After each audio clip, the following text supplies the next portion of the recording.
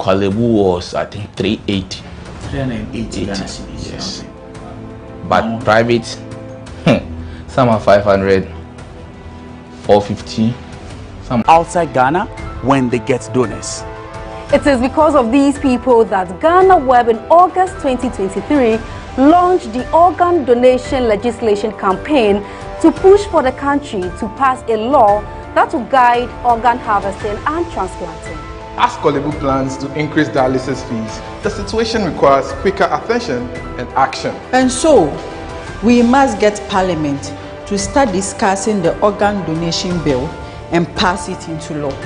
Now, when this bill is passed, more lives will be saved and the financial burden on patients would be reduced. And that is why we need you to join us on this campaign. Join the campaign by sending a 1-minute video of yourself sharing why Ghana needs a legislation on organ donation now to editor@ghanaweb.com or via WhatsApp 0552 699 625. Alternatively, you can share the video directly on your social media handles with the hashtags #PassOrganDonationLaw and #LegalizeOrganDonationNow. Organ failure should not be a death sentence.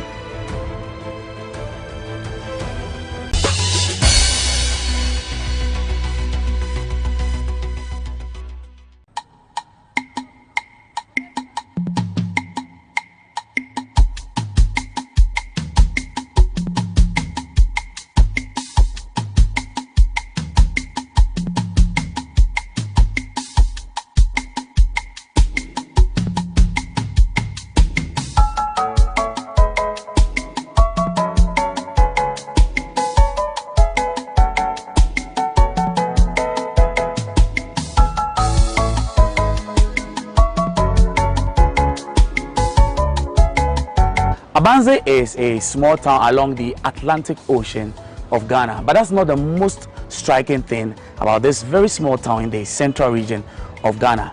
It is also home to one of the highest forts in Ghana, and that's our story here on Ghana Month on GhanaWeb TV as we bring you a chronicle of some of the forgotten forts along the coastlines of Ghana. My name is Echi Atisu. I want to get you into the story right away. Come along. Which was named Fort Comantine. Comantine. Cormantine. Okay. What did that mean? Right, that is their word. Okay. We don't know what it means actually. Right, of course, because you may not know all the names in this country. That's true. Some are Ewe, some are Fanti, some are Santi, and it's all Ghana. Yeah. So when we say British word, it's all British. Okay. Right. But, people suggest that it is the name Cromanti. But it isn't. But it isn't, not at all.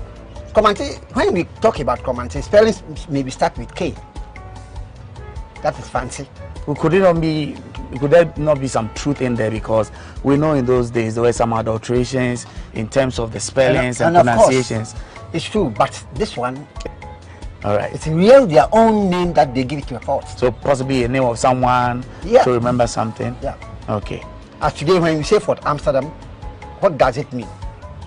It's a name from Holland. Okay. We can't understand it unless they themselves. So we still don't even know why the name moved from Comantine. That's what I'm coming to tell you. Okay. Right. So the British were here doing that. Do you know something? This is the only fort which was not built for slavery. Actually. So it never had slaves? Now, let me leave you to prepare the soup then. Right. So. Okay. Okay. So, these British people put up the fort here purposely for merchants. Okay. I mean for gold. So they built this fort as a warehouse. As compared to the other forts we have in the country, this is the smallest one. This is the smallest and the least one.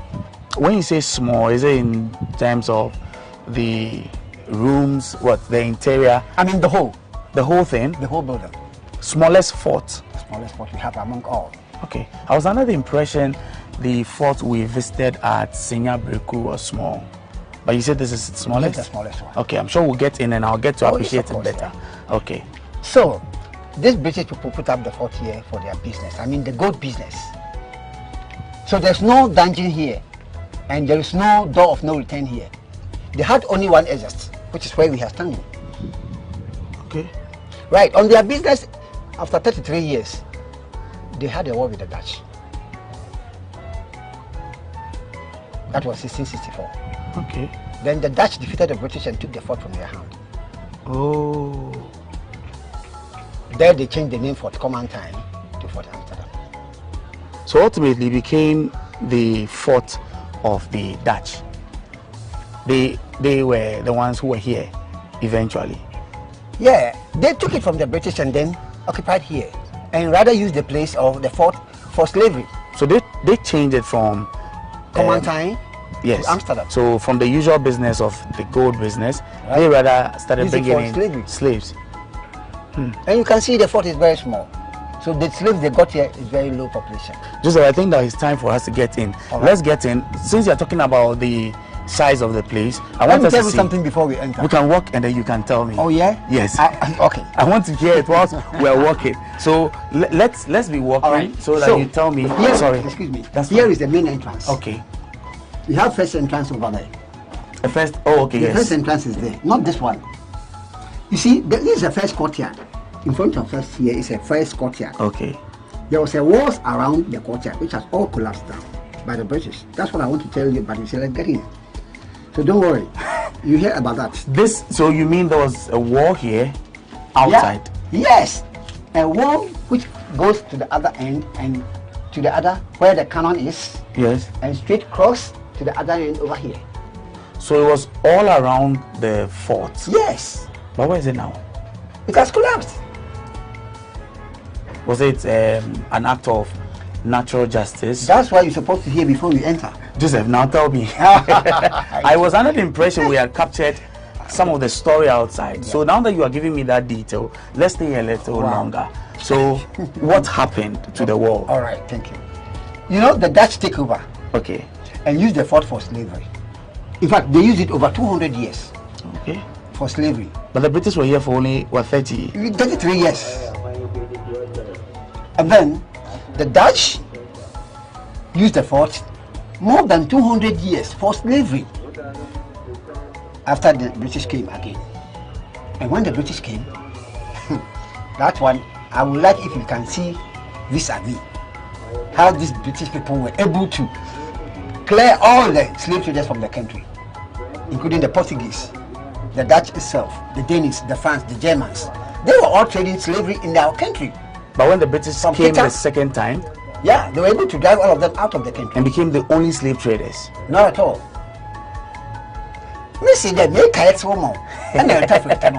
I really want to appreciate the story. It's the reason because when you say when they came back, they sacked took over. Yeah. That's what I want to understand. How was that? You will understand. You just let me land. Okay. Actually, be patient. Good. Be patient. Good. So these British were able to drive all these people out of the country. Okay. And after they abandoned all the forts because they collapsed most of their forts. You know, they were almost having 80 forts and castles in the country, which are all using for the slavery. From Keita right down to Elibo. 80? Yes, of course. So these British were able to collapse most of the forts. Wow. So that they may be able to sack all of them from the country. So after they stayed in the castles and then colonized the whole country. Those days we don't have any name for the country. You see? So they brought us together and then give a name Gold Coast in 1874. But that's so it was the British before that collapsed. time. There was. Yes. Before that time, just because you mentioned the name, before that time, so what? How were we known? Some part in Africa. How were we identified? Oh yeah, that's how you know we are in empires. Oh yes. Okay. All right. Asante Empire, Fanti, Ewe, Okay. all of them then. All right. Okay. So it was until they came and put us together, Right. and they started Because calling they got us. their school, and through the school, they were able to colonize us. That's why we became an English-speaking country. Yeah. And do you know who started drawing the map of Ghana? No, you have to tell me. Yeah. The British? No, a Ghanaian. Oh, okay. I learned it from school, class 4. My class 4 teacher didn't teach me that. It's George Ekam Ferguson. George Ferguson. Okay. Is it a fancy man? George Ekam Ferguson. Okay. You see, yeah, the name will deceive us because it's a British name. Okay. Ferguson, it's a British name. Ekam, George. Why? Because these people married our mothers, got babies with them, and give their own names to the babies. That's how we got so. That's why there are a lot of such similar names Mulattoes. within. Yes. The people will call mulattoes. You got it? So if I'm called Joseph, Joseph is a descendant of one of those. But that's very that's interesting. why I like Kofi, but people don't want to call me Kofi. Well, I'll call you Kofi. All right, Kofi Kakraba. Yes. Yeah. Well, from this moment onwards, we are speaking with Kofi, no longer Joseph. That's me. That's Kofi, me. have we captured much of the story from outside here? Yeah, I'm really yeah. itching to get in there. Right, yeah, let's go inside. Wonderful. Thank you. Come along. Kofi is still with us, telling us the story of So, Fort. at the main entrance over here, Okay. you will be waiting till the door will be open. So whilst you are here waiting, then the soldiers were up there watching you through this hole. Ooh. When we got up there, I will open it. How do you not mention? I didn't realize there was this there. And you may not even think about that, because all your concentration is here for the door to be open. Wow. So when they see you, when the soldiers are there, when they see you here, I mean preparing for any nonsense, Okay. they would rather drop a Eliminate gun you. through and then give you some small bullets, small one. Yeah, they put that on top of your head so that you go sell them. If you get somebody to buy it, then you come for another one. Yes, I mean that they will shoot you. Yes. That's a very smart. So they use it as what? Camera. First camera. Yeah. In the ancient days, Yeah, at Fort Amsterdam. like a pinhole camera. Right. Okay, now we are within the very compound. Kofi, this is. Oh wow. Can you say this is the smallest? This is the smallest. But this has a big compound. Yeah, it can be. Okay. Wow. The place wasn't like that before until I came here. When you say it Changed the whole wasn't, place like this. so how was it? It was bad. As in the state of the fort? You see, I was brought here 2018 July. Okay. I was working with the sticks. You were working what you? Yeah, I'm an accident patient. I was Oh. working with the stick when I was brought here. Okay. And through the hard working, look at me now. Right. Okay, let's continue. Okay. Inside of the fort, part of it has collapsed. As I told you, by the British at the last time they fought, I mean, they drive everybody from the country. And they abolished the slave trade. Right. So, this side here, it was a store building, which the soldiers were living up there. Okay. And the down were kept handed Okay. slaves of men. So you mean this side? Yeah, this side. This side. Sorry. Okay, so that's the wall, Yeah, that's the wall from here to end there. and there was a story building Yes, it was a store building. up to that level. Yeah, that was That's the wooden length floor. of wooden floor. Yeah, Okay, so I see that there are some yeah, the holes. holes in there. So the soldiers were living up there, Okay. and then the slaves were kept down here. Men, 100. Only men. Right. So we can call this the male Cells. cells. Male cells. Okay. Male cells was here, Yes. about 100 of them. 100 Okay. men only. Right? And this side, you can see something like this over here. It is a pond. They brought the geese from the Holland to the courtyard over here. They brought what? Geese. Oh, so you mean So they have their pond here. That's where they give their water or food. so they brought their own geese. All of Right. them. And you know what they use them for? No. Right. These geese were in the courtyard here. but they were able to sense from the forest. If anybody around the forest, they will make noise for the soldier to alert. Is that a natural feature of geese? Oh, I need to read more about them. Okay, so it was strategic for them to bring the geese, right? Because they could sense people. Their security purpose. These are the British, the Dutch, the Dutch. Wow! And they are still using the geese in Holland. They are very smart and wilder than the dogs. Kofi, should I replace my dogs with some geese? Oh yes. if you Google or you ask some of people from Holland, they will tell you. Okay. Maybe I'll consider. They can be able to beat you. You mean with their wings? Yeah, they have heavy. You know, they are heavy than ducks. Yes, they are. And they are. I mean, their mouth the beak. Hey. Oh. So this was their pond. This is their pond. You see, at times people thought that it is a down brew. No. What kind of down brew have these steps? This is small. This is for animals. Yes. I want to believe, because I also imagine. I actually even thought maybe it was just for maybe kids or something. But it's still very small. They have two. One is in front of them, but just covered, filled with dust. Okay. So that place is also as I told you, it's a first courtyard. And before here. Wow. See. God. Fort Amsterdam. This fort is very small, but it has a very big history. I'll be honest with you. I was just going to mention that I didn't anticipate that this place carried so much history. Even this alone. We've not moved past 100 meters from the entrance, but you share with me so much. The kinds of things I want to hear, the kinds of things I haven't even heard from anywhere else. I'm expecting more.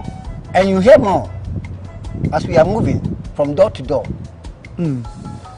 So what we're going to next? Right, we are going this side. This way? Yeah. What is here? Yeah, the first door is here. Okay. When you reach there, you hear what is there.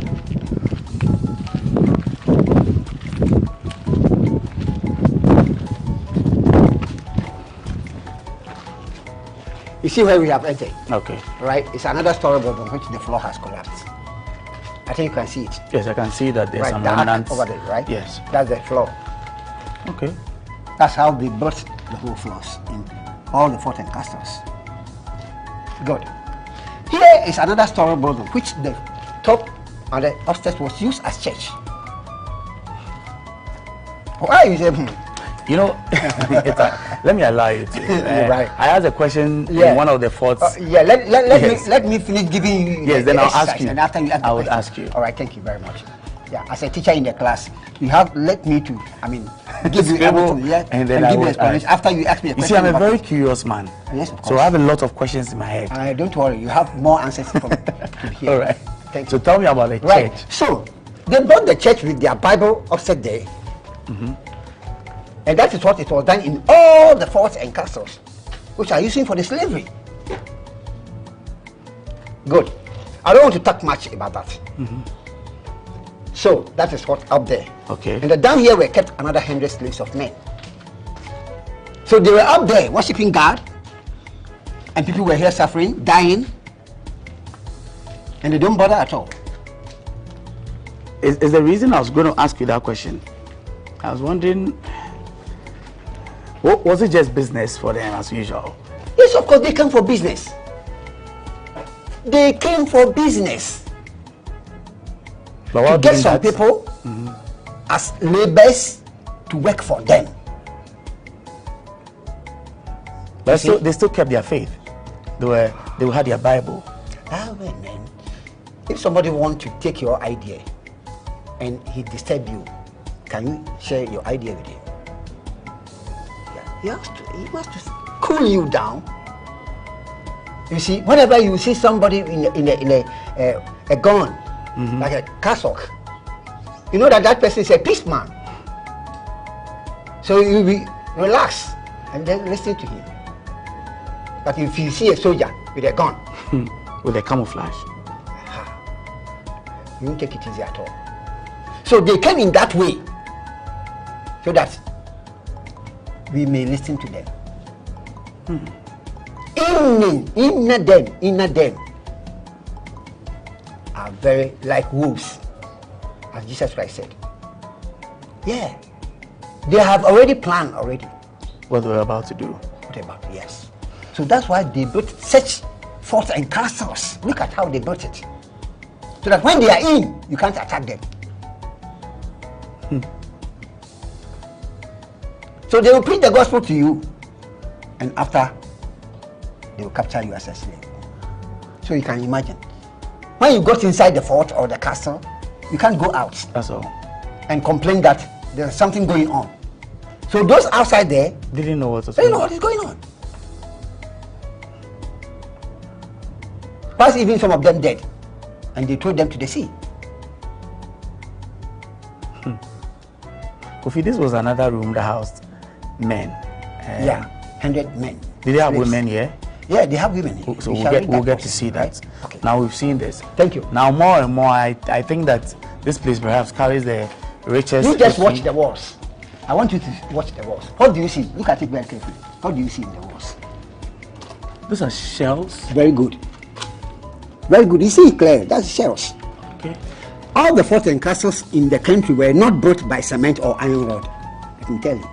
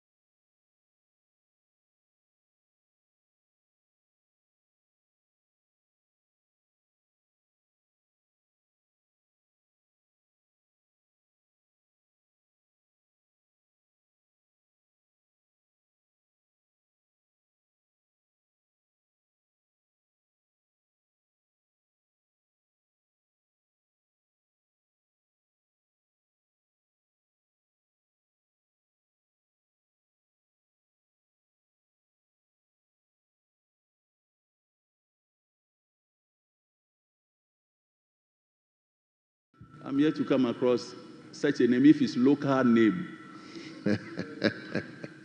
I don't know. But Well, I seek your guidance, Speaker. Thank you. Honorable members, and honorable members specifically, Afajatu, the name provided, so it's right. So return to page 10.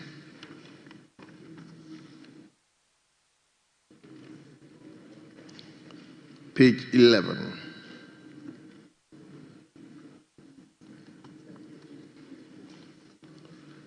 Page 12.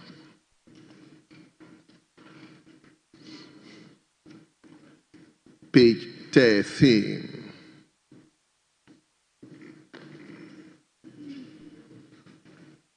Page 14.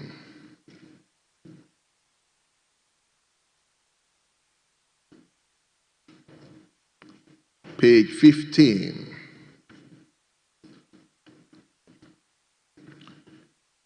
Page 16. Yes, Honorable Member for Afajatu. Speaker, thank you once again. May I please draw the clerk at table's attention to the spelling of the word committee as we have it under budget committee. I think there is an omission of T. Thank you very much. Where, which page and which item? That is page 16, item 4. But right under item 4, you have budget committee, the word budget committee. I think the spelling for committee is wrong.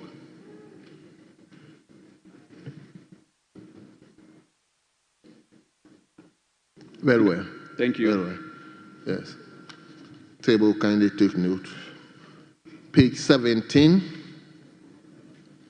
Yes, Honourable Member for Denta. Well, thank you very much, Mr. Speaker. Mr. Speaker, for consistency's sake, item 2, attendance, Roman numeral X and XII. Mr. Speaker, Roman numeral X, Mrs. Theresa Ladi Awuni. She's described here as Mrs., but in the members present on page 2 or page 3, item 81, she's described as Miss. It is described as what? As Miss. Whereas on page 17, item X, she's described as Mrs. And then also for XIII, Mrs. Millicent Yabua Amankwa, she's described here as Mrs., but when you come to page 2, item 52, she's described as Miss. So for consistency's sake, if we can correct it. Thank you, Mr. Speaker. Table, kindly take note of that. Page 17, return to page 18.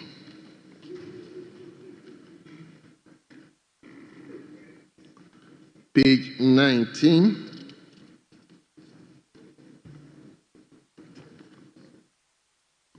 Page 20. Page number 21.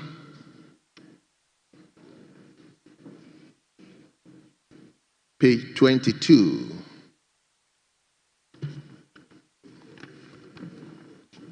And finally, page 23. Honourable members, in the absence of any further corrections, the votes and proceedings of 18th March 2025 is hereby adopted as a true record of proceedings.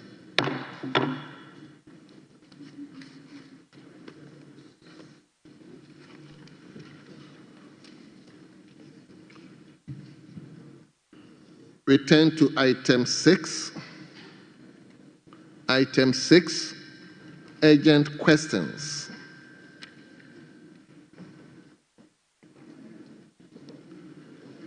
We have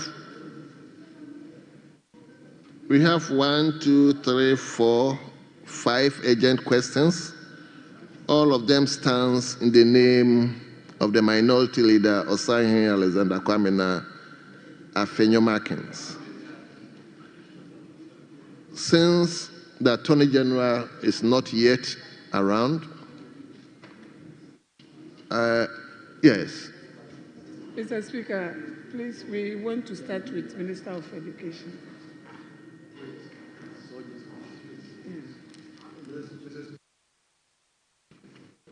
Mr. Speaker, with respect, I've just been briefed by the Deputy Minority Whip regarding what happened at Conclave. His understanding is that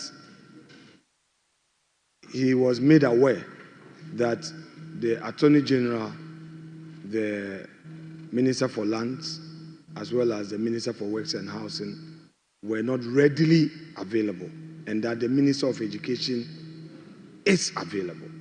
I've just drawn his attention to the fact that, yes, indeed, we've not cited the Attorney General yet, but the Works and Housing Minister is here, and in fact, Lands and Natural Resources, I came with him.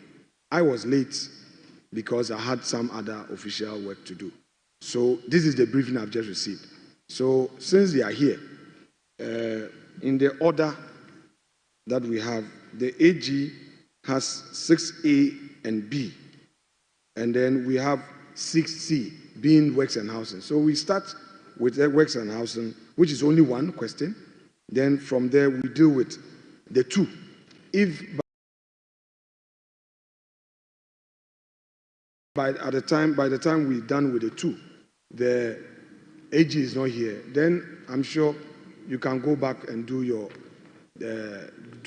go to Education Minister. I mean, that is my suggestion, though.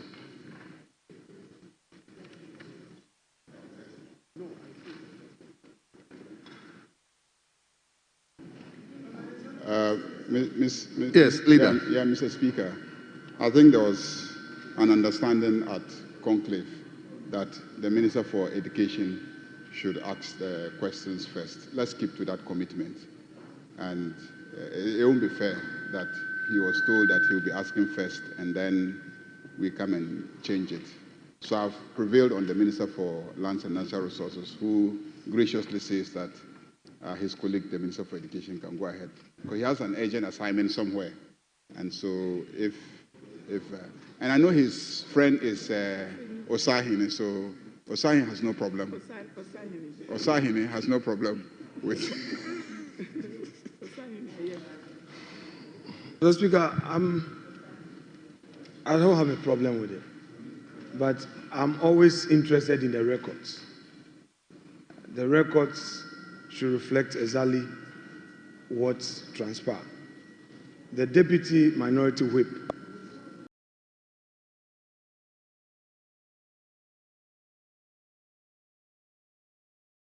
in his briefing to me indicated that that conclusion was as a result of the non-availability of the Attorney General. That's the decision of conclave. I would go by it. We are here. But the Minister of Education must know that his priority is Parliament. No, because the application from the Majority Leader is to the effect that he has some urgent matters to deal with outside of Parliament. He's been here since 2005, and he knows that Parliament is his priority. How can he say that there are some other priorities other than Parliament? If that is your application, then the application is likely to suffer some setbacks. But Mr. Speaker, it's okay. Let's grant it for him. Mr. Speaker, this minority leader must be consistent. Leader. He has to be consistent. Yesterday, when the Minister for Roads came here, he was sacking him that he should go to the ministry and work. He was sacking him that he should go to the ministry and work. And then this morning, he changes.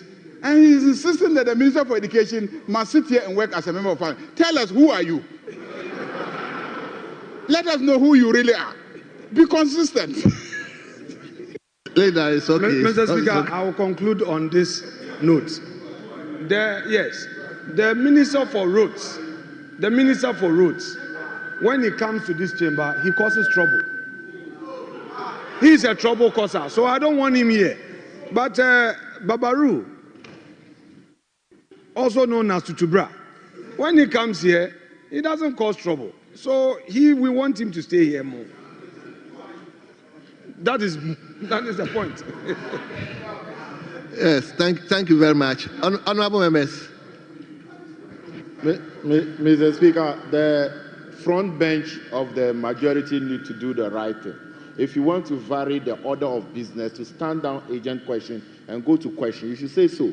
But you should not just make it as if it's a practice. We have discussed at conclave, Education Minister is coming. The most important thing is to vary the order of business. Parliament is procedure. We have given him that KTC is a former leader of the House, and he doesn't actually cause problems. And there are a lot of empty seats, so you should get your people to there. So do the right in Majority Leader.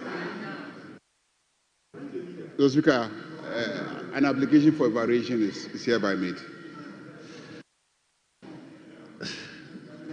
Mr. Speaker, I'm not opposed. Honorable members, leave granted.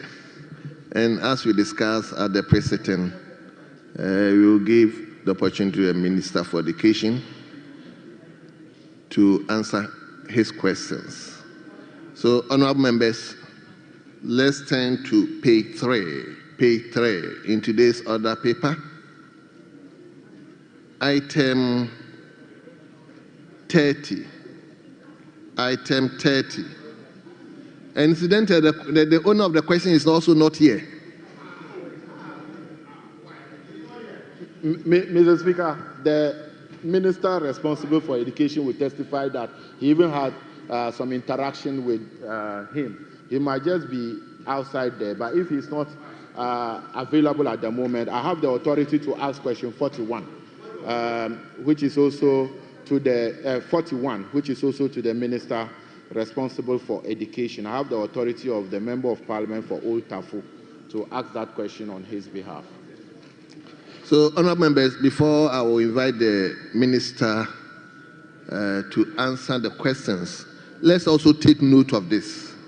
If the ministers, for one reason or the other, are not able to come, we at times are not happy that they are scheduled to be here and they are not here.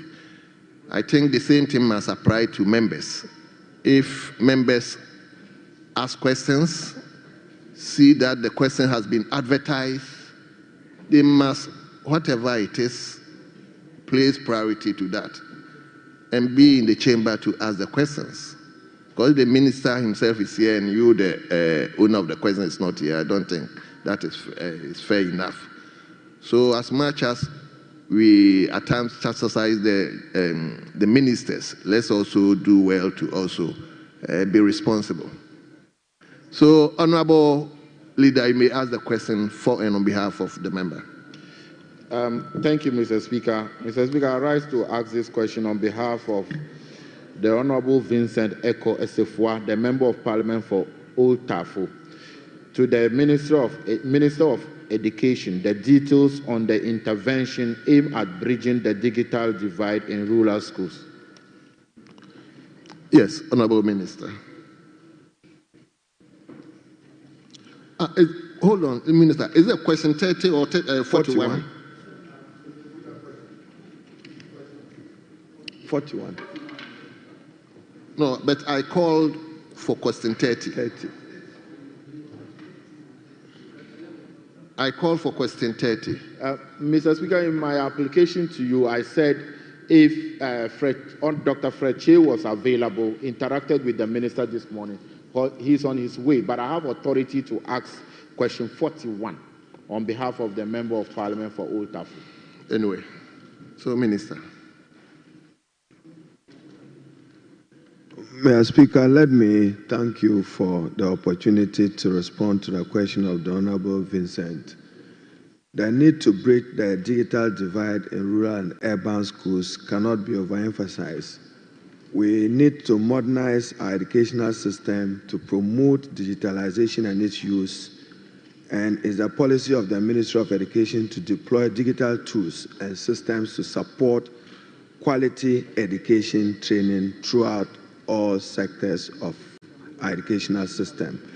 Improve access to education for students in remote regions, providing equal learning opportunities regardless of location.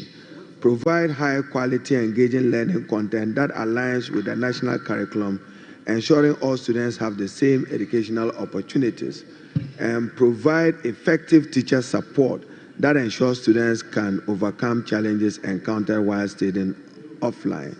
In line with the objective, as well as promoting safeguards for ethical and responsive digital technology for learners, the Ministry of Education, through the Center for National Distance Learning and Open Schooling, referred to as CENLOS, introduced two significant initiatives to bridge the digital divide in rural schools. They are the iBox and iCampus Ghana and the Learning Management System, LMS.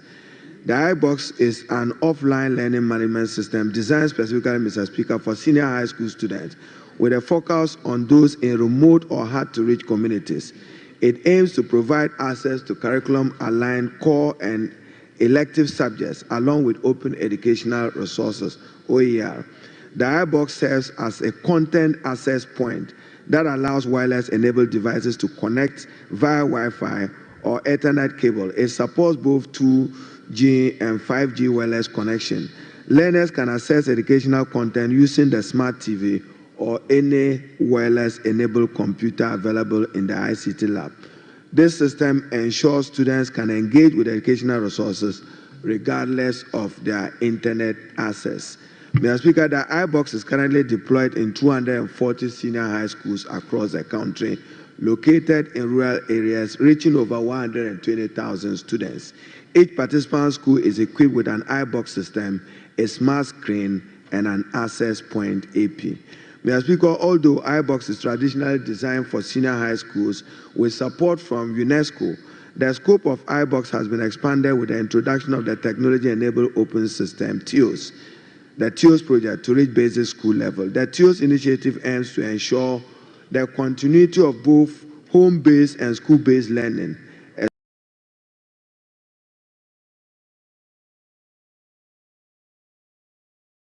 especially in the face of disruptions such as pandemics. The project leverages both the iBox and Huawei Smart Screen to facilitate uninterrupted learning. Mr. Speaker, the iCampus Ghana is an online counterpart to the iBox, offering the same features and functionalities. The key difference between the two is that while the iBox operates offline, the iCampus Ghana requires an internet connection to function. Mr. Speaker, these interventions reflect the government committed to bridging the digital divide, students regardless of quality learning resources. In addition, Mr. Speaker, to the iBox and the iCampus, the Ministry will continue to engage with other MDAs and development partners to design and roll out other systems to bridge the digital divide in rural schools. I thank you, Mr. Speaker. Thank you very much. Do you have the mandate to ask supplementary questions? Mr. Speaker, I don't think supplementary question is for me to have the mandate. It's by right, but I don't have any. Very well. If there's no supplementary question, we turn to question 30. I could see the owner of the question. So, Honorable Dr. Freche Asamoah, member for Finson North, you may ask your question. Page 3, item 30, question 30. Thank you, Honorable Minister, Speaker. I rise to ask the Minister for Education when the boys and girls dormitory, multi-purpose dining hall, teachers' quarters, and 2-story classroom block will be completed in the Akumadan Applied Technology Institute. Yes, Honorable Minister. Mr. Speaker, thank you very much. The Akumadan Applied Technology Institute is located in the Ofinsu North District of the Ashanti region. The institute was established in 2024. The institute has a total student population of 44, 27 male and 17 females. There are 6 teachers and a principal, of which 6 are male and 1 is a female. Mr. Speaker, the projects were designed and been executed to meet the needs of the students and staff. These projects were awarded by the Ashanti Regional Coordinating Council and funded by the Ghana Education Trust Fund, the GET Fund. Mr. Speaker, the construction of the boys and girls dormitories 2-story dormitory block was awarded to Messrs. Josal Construction Limited on 13 September 2024 at a contract sum of 7.1 million. The project is being supervised by MS Amalgamated Group. The status of completion of the project is at the substructure level. At the end of January 2025, the certified valuation passed at the GET Fund for payment was 760,392.32 cedis. Mr. Speaker, the construction of the multipurpose dining hall was awarded to Messrs. Josal Construction Limited at a contract sum of 8.1 million on 13 September 2024. The project is being supervised by MS Amalgamated Group. The status of completion of the project is at a stage where concrete for the roof beams have been cast. At the end of November 2024, the certified valuation passed at the GET Fund for payment was 2.5 million Ghana cedis. Mr. Speaker, the construction of the 12-unit classroom block and a 3-story 6-unit 2-bedroom staff flood was awarded to Measures Josal Construction at a contract sum of 9.2 million Ghana cedis, 13 September 2024. The project is being supervised by Measures Amalgamated Group. The status of completion of the project as of January 2025 shows that both structures are at the substructure level. At the end of November 2024, the certified valuations passed at the GET Fund for payment stood at 406,000 Ghana cedis. Mr. Speaker, the Ministry of Education remains committed to the timely completion of these projects to improve infrastructure and enhance learning outcomes in the Akomadan Applied Technology Institute. The Ministry will continue to monitor progress and ensure that the projects are completed to serve its intended purposes. Mr. Speaker, it's my prayer that with the uncapping of the GET Fund, more resources will be freed for us to continue to complete some of those projects that were initiated. Regrettably, a number of the GET Fund projects, even dating back to 2014 and 2015, were abandoned, Mr. Speaker. Thank you very much. Yes, Honorable Member, any supplementary question? Thank you, Mr. Speaker, and I'm grateful to the Honorable Minister for his response and commitment to complete this project. Mr. Speaker, the MPP government conceived this idea of having a training center that can be used to stimulate learning and bring real industry training to the close to the learners. Mr. Speaker, this training center, the Applied Training Center, we have 4 of them that have been completed. We have Akomadan, Enyinem, Asinjakai, and Pechi number 2. Mr. Speaker, it will interest you to know that for the first time in Ghana, we have a food processing unit in a training center, and this food processing unit has a capacity Honorable question. Yeah, but that I'm have to put the background for the next question. In line with that, it is the same training center. So the food processing center has a capacity, Mr. Speaker, to process 100 kilos of products within an hour. Honorable Member, that means the question. Mr. Speaker, you are supposed to ask questions. This institution, the food processing unit, is to help also to generate revenue and also help the student trade. So I would like to ask the Honorable Minister whether he will be willing to bring the private sector on board to help operationalize this school so as to continue to give more capacity to the learners and also generate resources to support the operationalization of the institution. Respectfully, Honorable Minister. Mr. Speaker, thank you very much.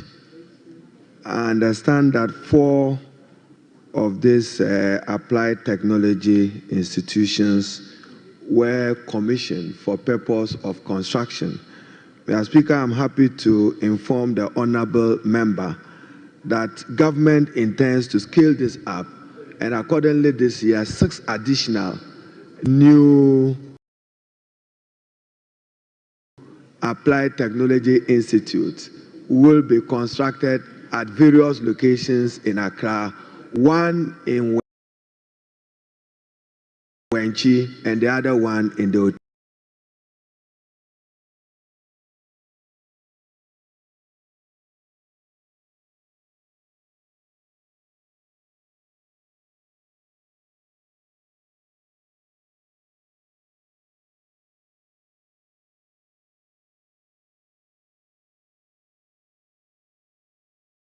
region.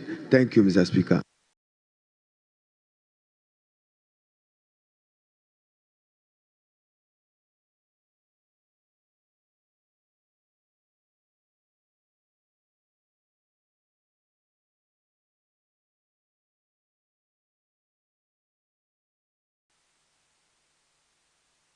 Yes, Honorable.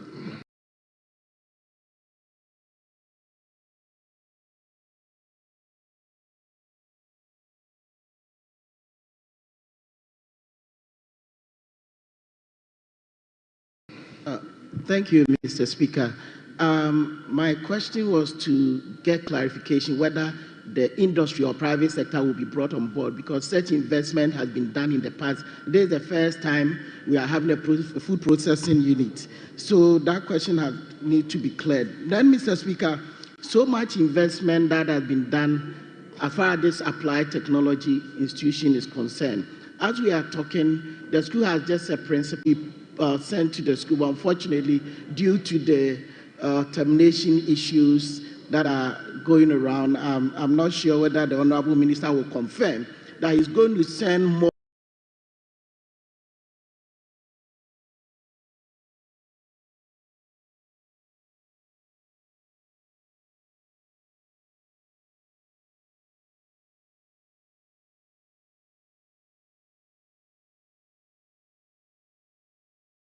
with employable skills. I think that part of this initiative was to give exposure to our young people to have access to technical and vocational skills. And as I indicated, this year, 6 of those centers will be constructed at various locations in Ghana. Wenchi and Tetiman in Buem will benefit from the 6 facilities. The locations for the other 4 is now being discussed by the Commission for Tertiary and Vocational Education, where my colleague had his previous life and did some interventions in improving employability skills in the country. Thank you, Mr. Speaker. Thank you very much. Honorable members, let's turn to question 65. And the question stands in the name of a member for Upper Denchira West, Honorable Ridolph Amwakon Jamra. Honorable, you have the floor. Thank you, Mr. Speaker. Mr. Speaker, I rise to ask the Minister for Education the immediate plans of the ministry to complete the Diaso Senior High School, girls and boys dormitory, teachers' quarters, headmasters' bungalow, and other facilities the previous government started, which is about 20% completed.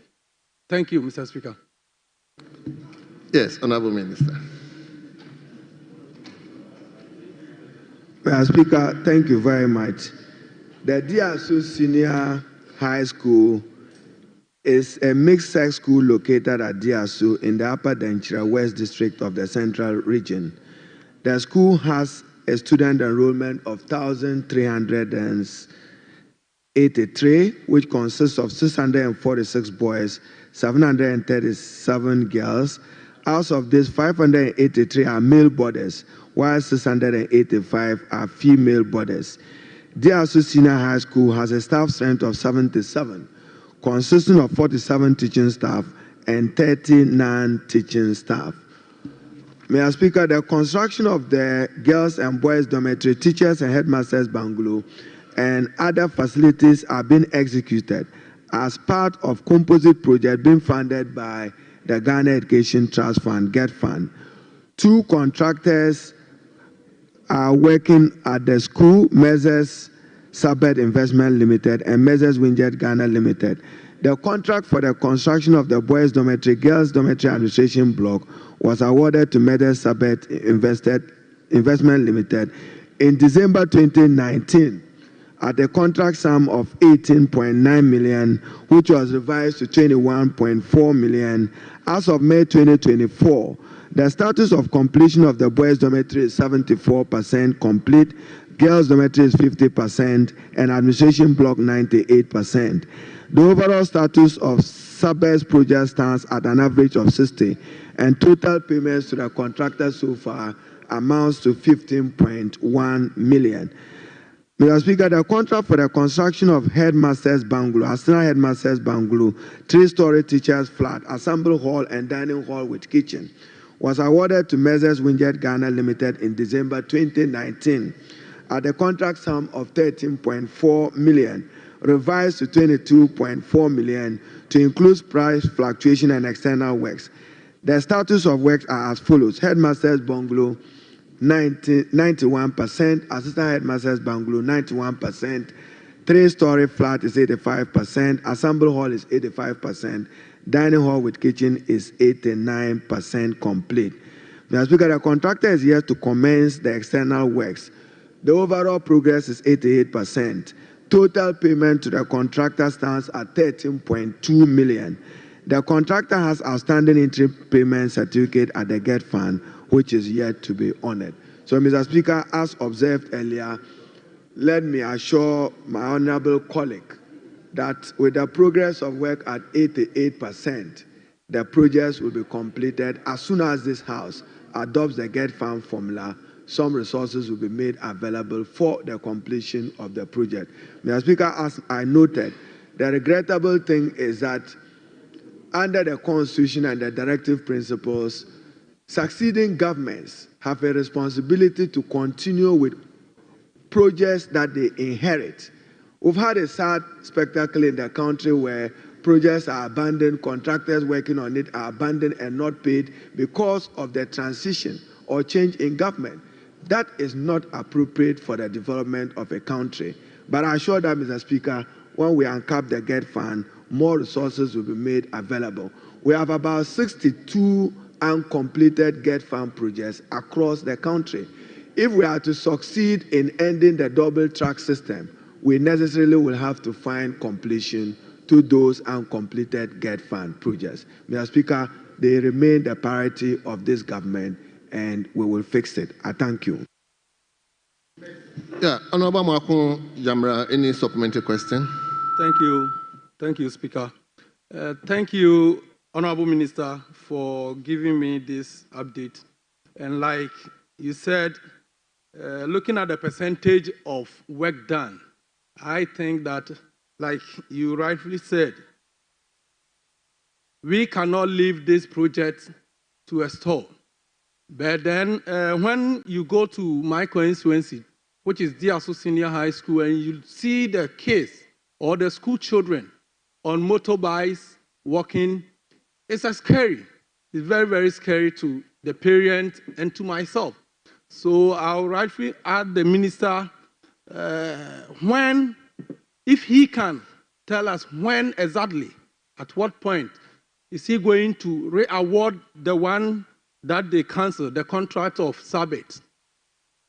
If he is going to re-award it to the new contractor, and when is he going to do that for us so that we can get this work done? Yes, Minister. Mr. Speaker, thank you very much. Mr. Speaker, as soon as this House, as you have noted, these are funded by the GET Fund. Parliament is yet to approve the GET Fund formula. The procurement plan of the ministry is yet to be finalized and concluded.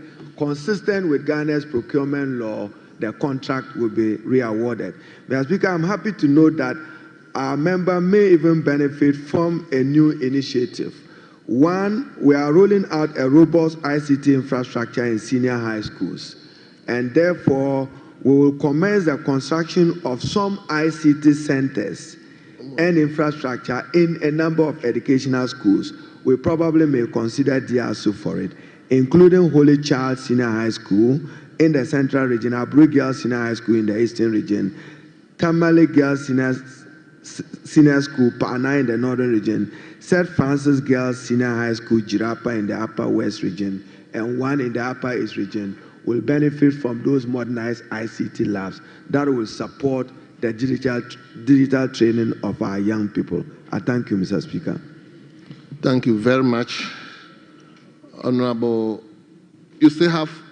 No, thank you, Mr. Speaker. Thank you, Honorable Member, for giving me this update. Thank you. Thank you, Honorable Member. Honorable Minister for Education, on behalf of the House, let me extend our gratitude to you for attending upon the House to respond to your own colleagues. We are grateful and we are hereby discharged.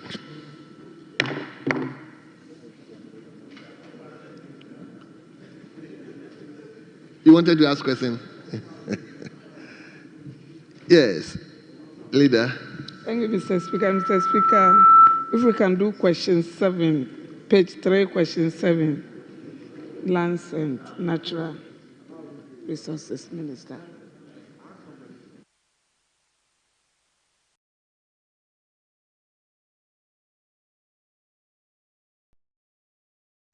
GhanaWeb in August 2023 launched the organ donation legislation 2007. I was Ghana Police Service. The sad reality is that today our democracy as a country is threatened. Words of affirmation or love language comes to edge us on. When this bill is passed, more lives will be saved, and the financial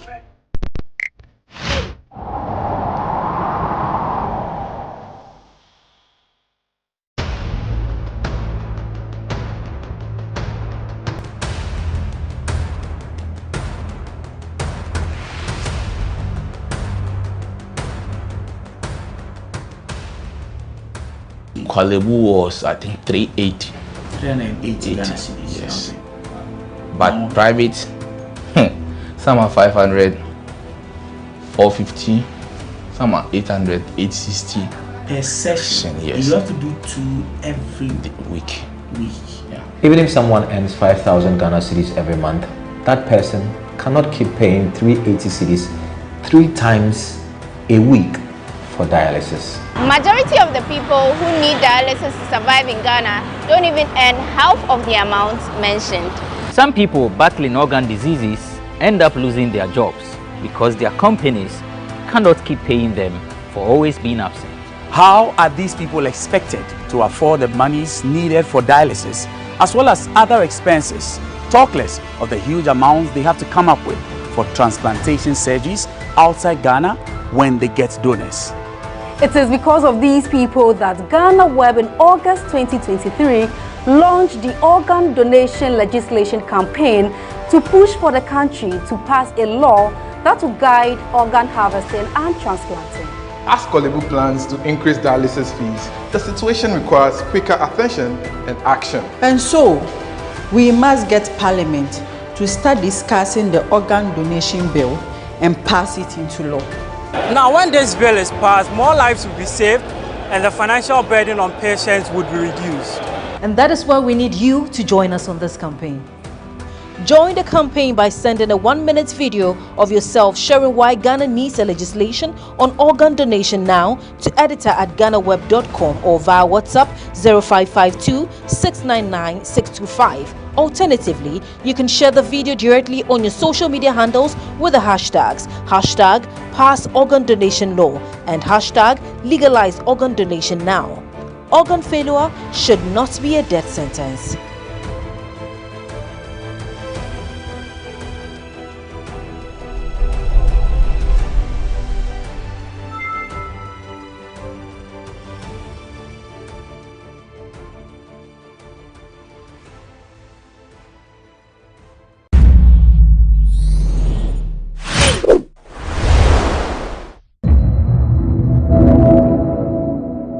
Mining communities, traditional authorities, civil society, media to obtain their buy-in in the fight against illegal mining, alternative livelihood and job creation, reclamation and revegetation of mined-out areas.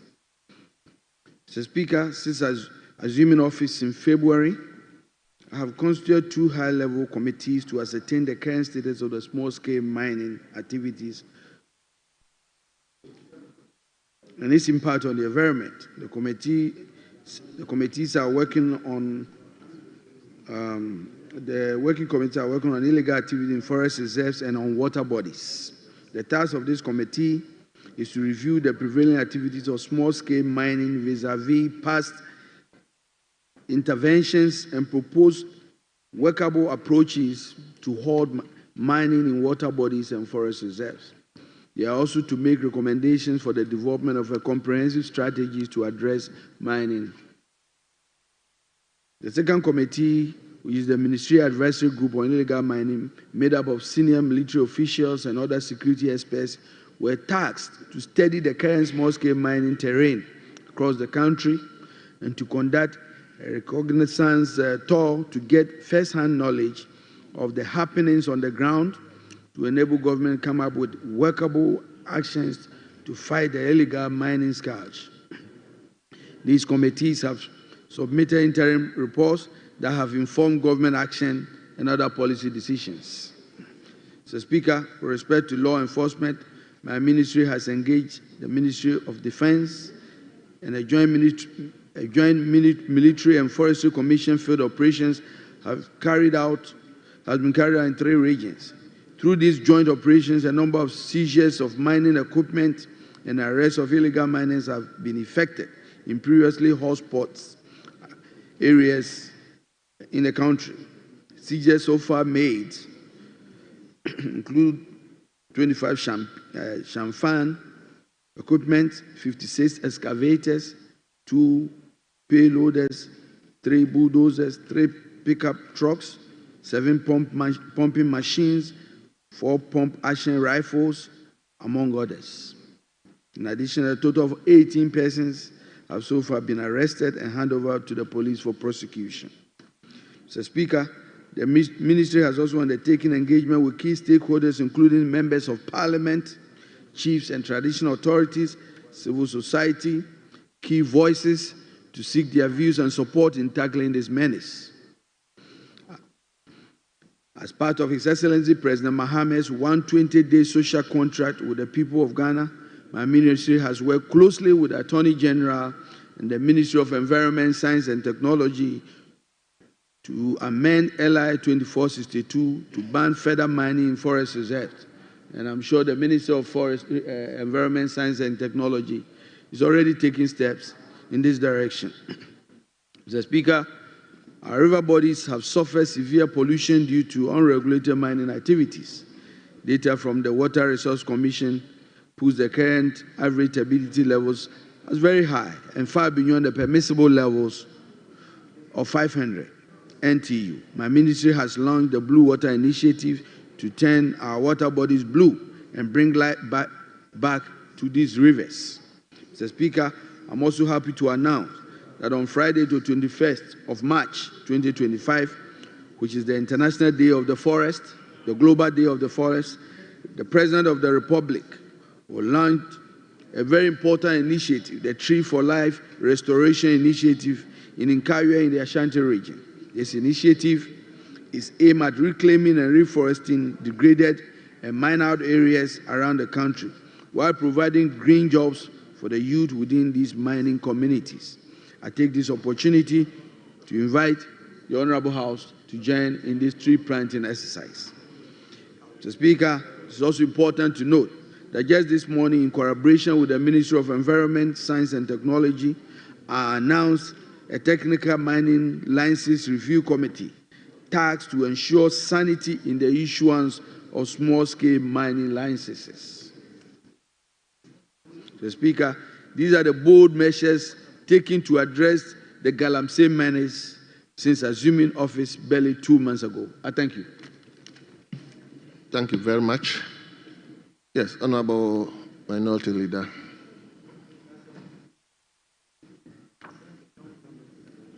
Speaker, with respect,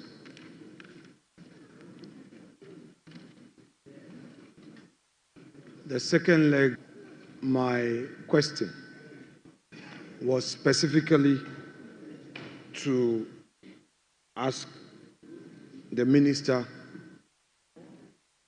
the steps taken to address the reported attempt by some political actors to frustrate the task force in Duko. Mr. Speaker, he was very general in saying that there have been some arrests. May I know from the Minister whether these arrests made so far, include those political attacks who frustrated the task force, and it was all over in the media in Dunkonofin. Yes, Honorable Minister. Thank you, Mr. Speaker. Mr. Speaker, this fight to rid our country of illegality in the mining sector must know no political color. Those people who are engaged in destroying our water bodies and our forest reserves are determined to kill all of us and to destroy our country. And that is why the position taken by government is very, very clear and a strong one, that it does not matter the political collateralization of any individual who engage in galamsey. The law enforcement agencies have been tasked to arrest them and bring them to book. And so far, all the people who have been arrested are indeed arrested because they've broken the law. And the issue of the public reportage or political tasks that confronted the task force was widely reported in the media. And I also picked that information publicly. I can assure the member that the committee who were sent out are yet to bring their final report. But indeed, I've been assured that those individuals that confronted and challenged them were arrested and handed over to the police. I thank you. Yes, Honorable Leader. Mr. Speaker, the Minister has spoken on record that indeed these political thugs have been arrested. I'm sure he would follow up later to find out whether they have been prosecuted or not. That said, the Minister in his main answer also indicated that steps are being taken to ensure sanity in the issuance of small-scale mining. Honorable Minister, the issuance of licenses for small-scale mining is what often leads to this very cancer we are trying to cure. May I know from you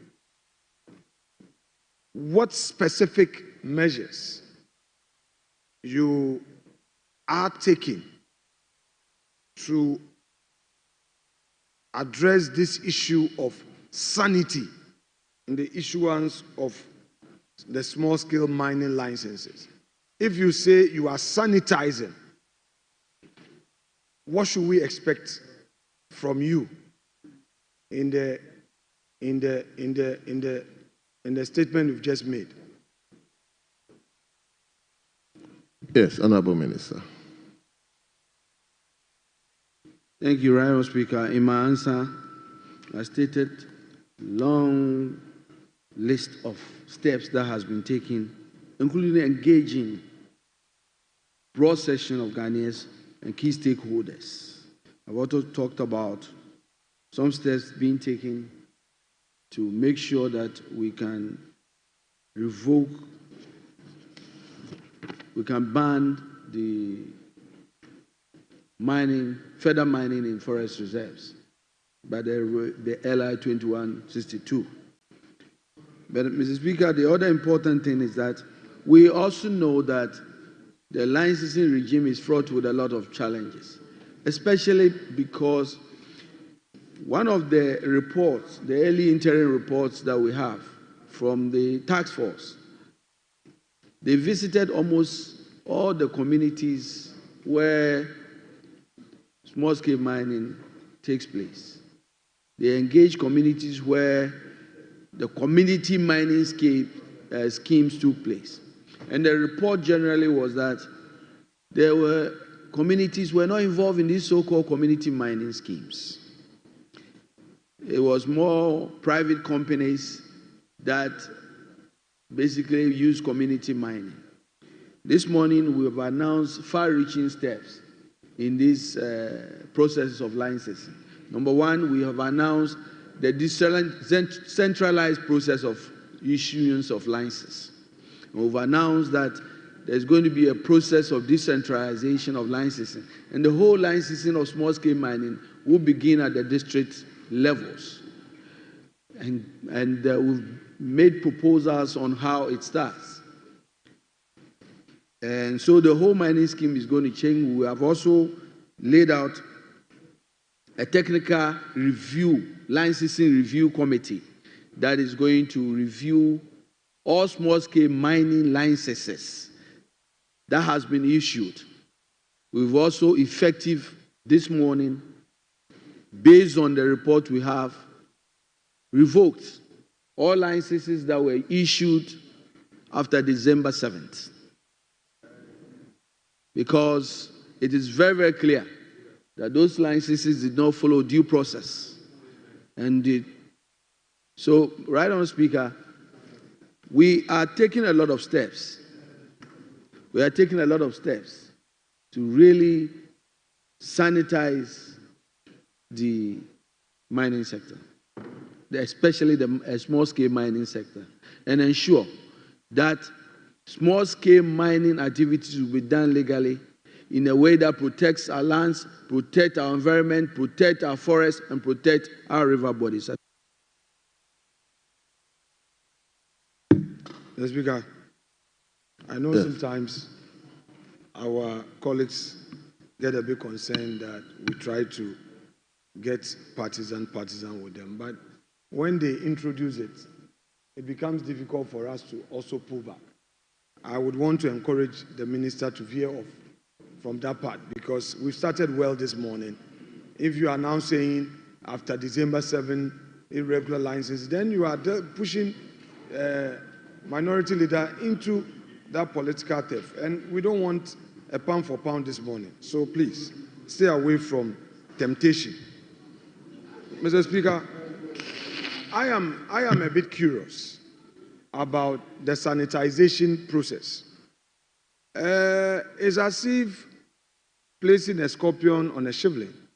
If the minister says that as part of the sanitizing the licensing regime for small-scale miners, they are rather going to decentralize it. That makes me very curious.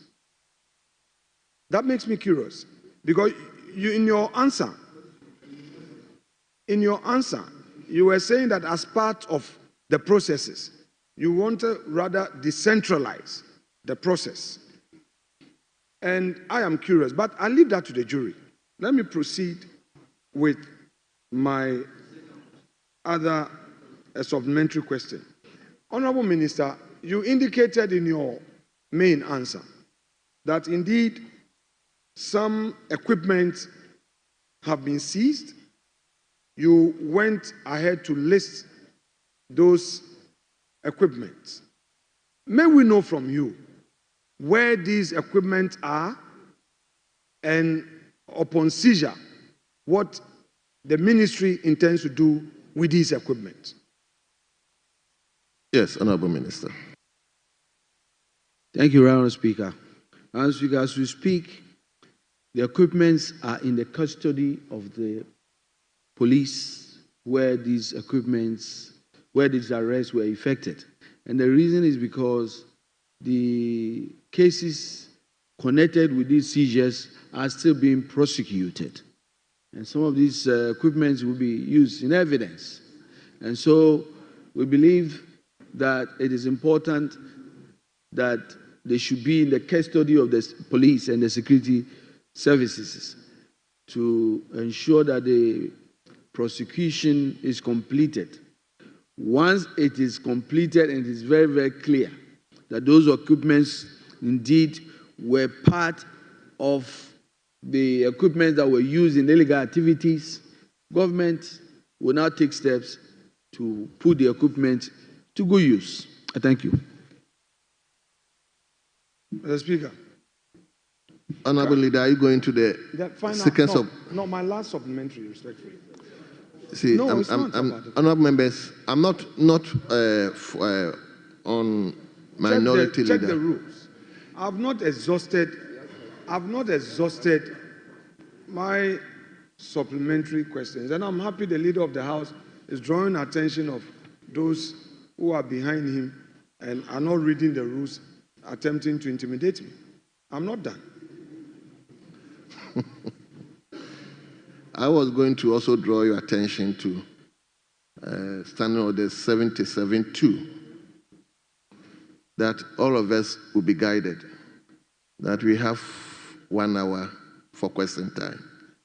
So if I'm coming with more or less regarding to the time. But you, as a leader, you may have So we may go on.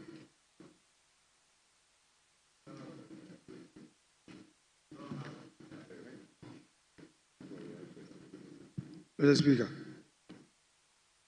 I have heard the minister making a very profound statement to the effect that they want prosecution to be done, and when indeed it is found that these equipment were involved in Galamsey, then the state will take a decision.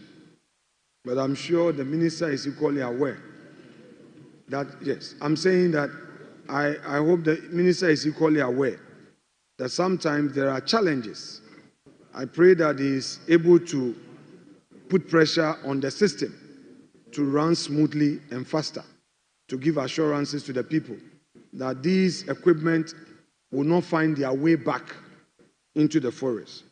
Again, that is a matter for the jury to determine. Mr. Speaker, I want to know from the Honorable Minister, these 18 persons who have been arrested by the police, may we know from him whether he's aware of their prosecution? Because it's not enough to say they've been arrested. Whether, because it's been weeks, may we know whether they have currently been charged before court? Yes, Honorable Minister. Honorable Speaker, one of the important steps I took when these arrests were effected was my engagement with the Attorney General's office to work with the police and the Attorney General's office to ensure that government would properly defend our positions, to ensure that those who have been arrested were prosecuted. I know that the processes are ongoing. I know that, but I don't have the final outcomes of these prosecutions.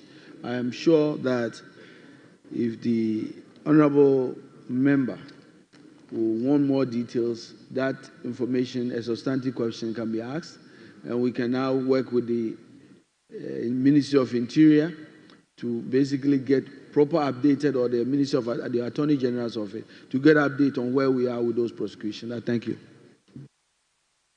Speaker, finally, that's my very last. Mr. Speaker, the minister tells us that an initial report has been submitted to the ministry, and that report has informed the shaping of government policy in this regard. Well, this is a house of records. This is the people's representatives, and this is their chamber of debate.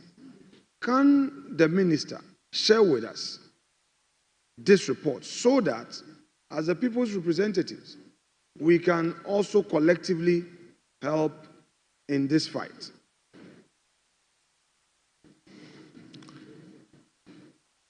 Yes, Minister, if you are minded to respond to that particular question. Thank you, Honorable Speaker. Honorable Speaker, as the Minister of State, once I've gone through the processes in Parliament, I was empowered to make decisions on behalf of the state with the support of officers, with the permission of the President. But I felt it was important as a minister to be guided by facts and evidence before certain decisions were made. That is what guided the setup of some of these committees. So that committee's work is not complete. As I was speaking, I said that I have interim reports. But those interim reports were sufficient to guide me as a minister to make certain decisions. One of the main decisions that has been made, for example, is that there's the need to review and make sure we validate the small-scale mining licenses all over the place. Because the report, for example, had talked about individuals who have had 20, 25 licenses, some of them having been renewed, some of them having worked, some of them having paid fees of renewal, and all sorts of processes.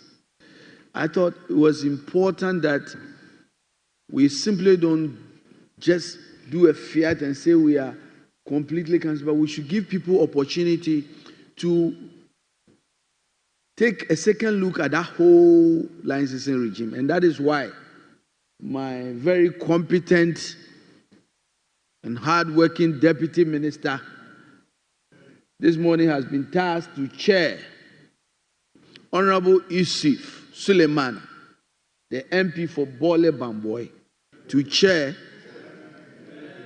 this technical committee to oversee a review and validation of all the small-scale mining licenses currently in existence. And we are going to be fair and make sure the right things are done so that we are sure that people who are operating and using small-scale licenses are operating within the law and they are abiding by all the environmental guidelines. Let me say that I did this in collaboration with the Minister of Environment, Science and Technology. Thank you. Mr. Speaker, yes. I'm done on this, but again, I want to urge the minister. If he wants to praise his deputy minister, he can choose another platform. We have asked for reports. If you are praising him so he doesn't take your job, that is fine. This is not the platform for you to now say your minister is competent, deputy minister is competent, and we all know Yusuf. We all know his competencies. He's a presidential material. Now you are sitting down. Now you are sitting down. We know, Mr. Speaker, we know that this is a one-term government because President Mahama has one term. So who knows? Maybe when President Mahama is exiting, he may want to take a bite for the presidential, so that it won't be Asedu Katia Bakon, Julia Zabra Bakon. Now we have Yusuf Bakon. Leader, thank you very much. Leader, let's turn to question Yi. Yes. Yi. Yes. Yi. Yes. Honorable member for Bamboy, take it lightly. This is part of the game, please. Leader, I will take it kindly. Take it kindly. Take it. Question Yi, page 3. Mr. Speaker, with respect, on this rising, I humbly ask the Minister for Lands and Natural Resources, the Ministry's intervention to address the takeover of forest reserves by illegal miners, particularly considering the lack of resources available to forest guards and the Forestry Commission. Very well, Honorable Minister, before I will invite you to respond to the question. Kindly indulge me to acknowledge our children at the public gallery. They've come from near and far to witness what goes on here. The first school is Jadlock Preparatory School.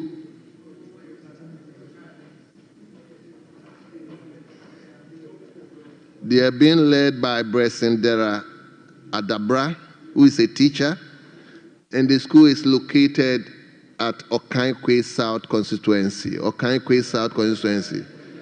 Do you have the member here? Very well. Thank you. You may resume your seat. The second school is Ola Senior High School. Ola Senior High School. They are being led by Benedicta A.M. Abezido, who is also a teacher, and the school is located at Ho Central constituency. Ho Central constituency, do you have the member here? Oh, Ho Central is also not here. Very well. Very well. You are welcome. I believe you are monitoring what is going on here to urge you to study hard so that tomorrow you may take over from us. So go and study hard. I believe your members will meet you. So you are welcome once again. You may resume your seat now. Yes, Honorable Minister, let's respond to the question. Thank you, Honorable Speaker. Speaker, indeed, immediately on assumption of office, after a briefing of officials from the Forestry Commission, I was alarmed at the levels of devastation of our forest reserves. That prompted me to make a statement on this floor of Parliament on the state of our forest reserves and water bodies, and a call on the people of Ghana, including the members of Parliament, to join in this fight to reclaim our forest reserves. At the time, I had stated that 9 of these forest reserves, where armed thugs had taken over and are considered to be no-go areas, included Jimera and Jimera Extension, Desiri, Afao Hills, Tano Ahwea, Ofin Shelter Belt, Ahunwasu East, Ahunwasu South, Subri River, Asenanyo River. Mr. Speaker, I am very happy to announce that with the support of the military working closely with the Forestry Commission, we have been able to flush out the tax from 7 out of the 9 forest reserves. We are on course to reclaim the last 2 as well as we speak. This notwithstanding, surveillance is being kept at all these 7 reclaimed forest reserves to ensure that they are not re-invaded. Mr. Speaker, currently, through collaboration with the military over the last 3 weeks, we have, as I stated earlier in my other question, seized a lot of equipment, and I won't be repetitious here. Mr. Speaker, in addition to the above, my ministry is working closely with the Forestry Commission to source for support to procure key logistics, such as 4x4 vehicles, motorbikes to improve mobility of officers. Similarly, plans are far underway to undertake refresher training for the Forestry Commission's rapid response teams. Mr. Speaker, through effective collaboration with the Ministry of Defense, we are developing a system where the military will be readily deployed to provide backup support, especially in hotspots areas or in situations where rapid response teams of the Forestry Commission are unable to enforce law and order. Mr. Speaker, the ministry has also engaged the Attorney General to explore the possibility of setting up specialized courts to facilitate the expeditious prosecution of these illegal miners. Mr. Speaker, the fight against illegal mining is a fight for all, and I invite my colleagues to join this fight. I thank you. Yes, Honorable Leader, any supplementary question?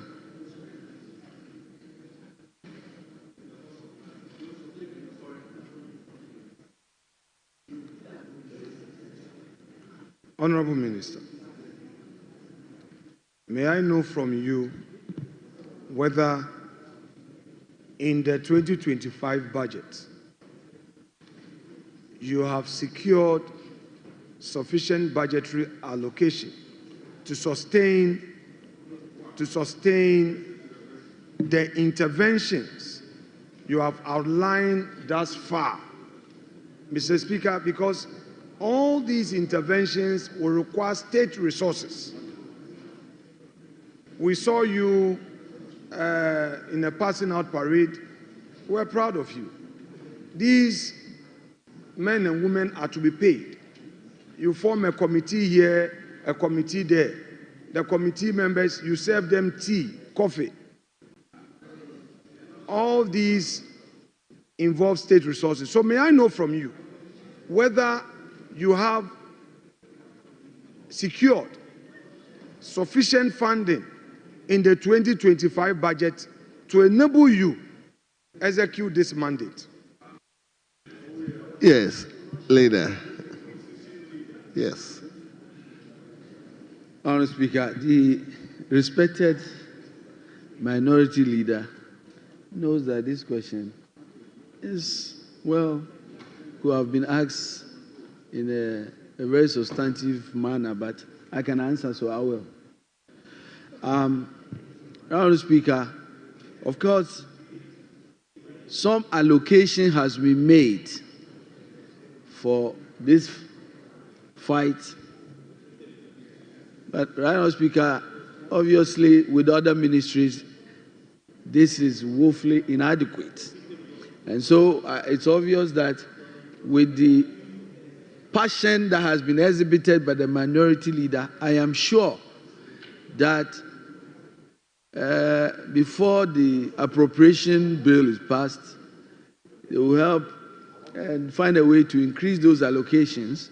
We are also working on other sources of funding to support and to sustain this effort. I thank you. Yes. Mr. Speaker, in diplomacy, I will attempt not to make a mistake, but I think my colleague would get the import of what I want to say. They say a diplomat makes an attempt to say something and says nothing. Diplomacy is an attempt to say something and say nothing. Mr. Speaker, my question is very clear. The Honorable Minister has outlined plans, interventions.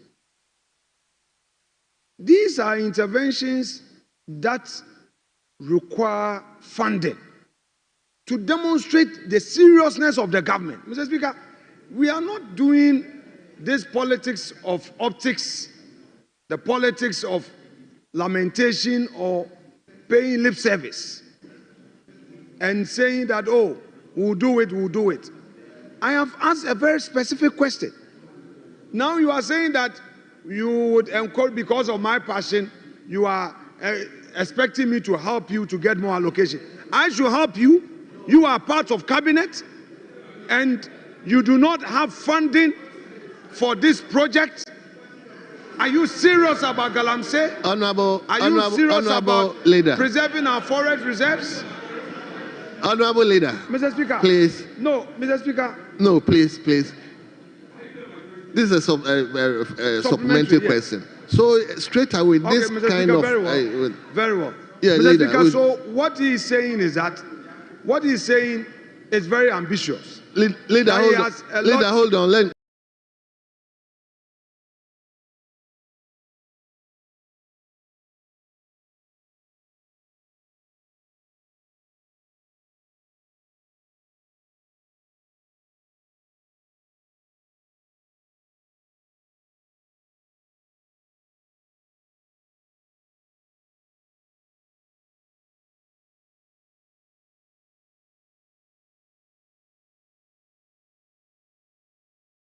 Let me give you your colleague. Well, that's okay. Majority leader can. Please, let's, like I said, we have so many questions to deal with today, so many. So let's be straightforward with the questions, leader. Mr. Speaker, you see,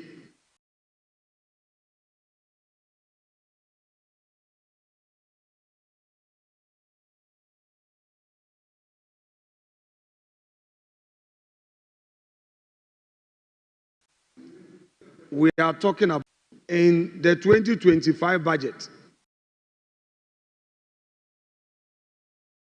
His effort, he has just explained to us. How much? Yes, Minister. Honourable Speaker, because this is an interministerial effort, it will be difficult for me. For example, how can I even talk about how much the military is going to devote on this fight? How much the police service will be devoting on this fight? How much the Forestry Commission?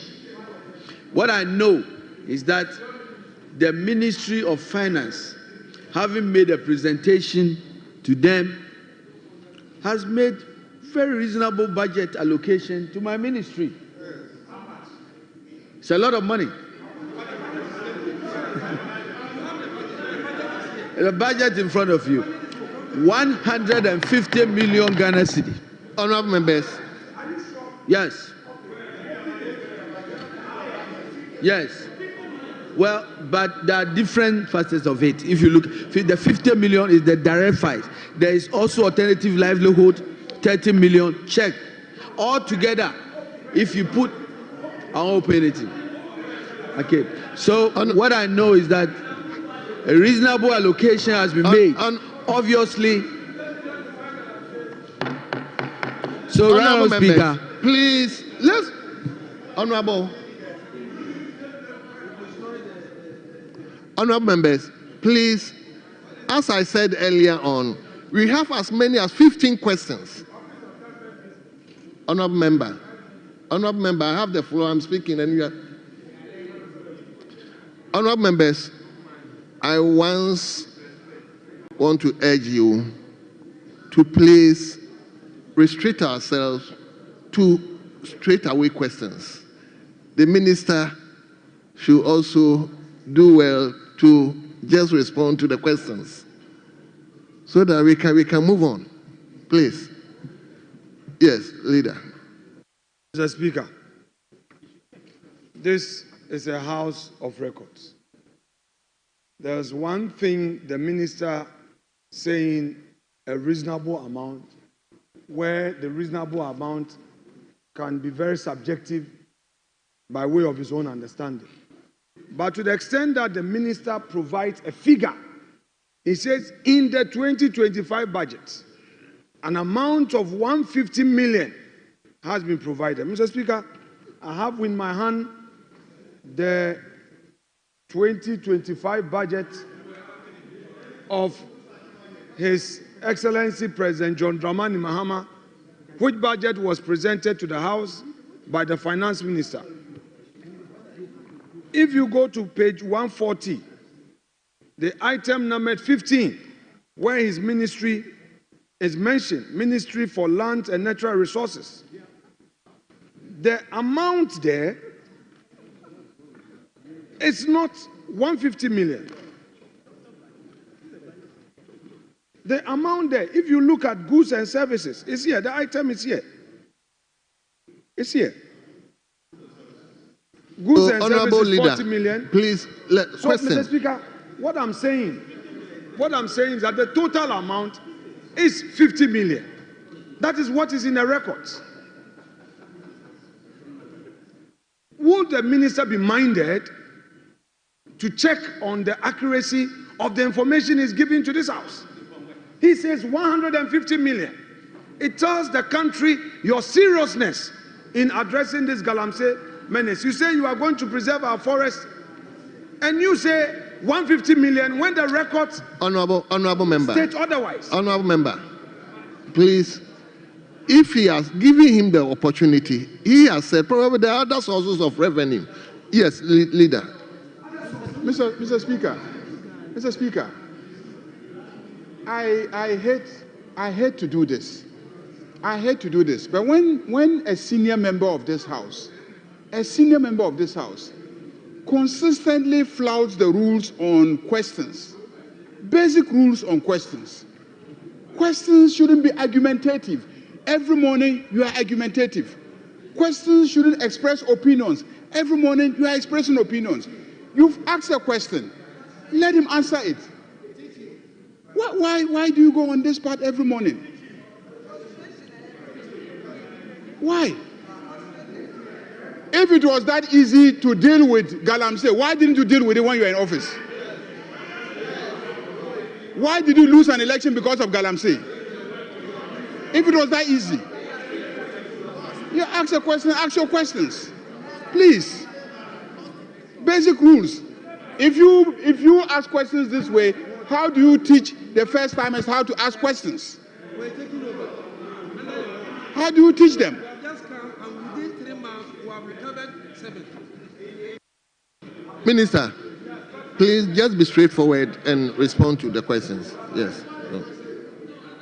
Thank you, Honourable Speaker. Honourable Speaker, I think I've given a number. The minority leader has given a 13 number. We are here in this August House. The minister will have the opportunity to come. We at the ministry have been given an allocation specifically on different aspects of this fight. And so I'm sure there will be opportunity to reconcile. So I leave that. But what I know is that this government is committed to this fight, and we are going to get all the support we need with His Excellency the President, who has directed the Minister of Finance to give us all the support to make sure we can win this fight. I thank Mr. Speaker, the majority leader is my senior brother. Per our tradition, when your senior brother attacks you, you are not supposed to respond. I won't respond. He's my senior brother. I won't respond. Well, now he's my senior brother. I won't respond. I will not. Mr. Speaker. Honorable Leader, can I restrict you? Because we have so many questions, and we have 3 other questions to ask from other ministers. I think the minister has indicated, West and Housing Minister. We've already gone beyond almost 2 hours now, and so you may go on.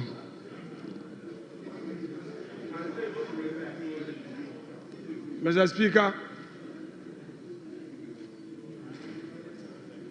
when you go into our rules book, the orders are clear. It will be out of order to misinform this House. And if you have a Minister of State telling the country that there have been 150 million allocation, and can I finish? Yeah, can I finish? No, but can I finish?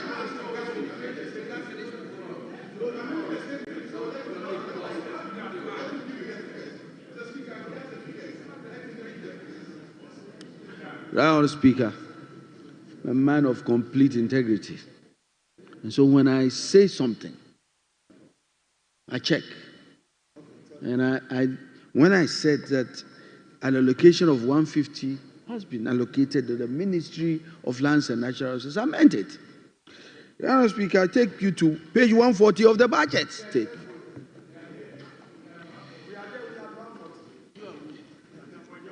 You will see that an allocation, I don't wear any spectacles. You will see that an allocation of anti-galaxy operation of 50 million. You will see an allocation of Make Ghana Green project, which is 70 million. You will see alternative livelihood project, which is 30 million. These are all the fight. And the Honourable Speaker, Make Ghana Green project is an effort, and you can call it T4L project. This is the whole project focusing on all the degraded lands in our forest reserve, turning them green. That is an anti-guarantee fight. That's 70 million.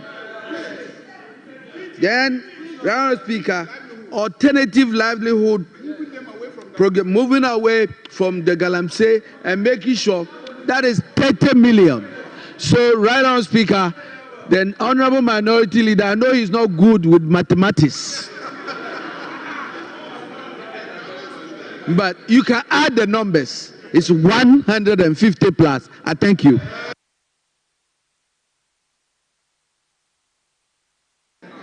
Yes, Leader. Mr. Speaker, true. I am not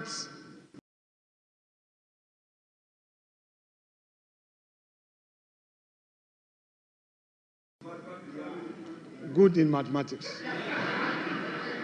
But my basic maths,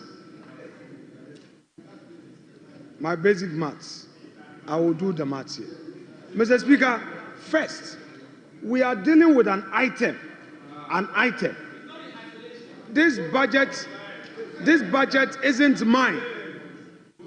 Let's go back to the same page 140, where the anti-galamsey, Mr. Speaker, the government are anti-galamsey. You said anti-galamsey. The capex is just 10 million. Goods and services, 40,360,000. Why are you mixing and missing the point? You are mixing and missing the point. Mr. Speaker, I will leave it here for the jury to determine. I rest my case.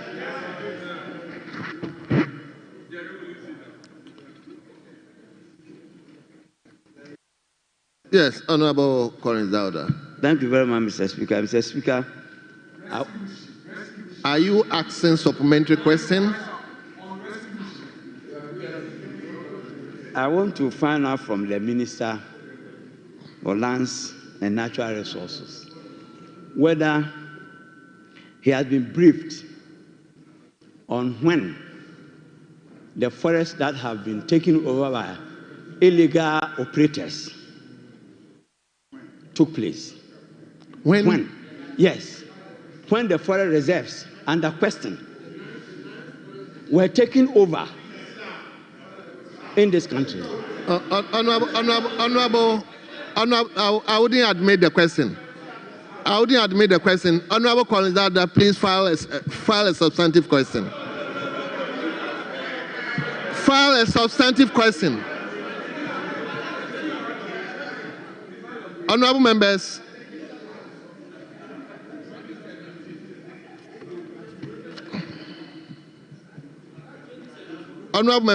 I think we will, since the minister is here, we will jump to normal questions in relation to that question.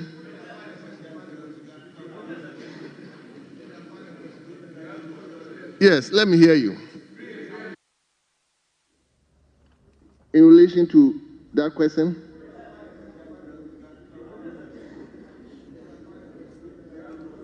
Yes, let me hear you.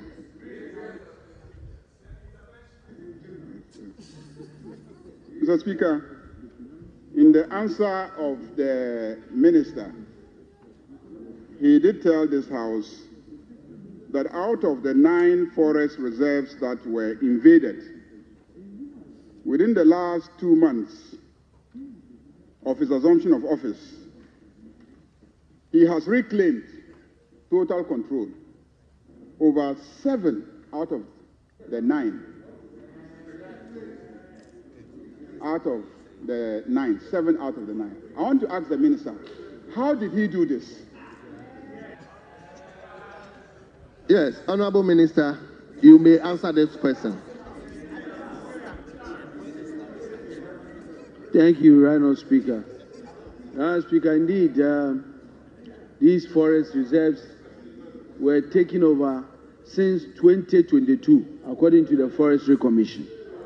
Sadly, as I provided during my last brief to this House, the military were ordered not to act for all this period.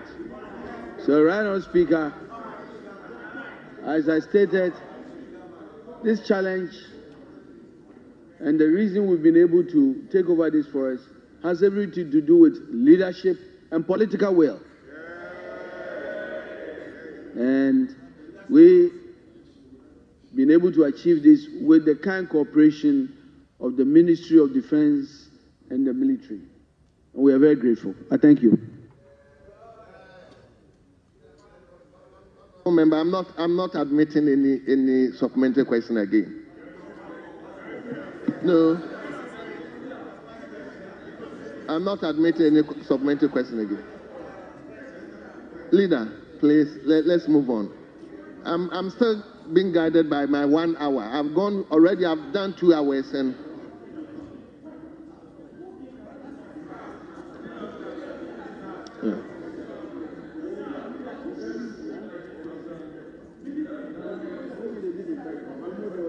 Oh, you want to talk?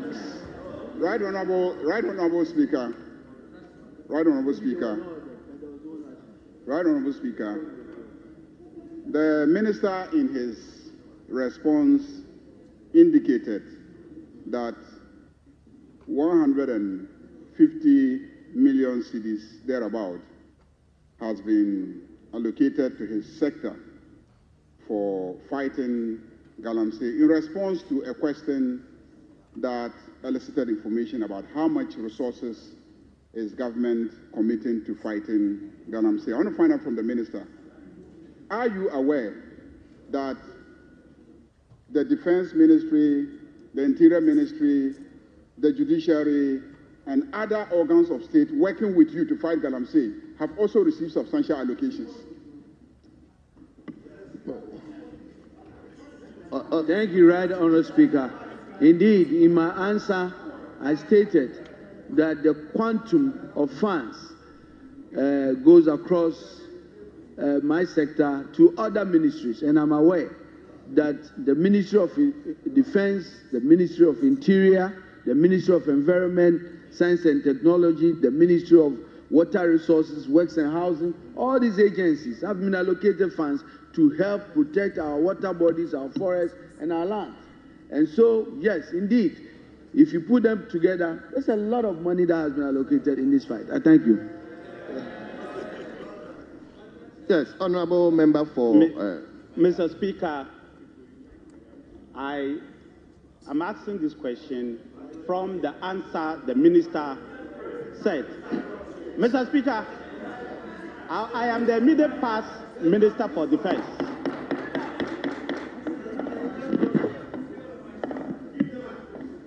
That's the reason why you have television in your office. Mr. Speaker, I am the immediate past Minister for Defense. I want to ask you a question. At no point did I or the Commander-in-Chief ever write, speak, indicate, or tell any military commander that they have been banned from or they have been stopped from going to the forest. I want you to state when the military was asked not to fight galamsey. Because even in November, we told the military to fight galamsey. So when? Where is the evidence? Honourable Minister may answer the question. Thank you, Right Honourable Speaker. The former Minister of Defense, I have a lot of respect for, I'm sure has a lot of information.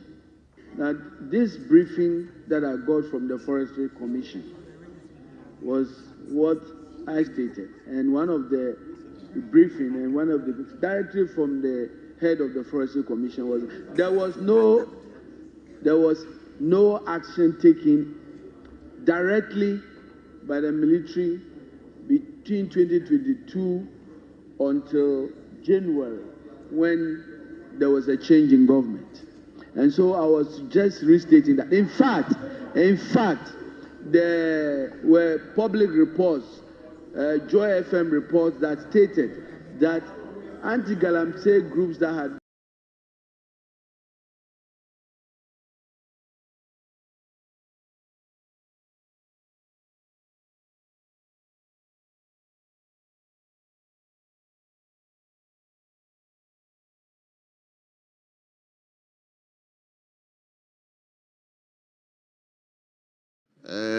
you have to come back here to respond to the member. So, Mr. Speaker, with respect, the practice that we all know is that if a minister has a reason, there's a way. Same is communicated. That said, we know him as a former leader of this House. Let's give him the benefit of doubt. So, on that note, let me thank you for attending upon the House.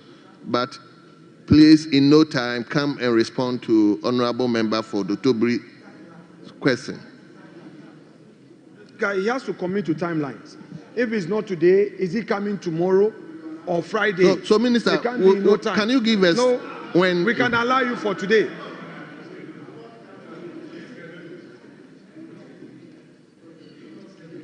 Majority Leader, this your interventionist strategy.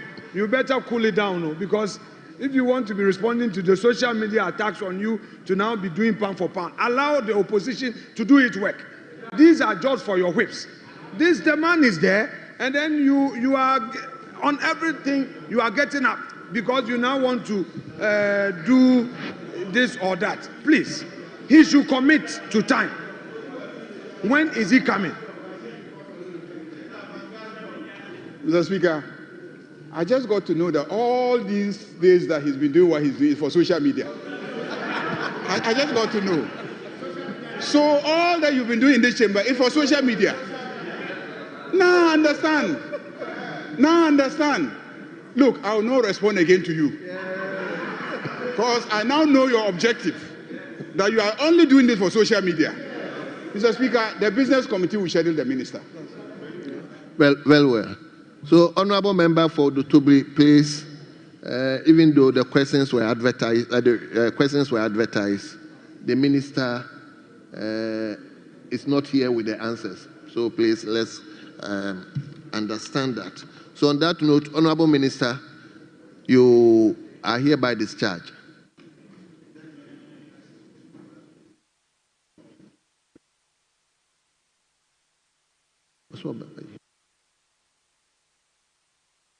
Minister, you are hereby discharged. We thank you once again. So let me invite Honourable Minister for Works and Housing to take the appropriate seat.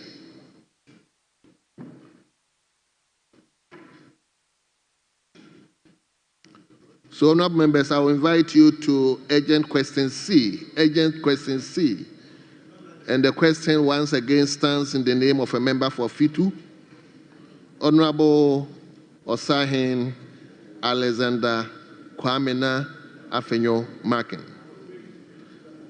Honourable, we may ask question C.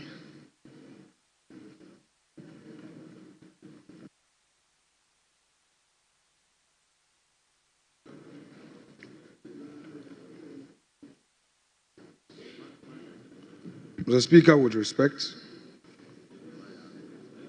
I beg to ask the Minister for Works, Housing and Water Resources the interventions that the ministry has undertaken to address the persistent water shortages and lack of potable water in several communities, including Ho,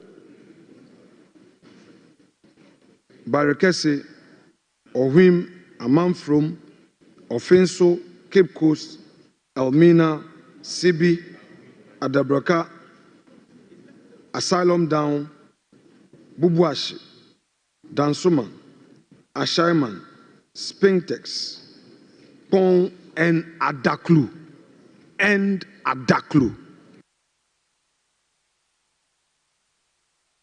Respectfully, Mr. Minister, you may take the podium.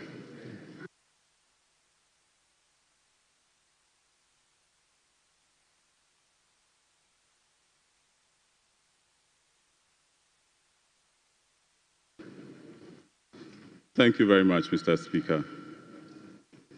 Mr. Speaker, I wish to commend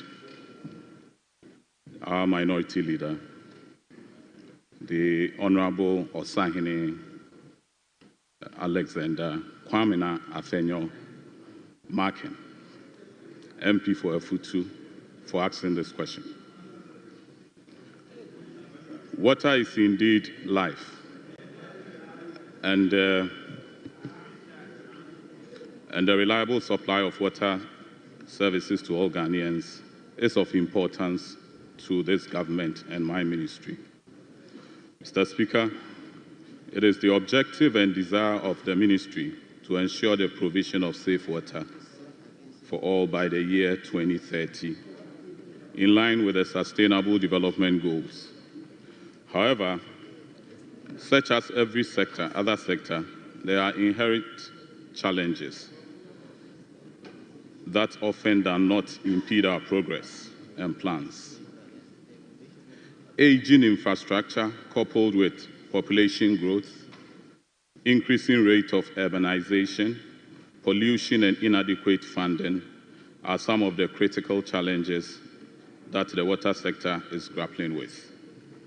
but I want to indicate that I will use all the resources available to ensure the sustainable delivery of water supply services to all our communities in Ghana. And I do know I will have the topmost support of Parliament in the discharge of my duties. To this end, Mr. Speaker, I will proceed to answer the questions.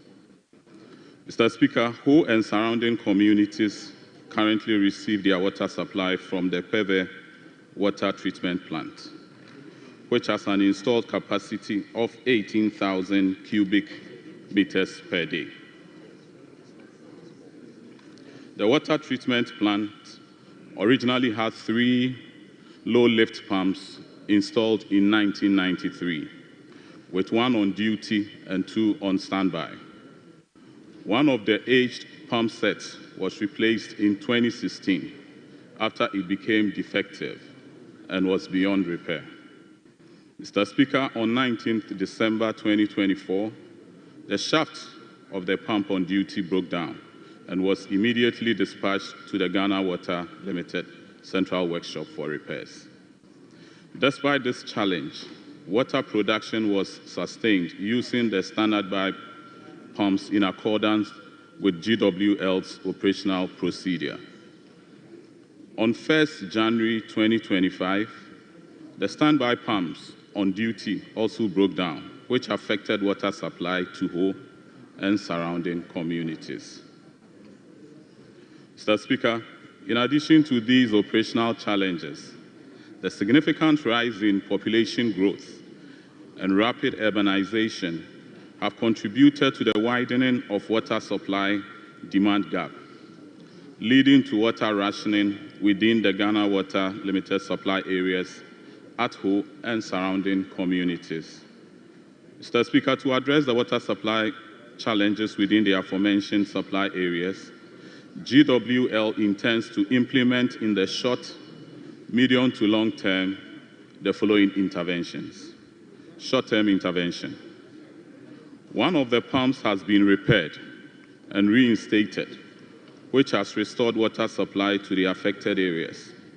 A standby pump was successfully installed in February 2025.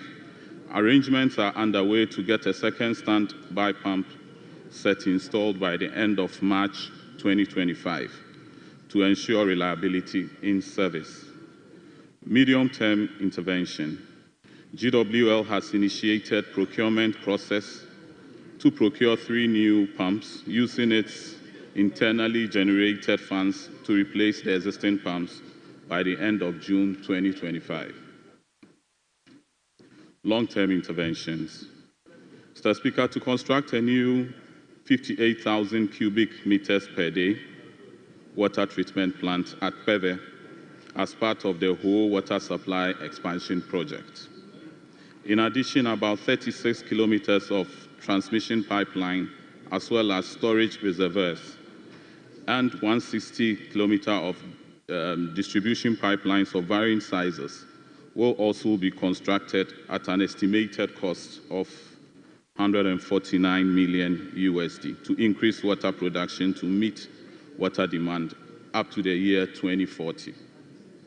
Ghana Water Limited, through the Ministry of Works and Housing and Water Resources, is currently engaging some investors who have expressed interest in developing the project with funding from donor partners, among others.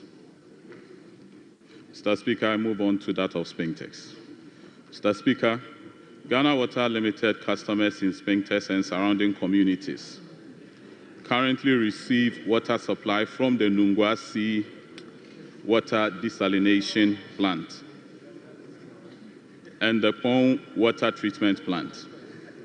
Currently, the worst areas receive water from the seawater desalination plant operated by Befesa Desalination Development Ghana.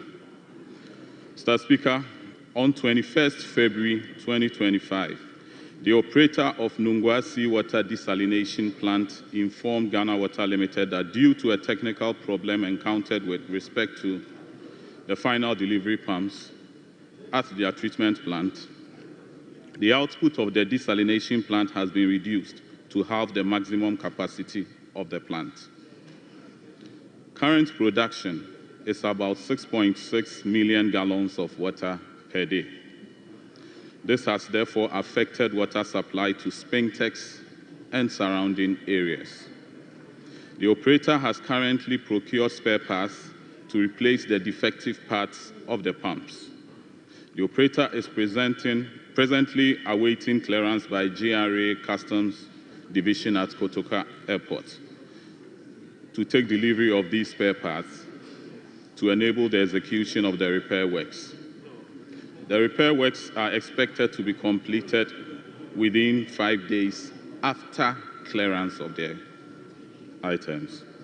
Mr. Speaker, to address the water supply challenges in Spintex, GWL is providing the operator with all the necessary assistance to secure the custom clearance for the spare parts.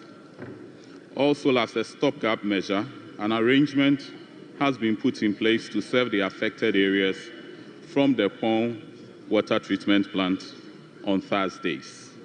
This intervention has improved the water supply to the affected areas, although not fully restored. Mr. Speaker, in the long term, the implementation of the Pong Water Supply Expansion Project Phase 2 and the Aveime Water Supply Project will improve the water supply to Spintex and surrounding areas. The completion of these projects will increase water supply to meet demand up to the year 2040. GWL, through the ministry, is currently engaging some investors who have expressed interest in developing these projects, with funding from donor partners, among others. Mr. Speaker, I'm going on to Barikesi, Ohwim, Amanfrom, and Offenso. Mr. Speaker, lack of potable water supply to GWL customers in Barikesi, Ohwim, Amanfrom, and Offenso is as a result of damaged sections of water distribution pipelines that serve these communities. The distribution pipelines have been damaged due to the construction of the Offenso to Ohwim Road project being undertaken by Messrs. M.M. Lovely. Mr. Speaker, per PURC regulations and GWL policy, the cost of repair works for damaged pipes caused by a third party shall be borne by the third party. In line with this policy, GWL issued a bill to the contractor in June 2024 in respect of the damaged sections of the pipelines. However, the contractor has failed to honor the bill. GWL subsequently reported the matter to PURC for a resolution to be reached. A consensus was reached wherein the contractor agreed to supply the materials required for the repair works, while GWL executes the works. Mr. Speaker, since the agreement, the contractor has not supplied the required materials, nor provided the funds for the repair of the damaged pipelines. Mr. Speaker, to address the water supply challenges, GWL is currently replacing, in some cases, repairing the damaged sections of these water distribution pipelines to restore water supply to the affected areas. The works are being executed using GWL's IGF and are expected to be completed by the end of March 2025. GWL, through PURC, will continue to engage the contractor to ensure compliance with the consensus reached. Mr. Speaker, if the contractor fails to pay for the repairs executed by GWL to restore supply, legal action will be instituted by GWL to recover all costs, including damages. Adabraka and Asylum Down. Mr. Speaker, customers in Adabraka and Asylum Down are supplied with potable water on Thursdays and Sundays per GWL Water Demand Management Plan. However, the significant rise in population growth and rapid urbanization makes it difficult to adequately supply most of the areas within the enclave due to their higher altitude. Mr. Speaker, in the short-medium term, GWL will review its water management protocols to improve the water supply to Adabraka and Asylum Down. For the long term, the implementation of the Pond Water Supply Extension Project Phase 2 will improve water supply to Adabraka and Asylum Down. The completion of the project will increase water production to meet water demand up to the year 2040. GWL, through the ministry, is currently engaging some investors who have expressed interest in developing the project, with funding from donor partners, among others. Cape Coast and Elmina. Mr. Speaker, GWL customers in Cape Coast Elmina are supplied with potable water from the Brimso and Seche Himan water treatment plants in the central region. In January 2025, the water source for Seche Himan water treatment plant experienced high turbidity and low river levels. This resulted in the reduction of water abstraction for production from an average of 14,700 cubic meters per day as of December 2024 to 9,800 cubic meters per day in January 2025. The situation affected the water supply to Cape Coast and its environs.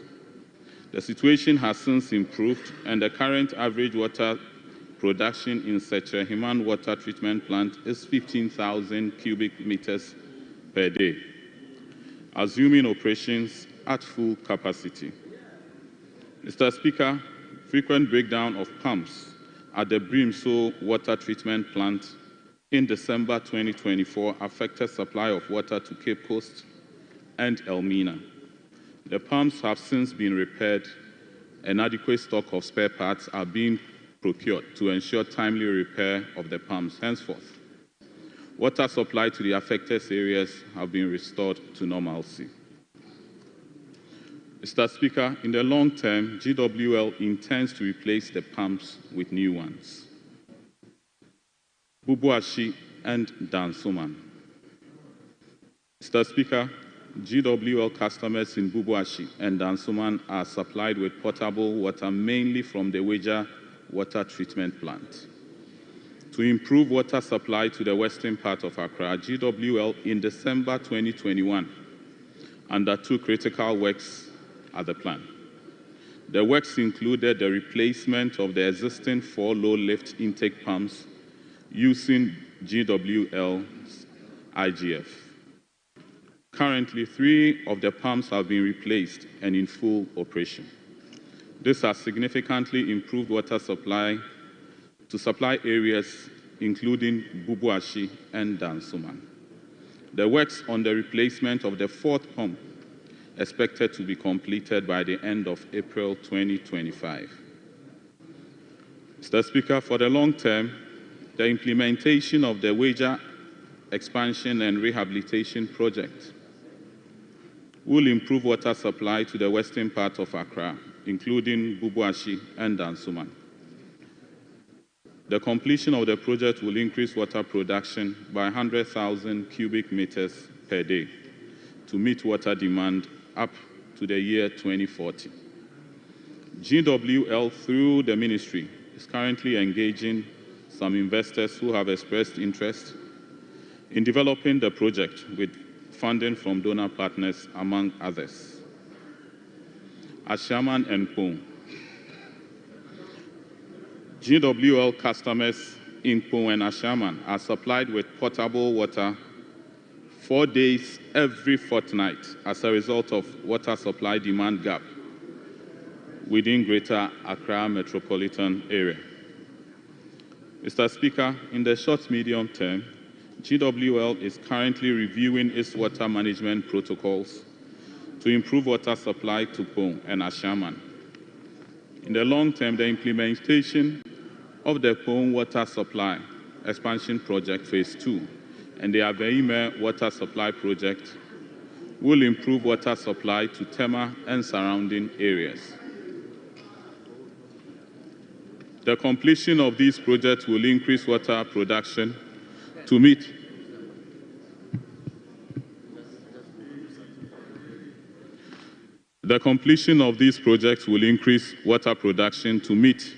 demand up to the year 2040. GWL, through the ministry, is currently engaging some investors who have expressed interest in developing the project, with funding from donor partners, among others. Sibi. Mr. Speaker, Sibi is a farming community located in the Nkwanta North District of the Oti region. It is one of the main beneficiary communities of the Damanko Pasa water supply system that is being managed by Community Water and Sanitation Agency. Community Water and Sanitation Agency took over the management of the water system in 2018 and has since carried out some interventions such as replacement of the 200 kVA transformers, replacement of weak sections of the transmission pipelines, payment of over 400,000 electricity bills accrued by the SWAL Water Management Board, and the repairing of low and high lift pumps on the water system. Mr. Speaker, currently, the water system runs only one high lift, one low lift pumps, which is woefully inadequate to supply water to beneficiary communities such as Sibi and Pasa. Mr. Speaker, Community Water and Sanitation Agency, in its quest to enhance production and supply, earmarked the rehabilitation and expansion of the Damanko Pasa water system under the Rural Community and Small Town Water Supply Project. Unfortunately, the project had some challenges and could not be implemented.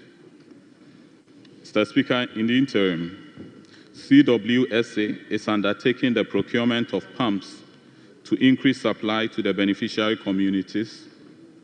In the medium term, CWSA has added the full rehabilitation of the water system to its planned project, subject to the availability of financial resources.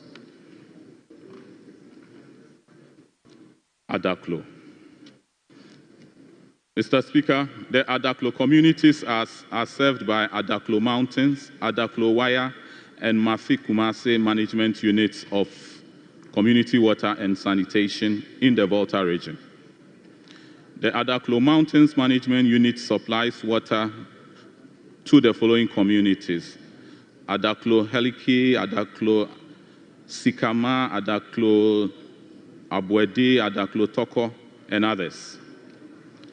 The Adaklo Wire Management Unit supplies water to Adaklo Wire, Adaklo Patovi, Adaklo Sofa, and others. The Mafi Kumasi Management Unit also supplies water to the following communities: Adaklo Plehu, Adaklo Aveji, and others.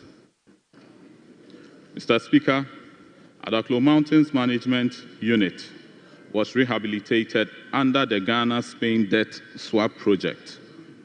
The project undertook the construction of a surface water treatment plant at Weya that has increased water supply to the beneficiary communities.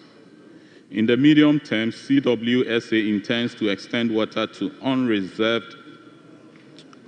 unserved communities along Adaklo, Akoite stretch of communities under its planned project portfolio, subject to the availability of financial resources. Mr. Speaker, Adaklo Wayi and Mafi Kumas Management Units were constructed under the Phase 3 of the Strabag AG project, which was completed in 2023. In the medium to long term, CWSA intends to extend water to unserved communities as part of the works to be undertaken under Phase 5 of the Strabag AG project, when financial closure is attained. Mr. Speaker, I bring my submission to a close. As I earlier stated, the Ministry of Works and Housing and Water Resources will continue to enhance the delivery of water supply services in the country. Thank you, Mr. Speaker. Thank you very much, Honorable Minister, for a detailed response. Yes, Honorable Minority Leader.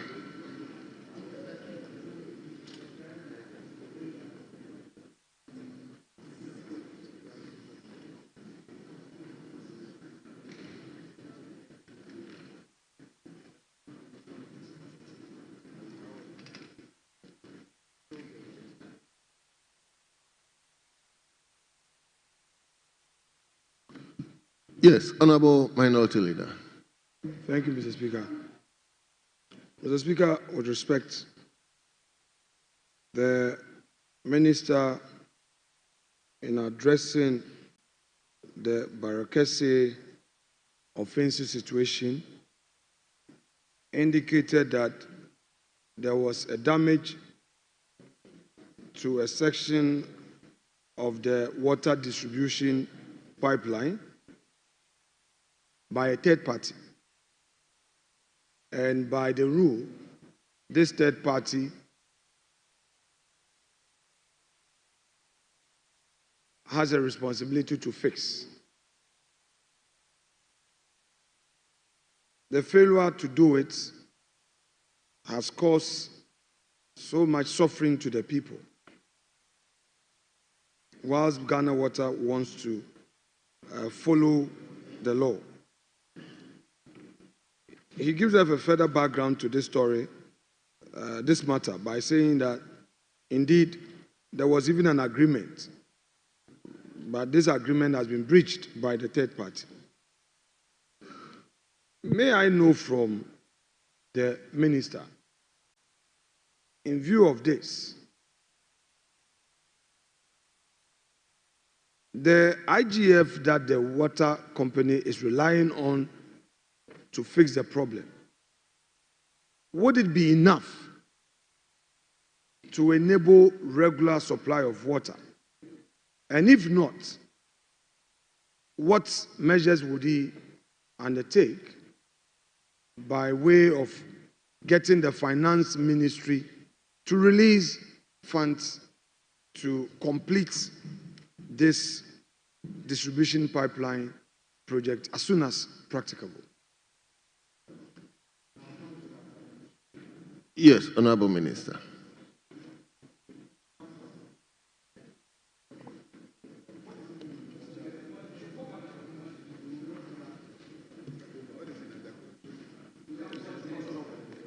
Thank you, Mr. Speaker.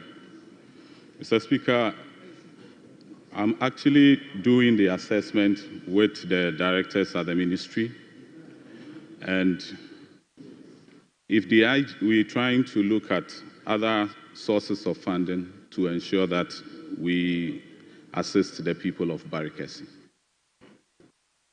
Thank you.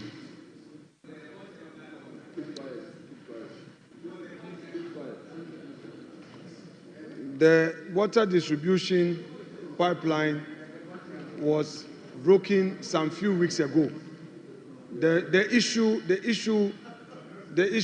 before us, the Barakese issue, some few weeks ago. I left Ghana Water many years ago.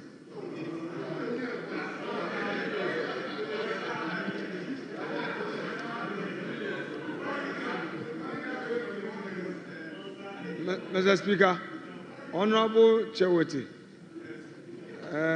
he's been quiet for some time. Honorable Leader, may you address me? Mr. Speaker, the Chief Whip of the Majority Caucus, when he sees his members heckling, he doesn't stop them.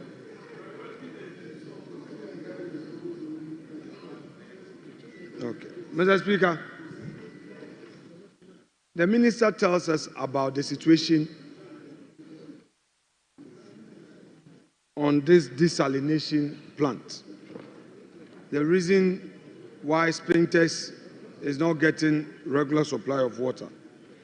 But I find it very curious when he says that the delay in the maintenance is as a result of some spare parts that are stuck at the Kotoka International Airport, and the Ghana Water needs to intervene on behalf of the operators to enable them clear the spare parts. He goes further to say that it will take only 5 days for the repairs to be done. Mr. Speaker, can the minister assure this House that he will intervene in ensuring that whatever bureaucracies are there at the Customs Division of GRA, this would be surmounted to enable these spare parts cleared? Because the people, if you go to Spinters Road, that whole area, there's a huge population. And since they shut down on the 21st of February, the situation has gotten worse and the people are suffering. It cannot be that the repair that will take just 5 days because of bureaucracies at customs. And this is a state-to-state matter. So, Mr. Speaker, question to the minister. Can you assure us with timelines that this matter will be solved without further delay? We've already lost time. Minister, can you give us timelines?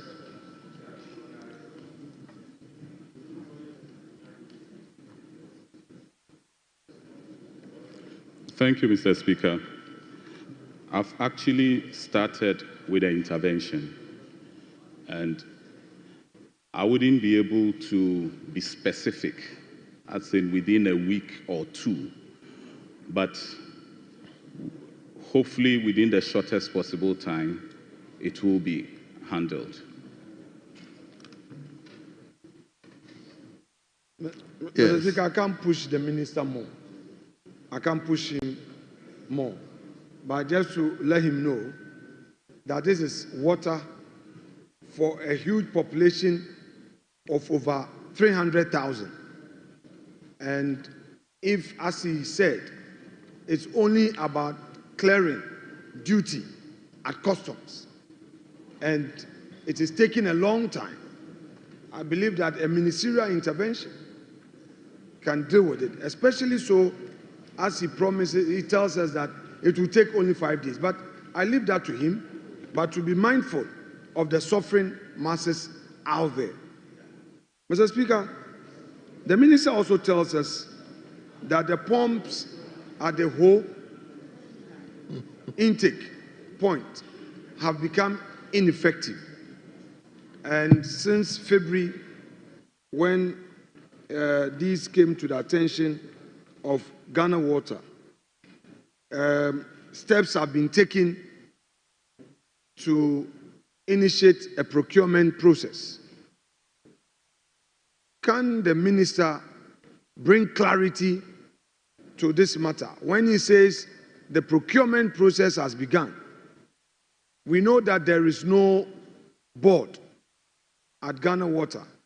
We know that the PPA has no board. These pumps are huge pumps. These are huge transactions. May we know from the minister which form of procurement process?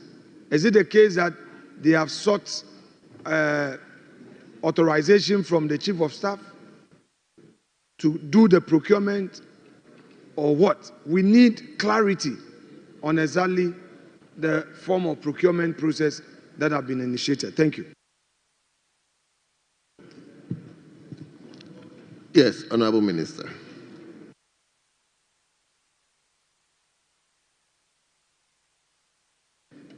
Thank you, Mr. Speaker. From what I know is some documentations are being made for the necessary boards and statutory authorities to be inaugurated before the final signings will be done. But there are some that was done before me assuming office that I'm looking into. Thank you. Thank you. Leader, come again.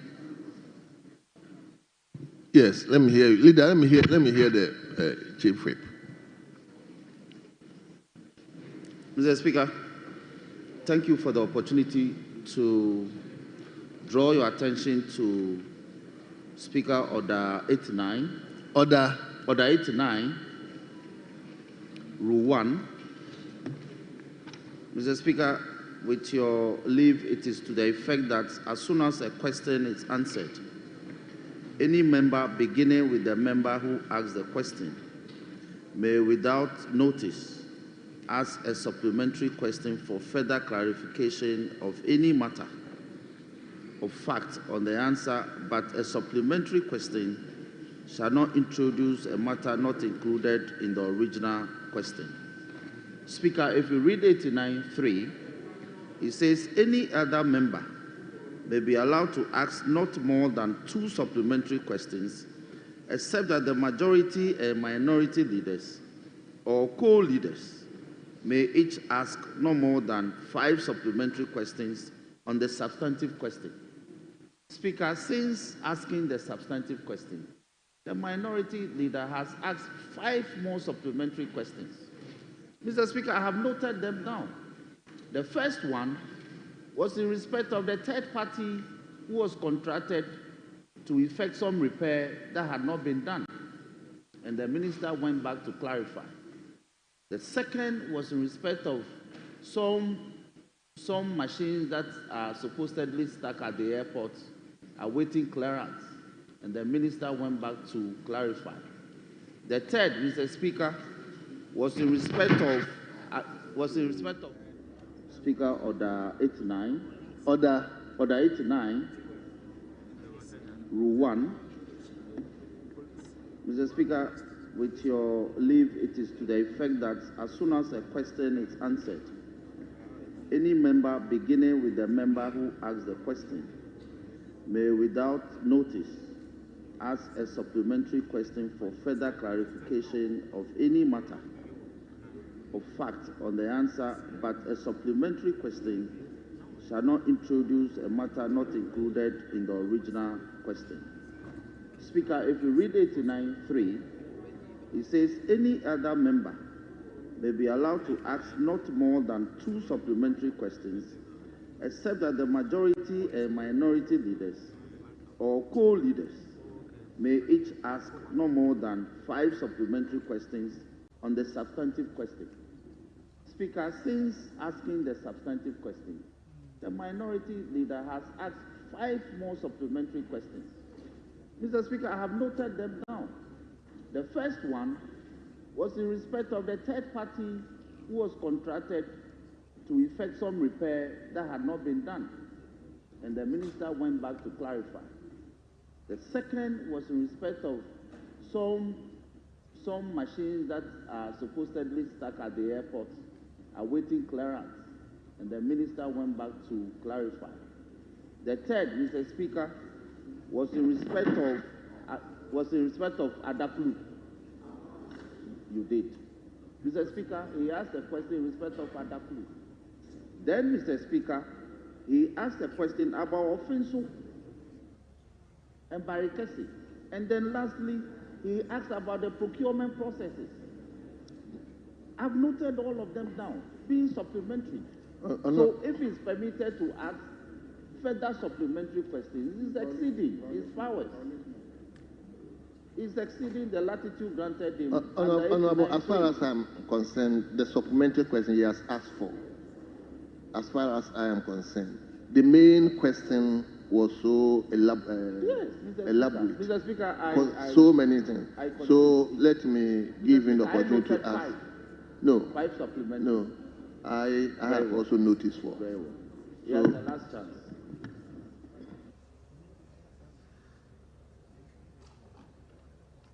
Leader, let's hear you. Mr. Speaker, when a member rises to intervene Leader, just Mr. Speaker, I need to address me, ask the question. Mr. Speaker, if you won't give me the right, I will resume my seat. No, it's not a question of... No, I need to respond to an issue he has raised. No, you don't need to respond. Just ask the question. Mr. Speaker, with respect, I need your leave. He says that I've asked the question on Adoklu. Your response was that, as far as you are concerned, I have asked for. Yes. But that did not answer the matter that has gone into the record. He says I've asked a question on Adoklu. Let the records, I'm interested in the records of this House. I've not asked the minister a question on Adoklu. Let the records reflect. And he should not mislead this House into believing that I have offended Order 89, because I have the Order 89. So I've not asked a question on Adoklu. He says I've asked 5 questions already, and then I've asked a question on Adoklu. The minister is here. I have not asked a question on Adoklu. Leader, just address me. Yes, I'm addressing you, but he spoke for the records. Let me respond to him for the records. Mr. Speaker, it's very important. What we are doing here is for posterity, and it's for future generations.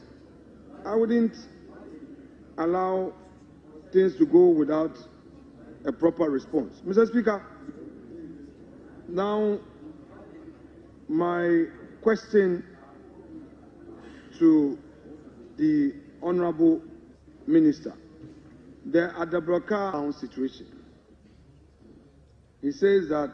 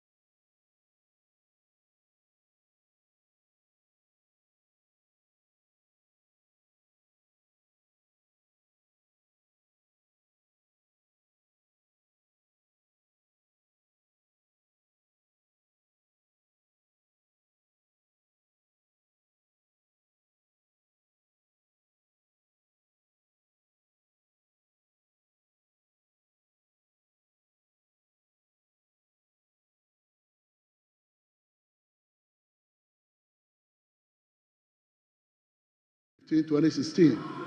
I want to find out from the minister that the past 8 years, if the ministry did not do any major work on Barakesi Dam. Thank you very much, Mr.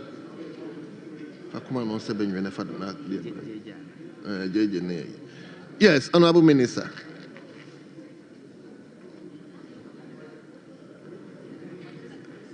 Vincent, may you repeat the question, please? I would like to find out. I said the last time major work was done on Barakesi was between 2015 and 2016, when Chebi, Konongo, and then the 3 cases were all commissioned. Those projects were commissioned under His Excellency John Dramani Mahama.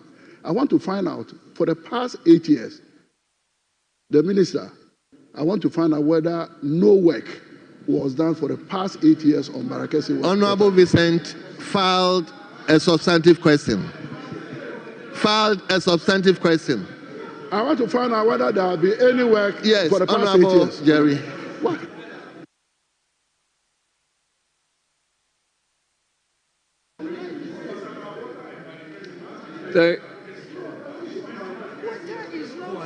Thank you very much, Honorable Speaker. Water is not flowing.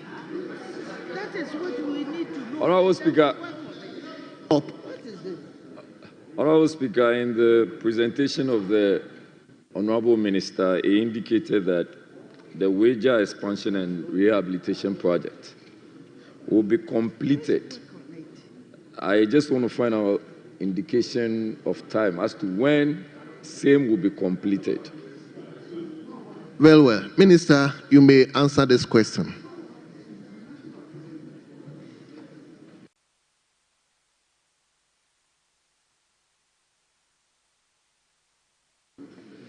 Thank you, Honorable Speaker.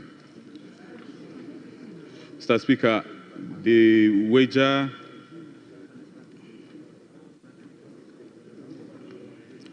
supply issue, something is very urgent to the ministry, and the honorable member of Parliament for Wager actually has spoken to me about it. We've been having discussions on it, and it's very key to the ministry, something we are working on. With the timelines, it will be communicated later.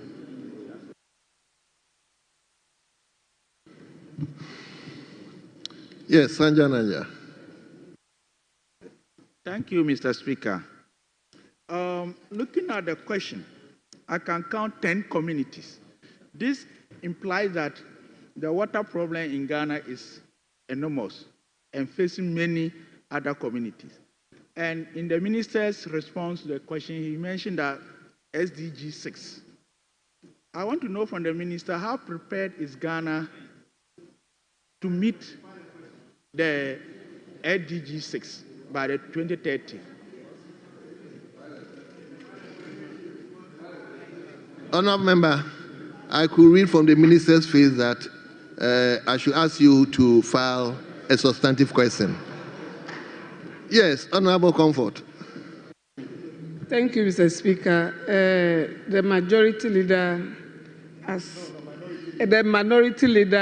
Honourable Afenyo Markins, lists a lot of communities which have a water problem. I want to tell him it's the whole Ghana that have water problem. Adan, Sege, Nungo Pamplam, Accra, Dansoma, everywhere. This is what your government left for us. So just look at how best you can judge with the minister so that they solve the whole Ghana problem water. The water problem is everywhere. And you left Adan. Adan to have a problem. Honourable Comfordoyo, I don't know where you are coming from. He left Adan. He didn't mention Adan. He didn't mention Sege. He didn't mention. But you are here. Find your own question. And he mentioned some communities. We all have water problem. Honourable Comfordoyo. No, he is asking general question for so many constituencies. Add Adan, add Sege, add Nungo Pampla, add Dansoma, add everywhere. That's water problem is everywhere. Kintampo, so many places, everywhere. So, a minority leader, you have done discrimination to rest of the communities. I believe you can engage. No, he as a consultant. Questions, so you should cover everywhere. Everywhere has water problem, and you are discriminated as for some few communities. We don't have water in Ghana now. No water everywhere. Yes, ma'am. Thank you, Mr. Speaker. Thank you, Mr. Speaker. The first deputy whip, majority whip, has actually indicated the enormous problems we are having as a country. What I am surprised at is that we have brought the minister over here to ensure that we'll find solutions to the problem that we are having as a nation. So please, allow us to ask the right questions that will lead him to solve the problem. I'm happy you have mentioned that the problem exists everywhere. Please, let us find a solution to it. So please don't aid the minister unnecessarily. Allow him to appreciate the problem and solve the problem appropriately. Thank you very much. Honorable members, I think the minister has done justice to the questions, and Osahene, I think don't respond to anti-comfort. Mr. Speaker, I pay attention to records. Some things may be said lightly. She said there is discrimination in the question asked. Oh. Yes, but you are the MP for your constituency. Your duty is to bring the problems of your constituency to the floor of the House and not to offload them to me. That I should have asked a question for and on behalf of your constituents. But so now you acknowledge that the minority does the work for you. Now you realize that we are the mouthpiece of the country, that you couldn't even ask a question for your own people.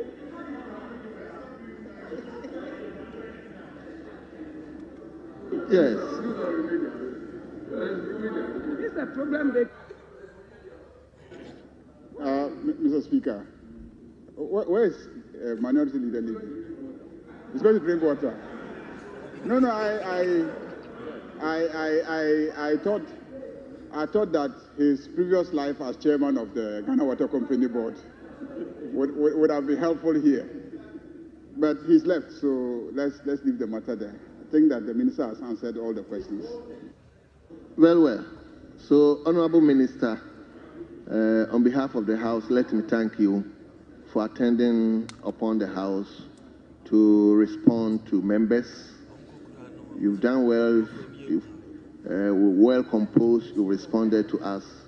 We thank you once again. You are hereby discharged. But honorable members, I think Honorable Comfordoyo has brought something to the fore. Every member here can bring any minister to come and address issues relating to his constituency. It appears that since we came to this chamber on the 9th Parliament, my good people from the right are not answering, filing questions. So we all have problems. So please file questions. We all have problems. So please file questions.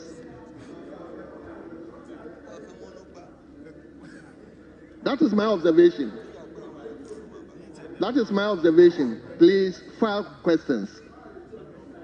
Some of you may engage the ministers privately. That is fine. But for your own good and the good of your constituents to also see that you are doing the bidding of your constituents, please file questions. I know where I'm coming from. Yes. Speaker, please, I said that because he was a board member for Ghana Water when they were in power. And those problems have been there when they were in power. So he knows the problems. So it's not a problem created by this new government, but a problem that have not been solved before we came. So he should just judge so that we solve it for the whole Ghana. And the government is ready to solve it. So we will solve it.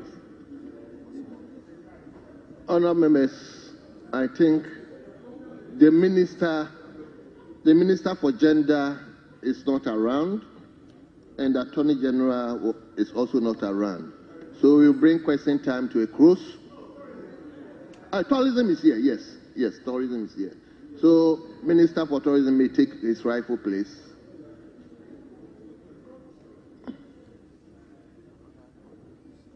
Yes, let me hear you. Speaker, I thank you for the opportunity. Speaker, let the record reflect that this side, we also file questions. In fact, we do file even urgent questions.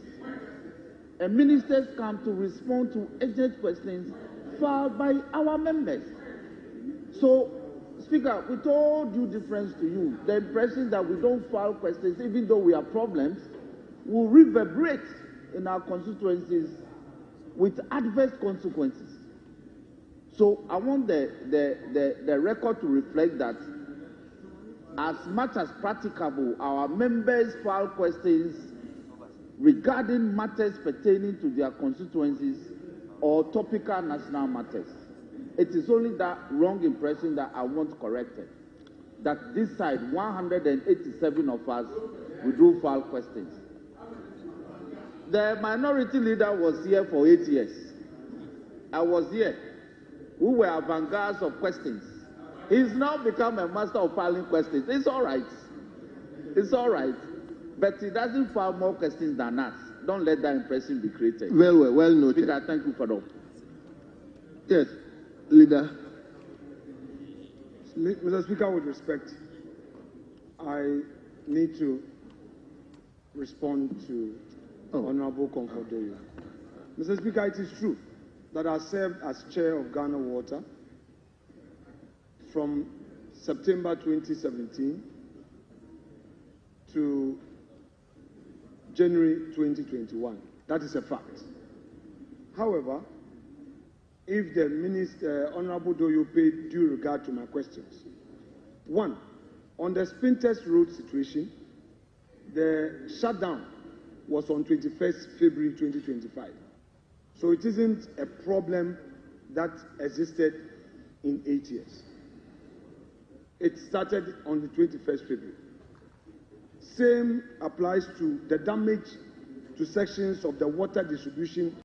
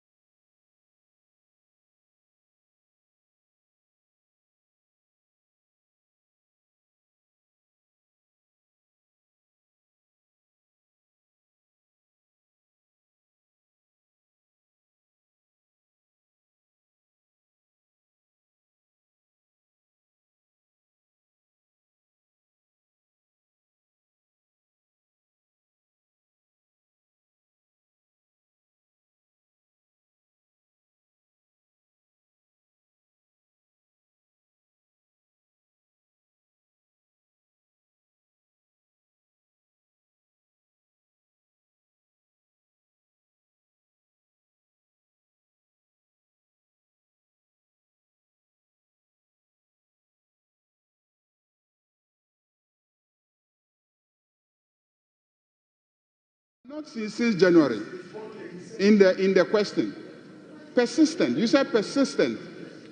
How long it has persisted? Thank you, Leader. Please, Speaker, it's important. How long it has persisted is not indicated. Number two, Mr. Speaker, it will be a dangerous practice for us to begin to allow people to start asking questions about activities in other people's constituencies. Very dangerous practice. Very, very dangerous practice. It will be undermining the MPs. Because as the minister has indicated, the MPs have been coming to him to discuss their problems. So when you sit and you are not from that constituency, you haven't asked the MP whether or not he has taken any steps in relation to that matter. And you come and you want to pander to the public and ask questions in relation to other people's constituencies to undermine them just to score cheap political points. Mr. Speaker, why will we allow this? Where are people going? Seeking popularity for what? For what? Why would you ask questions about somebody's constituency when the MP is sitting here and there's no evidence that you have consulted the MP to find out what the MP is doing about that problem in his constituency? Why? Mr. Speaker, this is not right. It's not fair. And so you, the speakers who admit the questions, if anybody comes and asks questions about other people's constituencies, I urge you to consult the MP to find out if the MP has knowledge of the matter or not, and what steps the MP has taken, and inform the person asking the question. If it is your constituency, we will not be concerned about whether or not you have taken steps or not. It's up to you to decide if you want to deal with the issue by asking a question or by just walking to the minister to discuss the matter. So please, I think that the leader has, minority has to be cautioned not to be undermining other MPs. If you are asking on behalf of your side, I can understand. But you can't sit here and be asking questions about what is happening in Ho without consulting the MP for Ho. It will be unfair to the MP for Ho.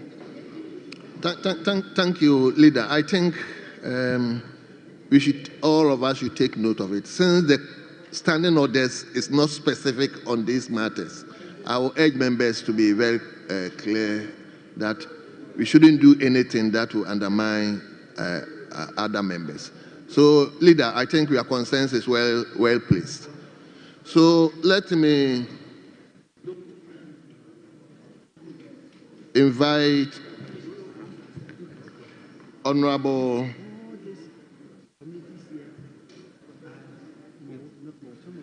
Member for Bosome Freho,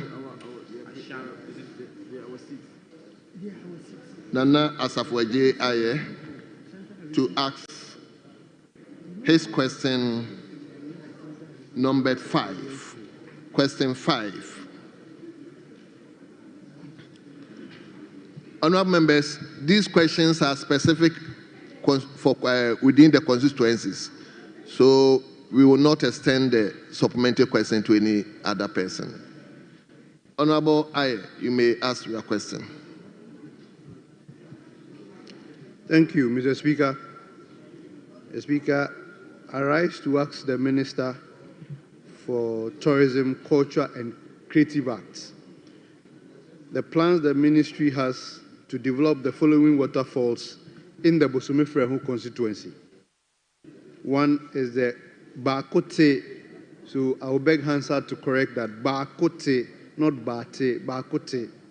Awam waterfalls, Bobiem waterfalls, Abrewa waterfalls, Dane waterfalls, Amomoso waterfalls, Tebri waterfalls, and the other one, not Tebeso, but you cancel Tebeso, even the Subri, so you cancel the so, it's a Subri waterfalls.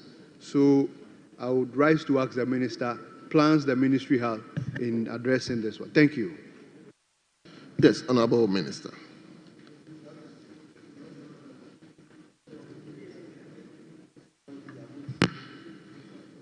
Mr. Speaker, Akpa, so thank you for the opportunity to answer this question. The Bosome Freho district is located in the central part of the Ashanti region and shares boundaries with the Bekwai municipal to the west, Bosomtwe and Ejuso Dwabeng districts to the north, Adanse south, and Achimansa districts to the south, and Asante Achim south to the northeast.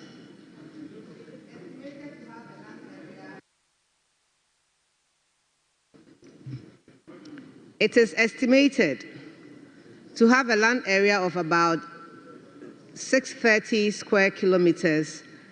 Major settlements in the districts are Esiwa, Esase. Major settlements in the districts are Esiwa, Esase, Dompa, Enyanso, Freso, Friso. I've done a rehearsal and I still can't pronounce it right. I apologize. Abu Samso, Israel,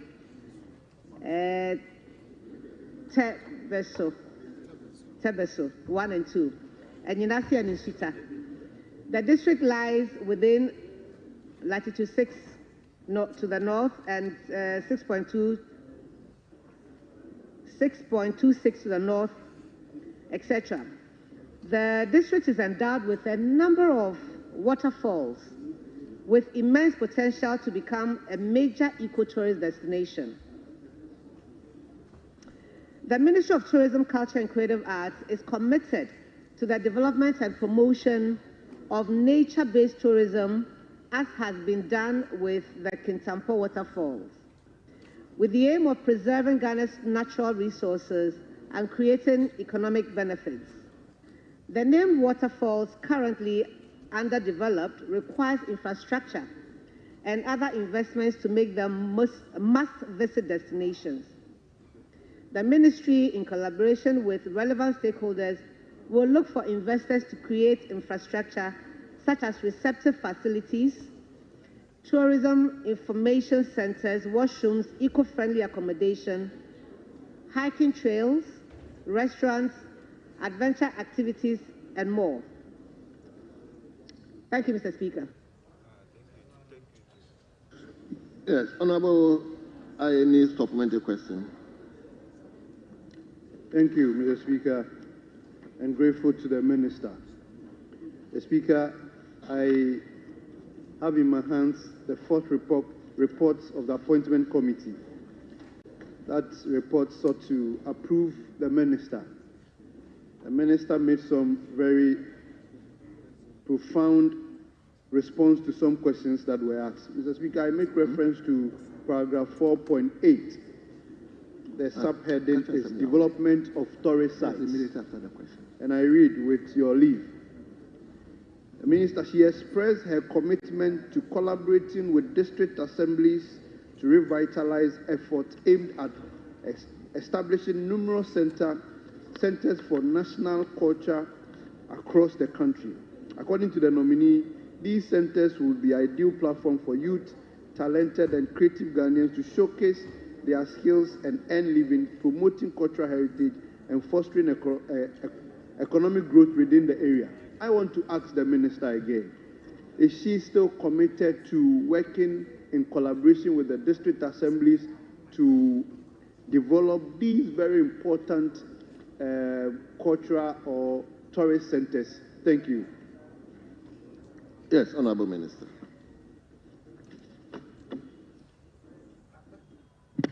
Mr. Speaker, the simple answer will be yes, but to elaborate on it, I can assure the member who asked the question that I have engaged the Minister for Local Government, that we work together to ensure that MMDAs, when they are appointed and have taken office, we would work together with them to identify what their strengths are and find ways in which we can assist them to do this.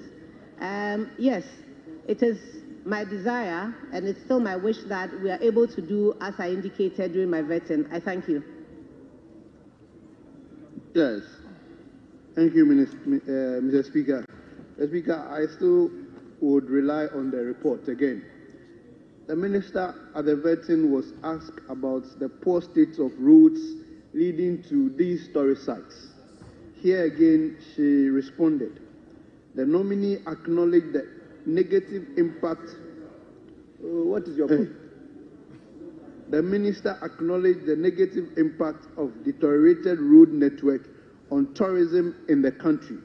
She expressed her commitment in collaborating with the Ministry of Roads and Highway to prioritize the construction and rehabilitation of key road network leading to various tourist sites. The Speaker, my tourist sites, all of them, all the names I mentioned, Abrewa, Bakote, Dane, all of them, the roads leading to these sites are poor. And I believe that it happens with other tourist sites too. What is the Minister still committed to working with the Minister of Roads and Network to ensure that the roads leading to the tourist sites are constructed. Thank you. Yes, Honorable Minister. Thank you, Mr. Speaker. I had the opportunity to present the budget of the ministry to the Minister for Finance. And even at that occasion, I indicated to the Minister for Finance that should the Minister for Roads bring his budget, all the roads leading to our tourist sites, the budget that they present should be considered, because it will help my ministry to do what we are mandated to. I think that we all know the potential that the tourism sector has, and when the roads are done, half the problem will be solved. Thank you. The Speaker, this is a response of the Minister to Parliament, and I want to make reference to a point. The Ministry, in collaboration with relevant stakeholders, will look for investors to create infrastructure such as receptive facilities, tourist information centers, washrooms, eco-friendly accommodation, hike trails, restaurants, adventure activities. I want to plead with the Minister that in looking for or partnering with stakeholders to develop some of these ones, particularly with the Bosomefrehu constituency, we have some Bosomefrehu indigenous who are in the diaspora willing and ready to also contribute to some development in these areas. I would beg the Minister to also invite us and our stakeholders into the table when this consideration is being done. With that said, I want to thank the Minister for availing herself and responding to my question. Thank you very much. Let's turn to question 6. Question 6, and the question stands in the name of Kwabri East, Honorable Akwasi Jemfi Onyina Champon. Honorable, we may ask your question now. Thank you, Mr. Speaker. I rise to respectfully ask... May you speak up? I rise to respectfully ask the Minister for Tourism, Culture and Creative Arts what the ministry intends to do to create market access for kente weavers in Adamomase, Asonomaso, Ntonso, and Ebira in the Kwabri East constituency to the global fashion houses. Thank you, Honorable Speaker. Yes, Honorable Minister.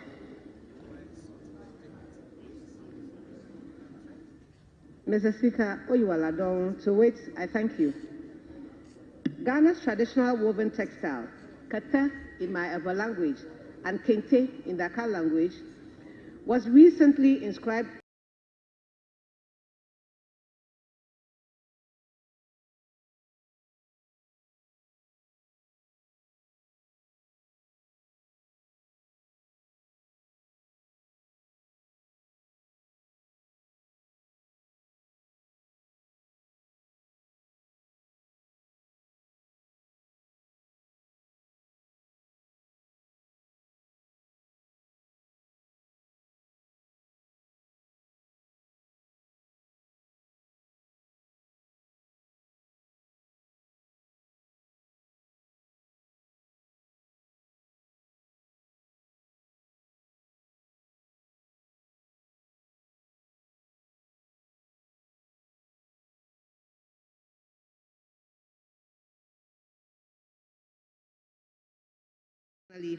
in collaboration with Ghana Export Promotion Authority and to court partnership between kata weavers and national and international fashion brands.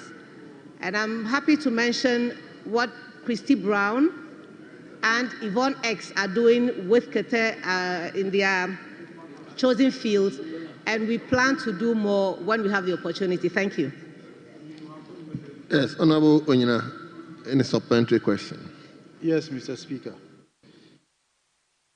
Mr. Speaker, in the Honorable Minister's response, she mentioned that she will use the Black Star experience to create market and demand for kente. I would like to ask her how. In what way? Is she going to invite the weavers to showcase their work during the fair?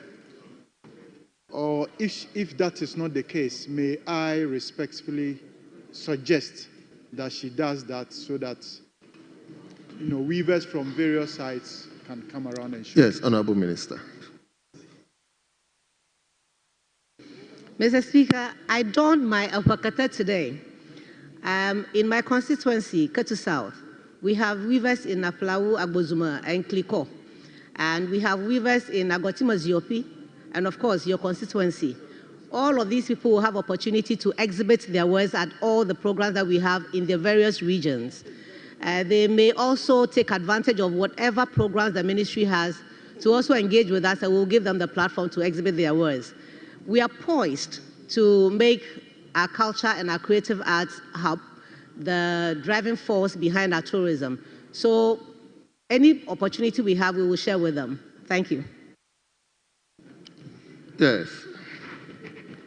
Mr. Speaker, a follow-up to that, would the Honorable Minister consider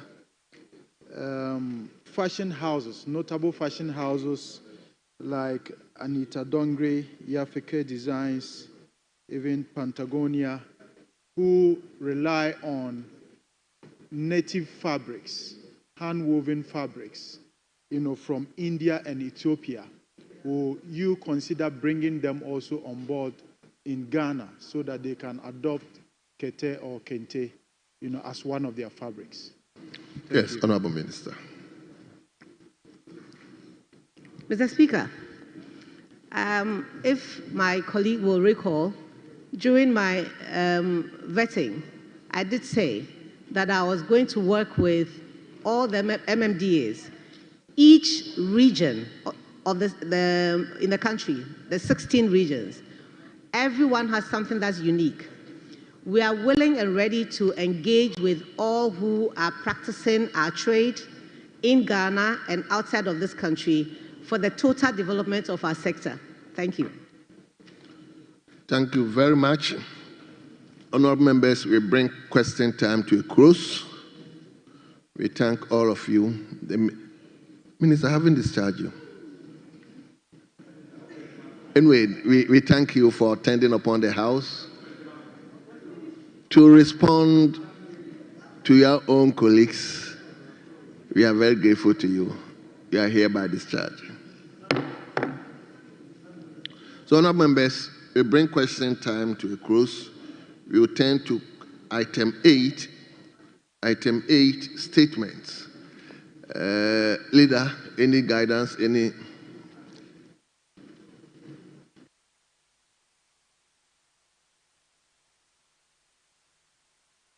Thank you very much, Mr. Speaker. Mr. Speaker, based on consultations that I've had with you and under the relevant standing orders that permit me to make a statement on a matter of urgent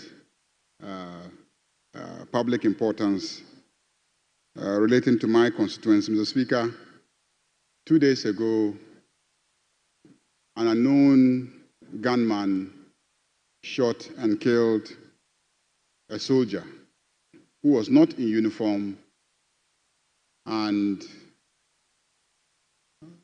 yesterday in the evening, the military detachment in Boku and its environs, there's also a detachment in Binduri, undertook an exercise of ransacking almost every house that they came across, beating up everybody, men, women, children, old men, old women who could not flee, injuring some, destroying the properties of others, smashing television sets, fridges, and everything that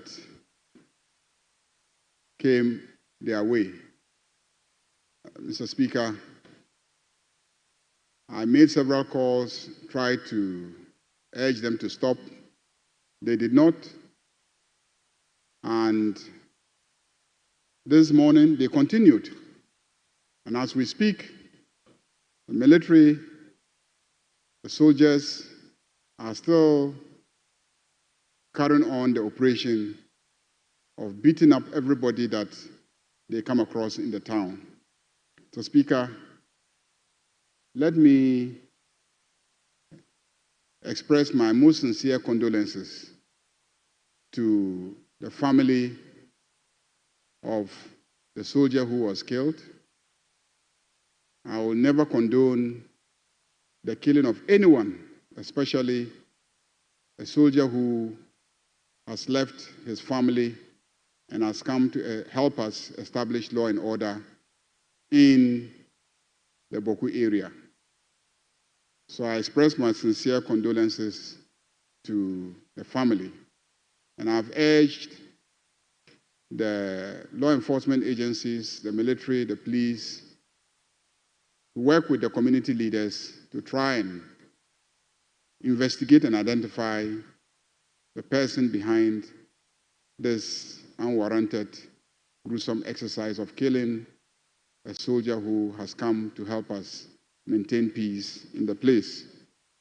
But, Mr. Speaker, it is equally not right for the soldiers since last night to invade homes, meeting places, market, where market women are going about their daily chores and beating up everybody, assaulting, injuring women, old men, children, anybody who hasn't run away and is still in the town is being beaten up by the soldiers. So, Speaker, I condemn in no uncertain terms the conduct of the military detachment there. I want to bring the full weight of this House behind a plea to them to stop what they are doing immediately and withdraw back into their barracks, because beating up everybody in the town, destroying television sets and fridges, destroying bicycles and cooking implements and etc., will not bring back to life the young man that we have unfortunately lost. But then it also will dent the image of the military as an organization that is supposed to be used to protect citizens. It is not your duty to be the source of assaulting, beating, maiming innocent citizens. Obviously, the person who perpetrated that act will not be anywhere near for the military to be able to beat or, assault or do whatever they want to do to that person. All those who are being beaten are innocent citizens going about their normal daily chores. So I condemn the conduct of the military, and I urge the military high command to rein in their men and officers to stop the brutality that is currently ongoing in the Boku Township. Thank you, Mr. Speaker. Thank you very much. Honourable members, I know this is a sensitive area, and I will urge the few people I will ask them to comment to be very circumspect.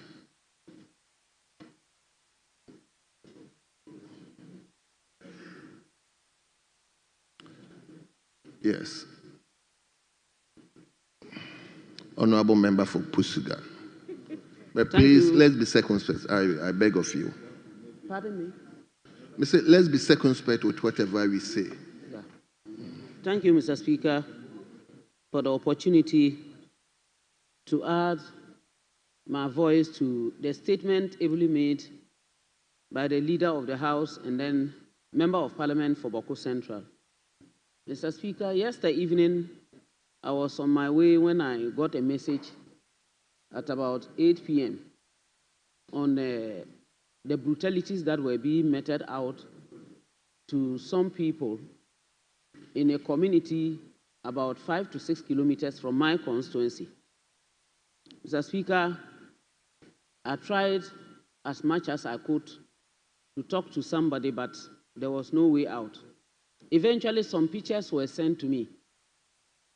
But well, I knew it would end at some point. This morning, the beatings and maltreatment continued. Yesterday evening, as I was saying, Mr. Speaker, they went almost into the Pusga district capital, went even into a house, beat an old man, and broke his leg. Some of these things, much as we empathize with the army, and let me say my condolences to the bereaved family, it doesn't warrant these things that are being done by the rest that may be fighting for justice or for some kind of empathy for their colleague who has passed. We need to know that, at least, if for anything at all, there are so many ways by which we can get the perpetrators, if possible. But going into people's houses, removing people from their bedrooms, beating them, and even the elderly and women, is not fair at all. Mr. Speaker, as I stand here right now, I have just received a whole lot of pictures. And currently, they are in the market where women are selling and buying, beating anybody who comes to sight. I want to add my voice to my colleague, pleading with them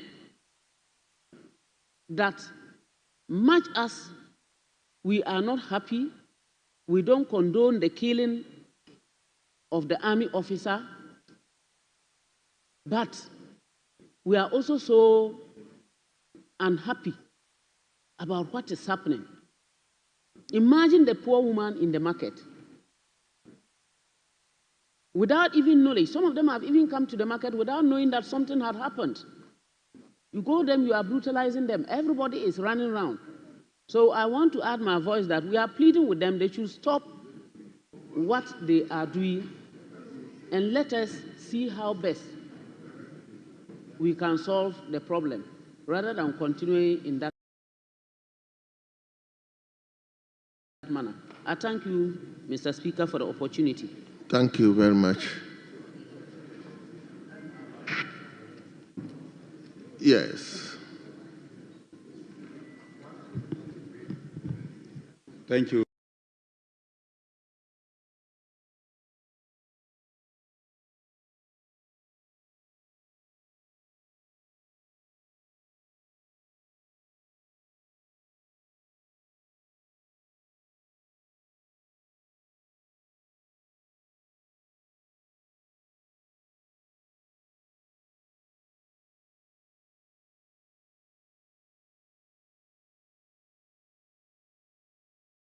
Thank you very much, Mr. Speaker, for giving me the opportunity to add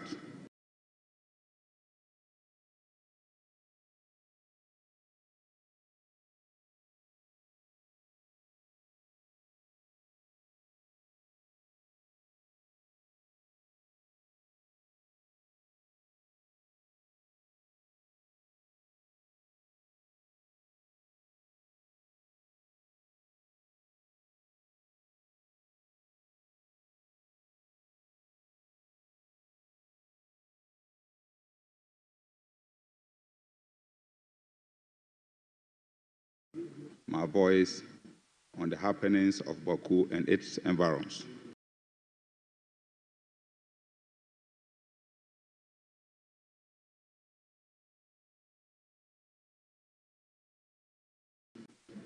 Mr. Speaker,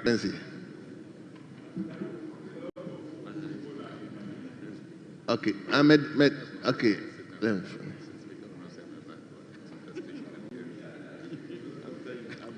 Binduli, please put off your mic. Thank you, Mr. Speaker, for the opportunity to add my voice to the call made by the Majority Leader regarding the brutalities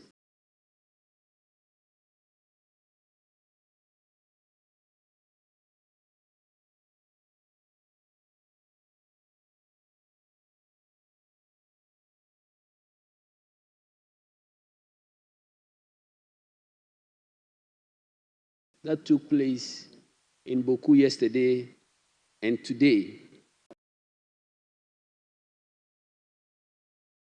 We lost a young man who was very innocent, was not even at the scene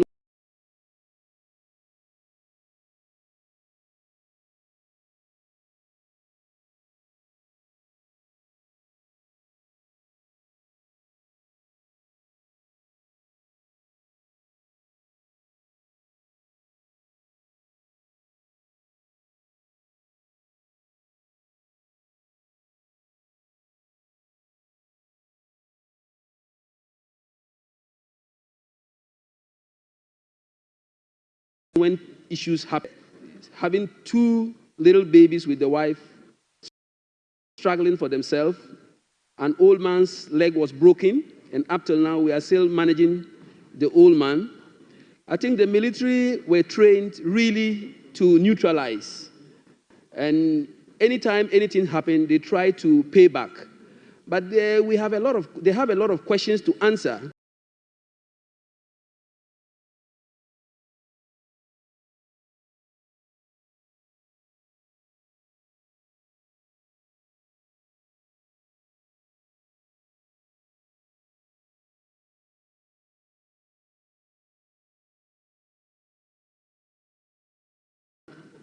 When it comes to how this military man died, which I'm not going to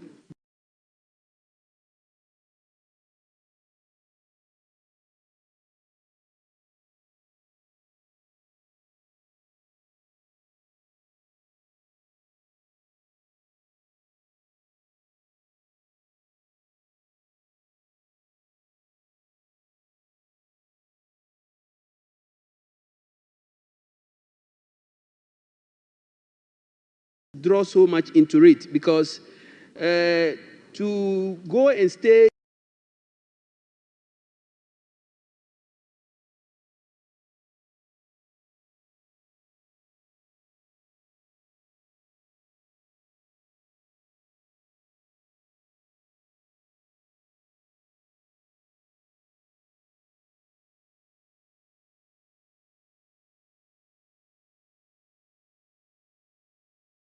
in a danger zone, a no man's zone, not in uniform, not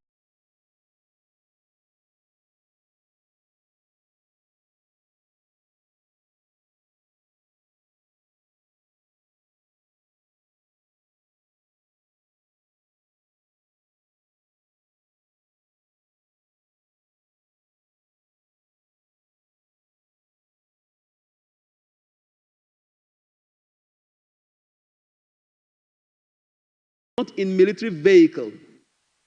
You stand a risk. Honourable Member, let's be.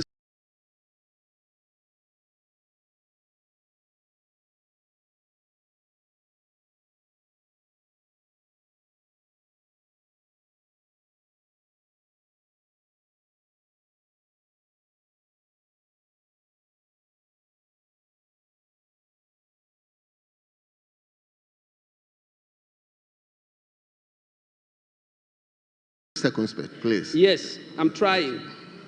Mr. Speaker, I'm trying.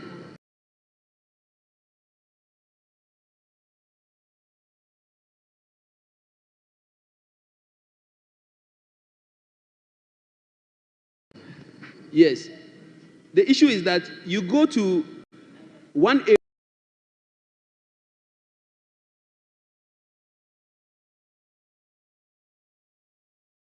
area, a military man is killed there, then you move 20, 30 kilometers away from that place to go and brutalize people. That is what we are looking at. If the revenge was done at the area that the killing was done, one would understand that, yes, they are trying to pay back, even though they are not right to pay back. But to take it outside where it happened, to be attacking people, even in Garu. Garu is very far from Boku. But people are being attacked. So we are trying to appeal to the military high command to call the attention of its officers to desist from what they are doing. They are abusing their rights. Thank you. Thank you. Thank you. Lastly, let me give you to Honorable Susu.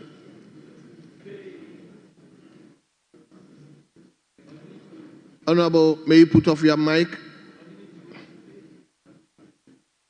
Yeah, thank you very much, Right Honorable Speaker. Mr. Speaker, I'm very grateful for giving me this opportunity to contribute to this statement ably made by the leader of the House. Mr. Speaker, it's important that we'll remind the Ghana Armed Forces, particularly the military, that they are not at war with citizens of Ghana. And they must also understand that the reasons why the military is called a discipline is because their work requires certain level of integrity and caution. Mr. Speaker, it is completely wrong, completely unconstitutional, completely absurd for the military to turn their strength on ordinary citizens, particularly those.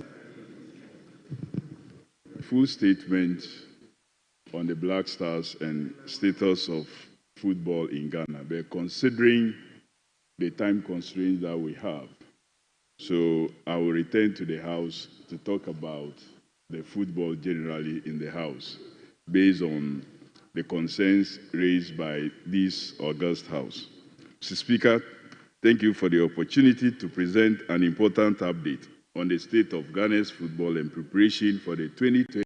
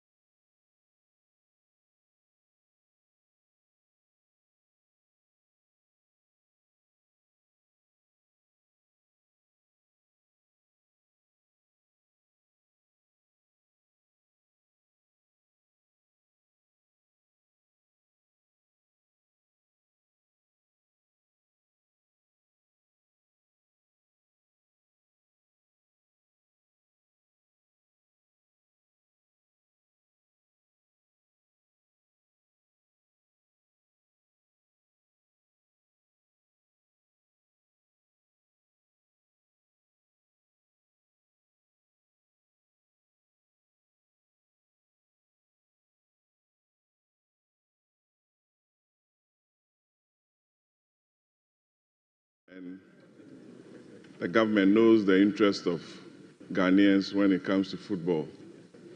And for some time now, Ghanaians have been bleeding with the performance of the Black Stars, given the amount of money we've been spending on our national team and the kind of results they produce, Mr. Speaker. This should be a turning point in the life of the national team, the Black Stars. I've seen the list from the coach. I've seen the arrival of some of the key players into the national team, who are playing Madagascar on Friday. Madagascar. Chad Friday and Chad on Monday. We expect the team to deliver all 6 points to give the nation some hope that they are serious with regards to the investment and the emotions Ghanaians attach to the national team. Parliament will give the national team the due support, and I entreat the minister to support members to come to the stadium with some complimentary. We are not asking for VIP. Me, I love the popular stand. Where I can speak my mind on top there. Popular stand. So we wish the national team the very best, and we ask the technical team, the management team, and the executive committee of the National Football Association to put in everything that is required of them to ensure that we garner all the 6 points needed to cushion us enough. It's not reasonable. It doesn't sit well with us for a team like Comoros to be beating us back to back. I don't understand.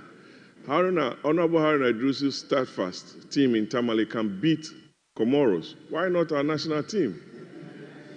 So they need to be serious with the kind of players. And look at this game time they have in Europe. Bournemouth, Semenyo, Sulemana in Southampton, Partey is a regular at Arsenal, and Jordan Ayew at Leicester, Kudus at West Ham. They are all top-class players, but when they come here, we don't see the commitment from them. And that is what hurts a lot of Ghanaians. So when you go to the dressing room and to give them some pep talk, talk to them. That if we invested so much in them, and since 1992, we haven't won any medal, apart from the bronze we got from Barcelona. So we wish them well, but we'll criticize them when they poorly perform. Thank you very much. Thank you very much. Majority leadership. Yes. Can I give that to the Minister for Education? Mr. Speaker, let me thank you for the opportunity and thank the Honorable Minister for Youth and Sports for calling on the country to cheer up, and support the Black Stars. We need nothing but a win. Indeed, Mr. Speaker, it's disappointing that the Black Stars couldn't qualify for the 2025 AFCON. And the Black Stars, Mr. Speaker, have failed to win in their last 6 matches. That is not the Black Stars of Ghana. But there is something fundamentally wrong, and Minister, interference with the association football, there will be limitations, but you have to be firm. You have to be very, very firm in your dealings with it. At the local level, Mr. Speaker, officiating is poor, not the best at all. And the pitches, Mr. Speaker, let me share this with the Minister. Currently, I use Tamale Sports Stadium, Aliu Muhammad Sports Stadium as a venue for Karela. Even the field, it is not the state, not the National Sports Authority. We've had to fix it for our purposes in order to meet the minimum requirement of the GFA in order to use the pitch for purpose of our competitive football. So that's why I say that you have to have a lot of interest. The GFA, where are they spending their money on? You must raise those questions for every tournament. Mr. Speaker, even just participating, you will marvel how much money Ghana will make from participating in a World Cup. The players even have personal benefits. In fact, the players who went to Qatar, a player who appeared only once went home with not less than $90,000 as his participating reward or benefit. not to talk of how much the country got. If you fared better and you got to semi-finals and finals, the bigger the reward. So, Minister, we have no excuse against Chad. Our reputation in football have waned over the years because of the indiscipline. I'm happy you have shared with me that you want to activate school sports and school competitive football. That is where talents are. And Mr. Speaker, today, if you are sending players to Europe, they are now looking for 14, 15, 18 years. In fact, even for Premier League, one may want to advise that, is that where you belong? Because you get these age players at that level, but the value is in 15, 16, 17. Look at the academies and how much right to play is making. And we need, as Minister said, partnership. And you must get the private sector. I think that corporate entities, as part of their corporate social responsibility, must support football. Indeed, Mr. Speaker, it is a very profitable undertaking if you are successful, even with just one player. One player.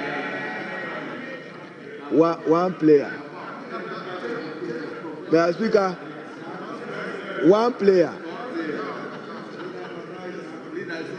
It's good to fight a December election today. Thank you, sir. Well, thank you, honorable members. Honorable members, we will bring the curtains down on statements. We will continue on item 8, which is still statement on the budget statement of and economic policy of government for the year ending 31st December 2025. So we continue with the comment, whether it is comment or debate. We are going to continue. And today we are going to take 10-10 as we did yesterday. 10-10 as we did yesterday, and we have the selected members here. So without much ado, let me invite Honorable Dominic Nitiu, who is the chairman, to take the floor. Honorable, you have 15 minutes. As a chairman, you have 15 minutes. Thank you, Mr. Speaker, for graciously giving me 15 minutes. And I would make good use of the 15 minutes. Mr. Speaker, let me say that this government will be in office for the next 4 years. And so it is in our interest as a state or as people, it's in our interest as people to make sure that they give the people of Ghana a good life. Because if they rule badly, we will all suffer. If they succeed, we will all enjoy that success. So when people from this side talk, we are not chasing you. We are not criticizing you for the sake of criticism. But I do need for good intentions and nothing more, nothing less. If there's anybody chasing you, they are your promises you made to the people of Ghana. So don't turn your back and be looking at MPP. When you turn your back, you look at the promises you made to the people of Ghana.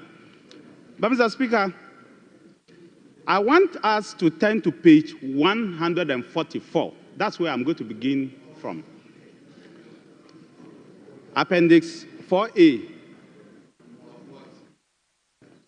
Your expenditure allocations. That's where I want to look at. Yes, 144. Mr. Speaker, I worry about what I see there. When I do the general government services, then I'll come to the other allocations. Mr. Speaker, how will the government explain to the people of Ghana that on page 142, the Ministry of Labor, Jobs and Employment do not have any capital expenditure, what we call CAPEX allocation, is zero. Mr. Speaker. Honourable member, let me invite the first deputy speaker to assist me. So he will take the chair. Thank you, Mr. Speaker. I will start again when he comes.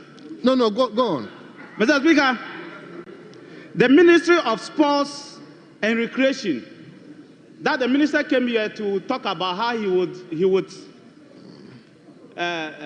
build stadia, how he would rehabilitate stadia. Mr. Speaker, and that is also captured on page, in fact, paragraph 664. And he says to promote sports development, the ministry will undertake the rehabilitation of the following stadia: Baba Yahar Sports Stadium Phase 2, Accra Sports Stadium, Esipon Sports Stadium Phase 1 and 2, and complete the Ebrim Sports Stadium Phase 3. But Mr. Speaker, on the same page 142, the Ministry of Sports and Recreation, they have no capex.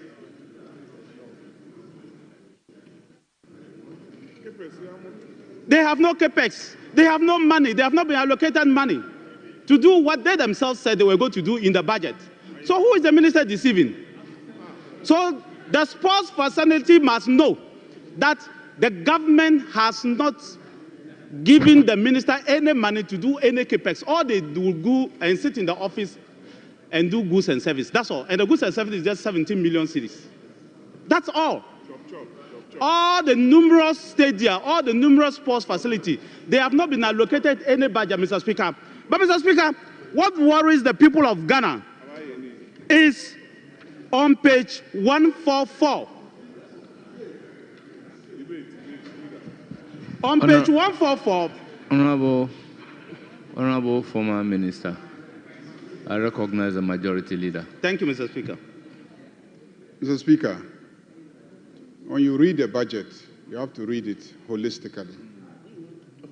You read it holistically. You don't take one piece and leave the other pieces.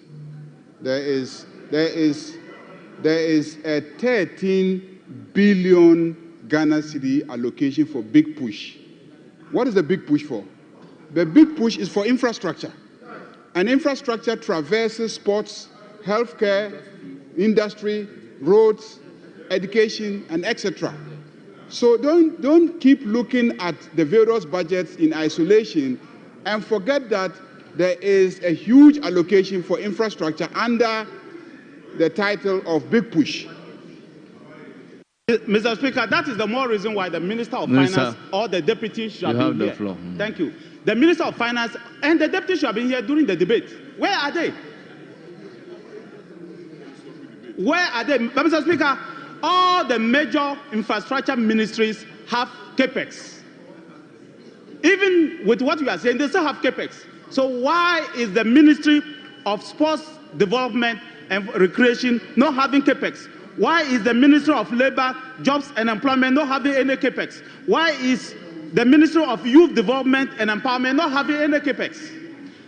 They will sit down, trust me, they will have nothing to do. They will just go and sit in the offices and take their... They'll sit in the offices and take nothing else but salaries. But, Mr. Speaker, we have not ended it. The worst part, Mr. Speaker, as I said, is on page 144. On page 144, Mr. Speaker, the Ministry of Finance and the government as a whole has allocated 3.7 billion Ghana cedi to what we call general government services. None of this, not a single project has been listed apart from what I'm going to read out into what we call general government services. If you really know what Ghana government services is, that is under the control of the Minister for Finance. It's really under his discretion. It's chopped up. So this is a budget that is padded to chop, nothing more, nothing less. Why will you staff the Minister of Youth and Sports or the Minister of Sports and Recreation and come and put, Mr. Speaker, judgment debt, 661 million Ghana cedi with capex? Judgment debt will have capex. I've never seen a budget where judgment debt will have capex. Judgment debt with capex. What are you going to build under judgment debt? Capex of 201 million Ghana cedi. Go to page 144. Mr. Majority Leader, where's the Minister for Finance? How can judgment debt have capex? What are you going to build? It's chop budget. Mr. Speaker, I remember I debated a similar budget in 2009. Here. I was then sitting at the back here as a backbencher debating. It's a similar thing that happened. The government then padded. This president was the vice president. They padded the judgment debt. And before we realized, we had Oyomi on our hands. I believe and I hope that this will not repeat itself again. Why are you padding the judgment debt? Why are you starving ministries and padding judgment debt? Why are you doing that? Mr. Speaker, land compensation, 200 million compensation, 200 million Ghana cedi for land compensation, capex. Where did you find that from? Capex for land compensation to pay court, pay for land compensation, you are using capex? What are you going to build? Majority Leader, go back to cabinet and let them take out this 400 million out of it and send it to places where people will build. Today, you have not made any allocation for Agenda 111, but you are making allocation for capex on judgment debt, capex on land compensation. Why are you doing that? Why is the budget doing this? What sort of budget is this? Capex for land compensation, capex for judgment debt. Why are you doing this to Ghana? Parliament Baliat is 80 million compensation, but you have 200 million to put for judgment debt compensation. I'm not talking of judgment debt goods and service. I'm talking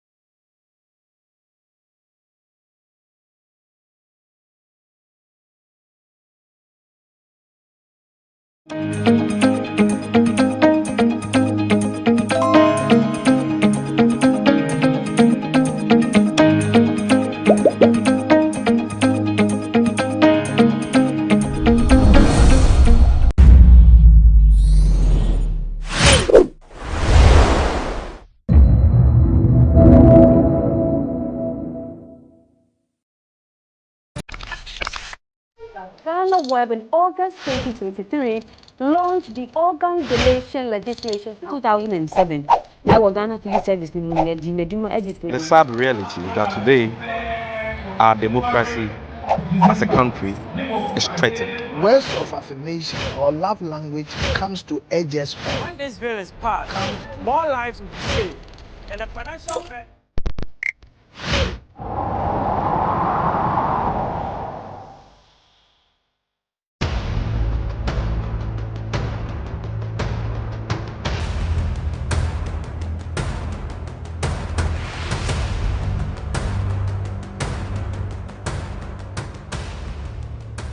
Kwalebu was, I think, 380.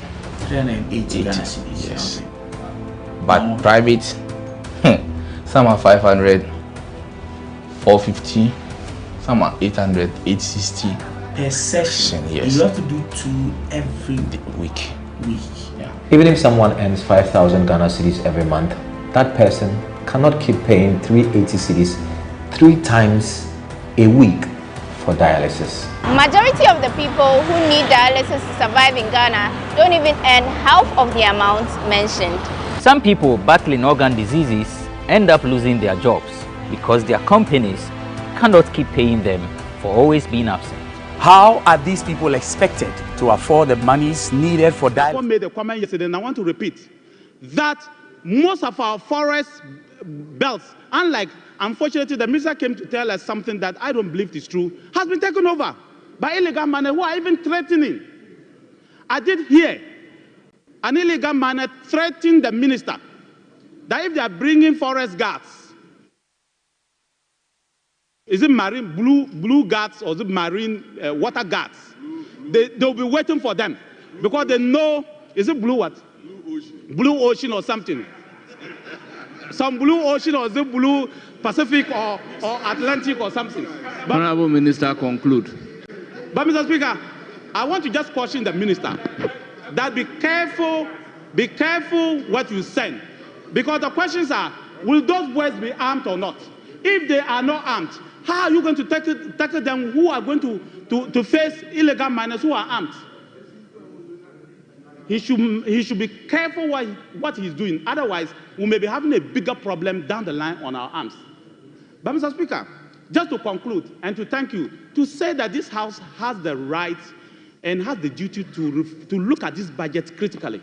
And areas, we cannot increase any allocation, but we can vary allocations. I think, and let me repeat, the allocation on CAPEX for land compensation Minister, the indication is that your time is up. Land compensation judgment that we should reallocate it to ministries Honorable to help Minister, you and me in our constituencies. your time allocate is it to the up. road minister. Thank you, Mr. Speaker. I proceed to give the floor to Honorable Felix Kwachi Ofosu. Thank you very much. Thank you very much, Mr. Speaker, for allowing me this opportunity to contribute to the budget debate.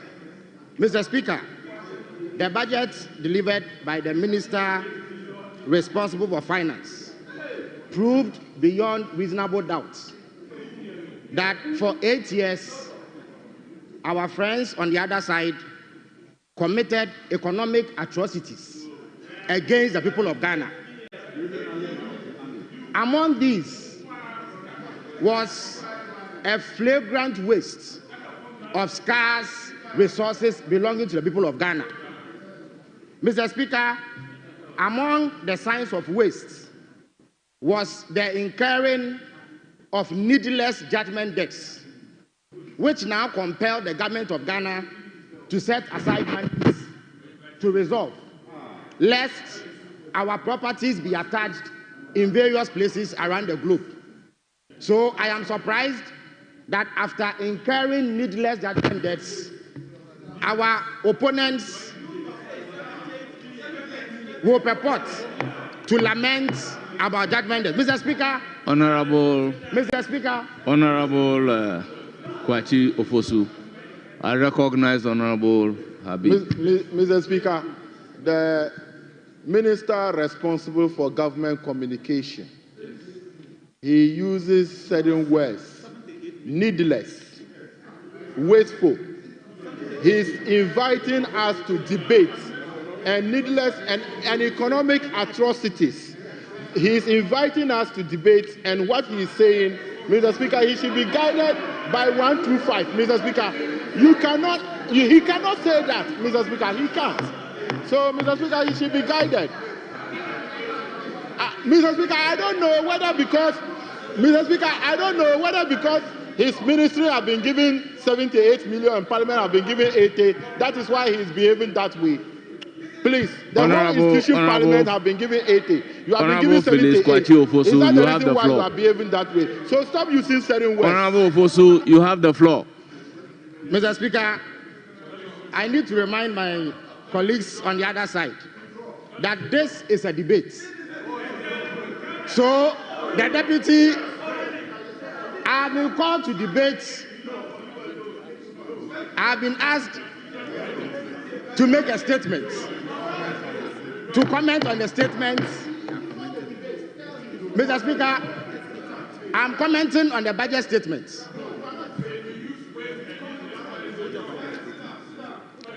Honorable Majority Leader. Mr. Speaker, Mr. Speaker, Mr. Speaker, Mr. Speaker. Honorable members, order. Honorable members, Honorable Afriye, order. Mr. Speaker, the Deputy Whip was pleading with you yesterday and pleading with all the speakers who presided to allow us to debate. He was pleading and said that the rules should be relaxed so that even as we comment, we can actually engage in debate. Mr. Speaker, nobody opposed. And I think that you have indulged us by allowing us to run commentaries that sound like debates. Honorable Felix Ofosu Kwachi, you have the floor. Thank you very much, Mr. Speaker. Mr. Speaker, the Finance Minister provided compelling evidence of the mismanagement of the Ghanaian economy. He put out indices that show that we inherited an economy in total disarray. So saying so does not elicit any controversy. Mr. Speaker, because our colleagues on the other side know that the Finance Minister has provided evidence of mismanagement of the economy in the 8 years that they were in power, they have begun to wage a campaign of disinformation with a view to demonizing this budget. Mr. Speaker, many speakers on their side have made claims that are untrue about allocations in this budget made to the Office of the President and Office of Government Machinery. Mr. Speaker, I happen to speak for that office, and therefore I am in a position to correct all the distortions and misinformation that they put out. Mr. Speaker, 3 claims have been made. They have said that 2.7 billion Ghana cedis has been allocated to the Office of the President, and that this is far more than what was allocated to the same office in 2024. Because of that, there is some wrongdoing. They have also claimed that 78 million Ghana cedis has been allocated to my office. And finally, they have also claimed that 50 million Ghana cedis has been allocated to the Office of the President for research. Mr. Speaker, none of these claims are true, and I will provide evidence. When we speak about the Office of the President, it is made up of 6 units. It is made up of the General Administration, the Office of the Chief of Staff, the Vice President Secretariat, Cabinet Secretariat, Press Secretariat, Policy Coordination and Delivery Unit. In addition to this, Mr. Speaker, there are 24 different agencies that add up to these 6 to make up 30 different agencies, which constitute what we call the Office of Government Machinery. They have claimed that under them there were only 8 agencies. Mr. Speaker, that is not true. There were 23. Mr. Speaker, if you look at the budget on page 151, an amount of 2.711 billion Ghana cedis has been allocated for compensation. Mr. Speaker, compensation simply means wages and salaries paid to government workers. Mr. Speaker, when they were in power, the 23 agencies under the Office of Government Machinery had a total of 1,200 workers. 336 of these were political appointees. Mr. Speaker, since January 2025, President Mahama, through an executive instrument, has collapsed 7 ministries. 2 of these collapsed ministries have had a total of 7 agencies moved to the Office of Government Machinery. Mr. Speaker, these agencies alone have contributed 11,657 civil servants. President Mahama has been given 2.7 billion Ghana cedis to squander. Mr. Speaker, on the contrary, the budget of the Office of the President or Office of Government Machinery, when you look at goods and services and capital expenditure, has been cut by 419 million Ghana cedis. Mr. Speaker, in 2024, the Office of Government Machinery, which had 1,200 employees, was allocated 1.536 billion Ghana cedis for goods and services and capital expenditure. Now, the same entity has 11,657 civil servants and has been allocated only 1.17 billion Ghana cedis for goods and services and capital expenditure, which is a cut of 419 million Ghana cedis. So it is not true that more has been given to the Office of the President. Mr. Speaker, it is also false for anybody to say, and this is a House of Records, so I wish to place it on record, that my office has not been given 78 million Ghana cedis. There are 3 agencies that I superintend, namely the Ghana Broadcasting Corporation, the Information Service Department, and the Ghana News Agency. These 3 agencies alone have 2,537 civil servants. And it is these civil servants who have been allocated 78 million Ghana cedis in both goods and services. Mr. Speaker, it is woefully inadequate for them because the Ghana Broadcasting Corporation alone needs 36 million Ghana cedis to establish a presence in the 6 regions that they created. Mr. Speaker, the Ghana Broadcasting Corporation alone needs 37 million Ghana cedis to establish a presence in the 6 regions that they created. And yet, all 3 agencies are sharing 78 million Ghana cedis. So it is a complete untruth for anybody to say that I have been allocated 78 million Ghana cedis.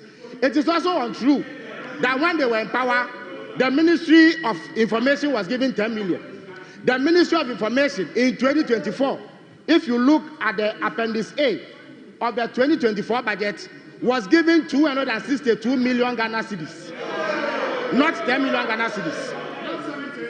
Mr. Speaker, as I speak to you, when you come to government information management machinery, when they were in power, there was a whole ministry that had a minister, a deputy, and 76 directors and employees to manage government information. Mr. Speaker, in addition to this, when you came to the presidency under the Akufo-Addo-Bawumia government, they had a total of 28 people managing the presidency's communications. As I speak to you, there are only 7 of us managing the presidency's communications and the entire government communications. Mr. Speaker, when they were in power, they had, at the presidency alone, they had 4 directors of communications. They had 5 deputy directors of communications. They had 2 communication specialists. They had 3 communication officers. They had 5 technical communications assistants. They had a media aide. They had a multimedia manager. They had an assistant media liaison officer. They had a communications consultant. They had a presidential advisor on media who herself had a technical advisor to the presidential advisor. Mr. Speaker, in addition to this, they had a spokesperson on infrastructure. They had a spokesperson on governance and security. They had a spokesperson on the economy. So 28 people managed communications. Let me recognize. Now, are you rising? Yeah. Are you rising under order 122? Mr. Speaker, shall we put in context that what we are doing here now is debating principles. We are not debating estimates. For the sake of the first timers, we are not debating estimates. Mr. Speaker, Honorable Afriye. It's only a caution. Honorable. And may we set a precedent. Honorable that Afriye. will conflict us. Honorable Afriye, are you? Thank you. I think you are out of order. Yes, Honorable Habib. Okay. Thank you, Mr. Speaker. Mr. Speaker, the minister responsible for government communication is misleading the House. Parliament is a house of record. The number of presidential staffers he referred to was tabled before Parliament on the previous administration. The one he's referring to at the moment, on what basis is he? Is there any document before Parliament that he has to refer to into the number of presidential Honorable staffers? Habib. There is none. Honorable Mr. Speaker, Habib. they have more. Honorable Habib.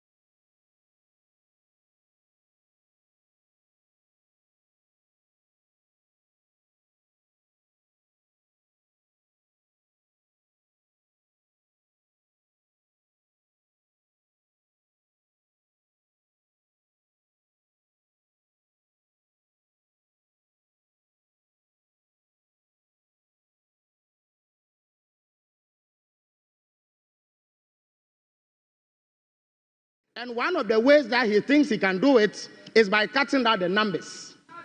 The entire government communication machinery, as we speak, led by myself, is made up of 7 people. In their time, they had 106 people. 78 of them at the Information Ministry, and 28 of them at the Presidency. Mr. Speaker, it is trite knowledge that if in the past you had 106 people, and today you have 7 people, you will make savings. Mr. Speaker, let me also place on record that President Mahama has not appointed 100 staffers. President Mahama has appointed 27 staffers and 3 directors. When they were in power, there were 336 political appointees at the office of the president. Therefore, as we speak, it is a reduction of 306. President Mahama has said that at some point we will recruit supporting staff, but it will come nowhere near the legion of people that they appointed. So when anybody gets up on this floor and attempts to score political points by saying that we have given 51 million Ghana cedis for the National Women's Development Bank and giving 78 million cedis to my office, it is a palpable falsehood. Mr. Speaker, I invite you to my office anytime you are at the Flagstaff House, and you will see that I do not need 70 million Ghana cedis for any capital expenditure. I don't need 8 million for goods and services. Those monies, the monies are for the Ghana Broadcasting Corporation, the Ghana News Agency, and the Information Service Department, made up of 2,537 civil servants. Mr. Speaker, I must also stress that this is a government that cares about the people of Ghana. For that reason, a total of 44 billion Ghana cedis has been allocated to various programs contained in the 120-day social contract that President Mahama signed with the people of Ghana. 13.85 billion Ghana cedis has been allocated for Big Push. 499.8 million has been allocated for the no academic fee policy. 292.4 million is going to the distribution of free sanitary towels. 242.5 million is going to the victims of the Akosomo Dam disaster. 200 million Ghana cedis will go to victims of the recent tidal wave disaster in the Volta region. 3.5 billion Ghana cedis, which is the single largest allocation, is being given to the free SHS program. 564.6 million Ghana cedis has been allocated to the provision of free curricular-based textbooks. Hold it. So, Mr. Speaker, let it be known that, Honorable, okay. I recognize Honorable Habib. Mr. Speaker, with respect to you, Mr. Speaker, when the former Minister for Defense was speaking, the front bench, when they had issues under Order 122, you give them the audience and guide them under Order 125. Mr. Speaker, the minister responsible for government communication, he said that if anybody is on this floor saying or have said that 51 million has been allocated to, no, not to him, for Women's Bank, and then 78 million has been allocated to him, then that is wrong. Mr. Speaker, it is in the budget that the minister presented it here and said 51 million for the Women's Bank and 78 million to your ministry. So don't mislead us. So when you say that nobody should say that, it is wrong. So you cannot mislead us. You cannot mislead us by saying that the minister, no.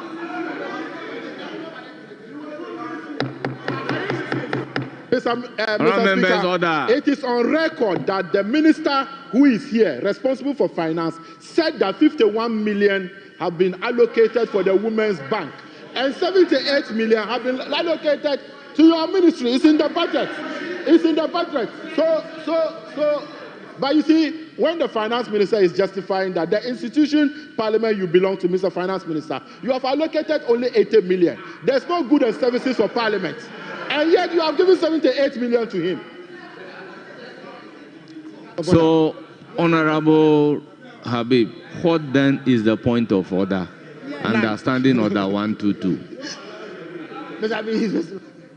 Mr. Speaker, my point of order is that the minister shouldn't say that nobody should say 51 million was allocated for Women's Development, Women's Bank, and 78 allocated to him.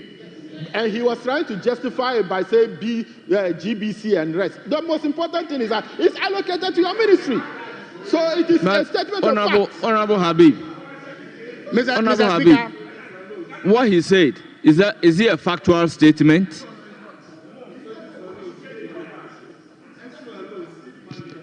Mr. Speaker, Honorable Mr. Speaker, members of the minority, yesterday, precisely Honorable Kojo Opon Kroma and Honorable Gideon Boakon have gone on several platforms to attempt to create hate for my person by deliberately misleading the Ghanaian public and misinforming them that 78 million Ghana cedis has been allocated to me. In fact, in some instances, they add my deputy Shamima. Mr. Speaker, I have to put it on record in this house that that information is false. It is true. It is true that 51 million Ghana cedis has gone to the Women's Development Bank as seed money. But 78 million Ghana cedis has not been allocated to me. It has been allocated to 3 agencies who I should pretend as Minister for Government Communications. That is what it is. And therefore, they should admit that they deliberately sought to mislead the Ghanaian public and they have been exposed. Mr. Speaker, it is mere propaganda which I have exposed. I have exposed it. Mr. Speaker, in conclusion, I want the people of Ghana to appreciate that President Mahama has done more to save money for this country than his predecessor. Mr. Speaker, only 2 weeks ago, Mr. Speaker, final point. Your time is up. Final point. In conclusion, let them not seek false equivalence. They committed economic atrocities against the people of Ghana. Thank you very much. Honourable members, is now. Honourable members, the 15 minutes is up. I have a timekeeper who is taking into consideration the interjections. So once I am informed that you have 1 minute more, I base it on that time to advise you to conclude. So, honourable members, that is the situation regarding the time. I take inspiration from the table office. Honourable members, it's now the turn of Honourable Dr. Afriye. Ranking member, you have 15 minutes. Mr. Speaker, I thank you so much. And I'll make my comments, but I still stand by the position that the principles is principles. And debate on estimates gives opportunity for you to have the state agencies to bring records and interrogate them. If we mix estimates with principles, here comes the position of standing of others. Somebody will say 51, somebody will say 40, somebody will say 30. It is when you are coming before the committee that you come with your agencies to justify your positions on your allocation, and all documents are needed. But if we jump ahead and bring estimates debates here, there will always be a house like this misleading the public and don't have agencies to even justify. You'll be surprised. The 51 million or the 78 million allocated to you, come with your agencies, they will justify themselves and nobody will have a reason to come and debate this year. Why are we debating estimates ahead of principles? Why are we debating estimates ahead of principles? Are we teaching? Are we sending the right signal, Mr. Speaker? Please, table office, take note of the time. Table office, may you take note of the time. I'm only trying to put on records so that the first timers would get to know, and we don't confuse you. When we are debating principles, we must stay within the rank of principles. And Mr. Speaker, as I speak, I come on page 71. And I'll keep speaking. I come on 71. Majority Leader, are you up under order 122? Okay. Mr. Speaker, the order is very, very clear. The order says that you should not compare Nitu to first-timers. Don't compare Nitu to first-timers.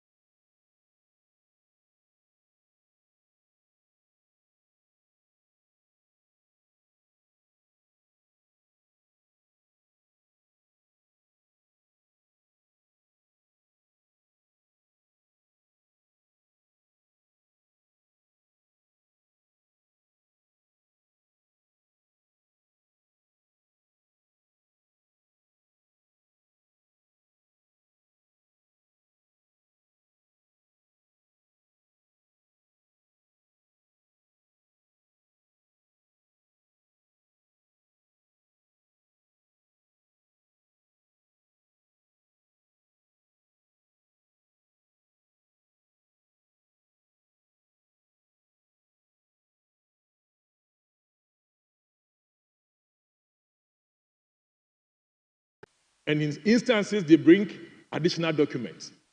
We are here talking about additional documents when we don't have opportunity to meet these agencies. And I stand by this position. And I want this Hansard department to capture my position clearly. And my arguments, I stand by it. Mr. Speaker, on page 71 of the budget, the Minister of Finance stated that he's going to bring the Realignment Act to amend it. And for that matter, all allocations to get fund will be given it. Now, inconsistently, the Minister of Finance also comes to item 384 and states that, Mr. Speaker, we have uncapped. Now, the language in 377 is, consequently, the Carpi and Realignment Act will be amended to uncap Ghana Education Trust Fund and amend the Get Fund Act to provide full funding. Now, inconsistently, on item 384, Mr. Speaker, paragraph 384, Mr. Speaker, we have uncapped the NHIA levy. An amount of 9.3 billion has been programmed. Mr. Speaker, we are not aware of any amendment in this House that is uncapping this. So you cannot, until an amendment is made, you cannot state here that it has been uncapped. Mr. Speaker, he did a writing on 377 to say that he's going to seek an amendment. And over here, he said he has uncapped. Mr. Speaker, I stand to say that the language here, 9.93 billion, is not the uncapped amount. In fact, we anticipated 11 billion. And until an amendment is made that involves the NHIA fund, there is no way the promise of the NDC government, as in fully making funds available by uncapping, would make any meaning or any sense as far as this figure is concerned. We are waiting for that amendment, and that amount of money must be fully made available for us to understand, because the linguists vary.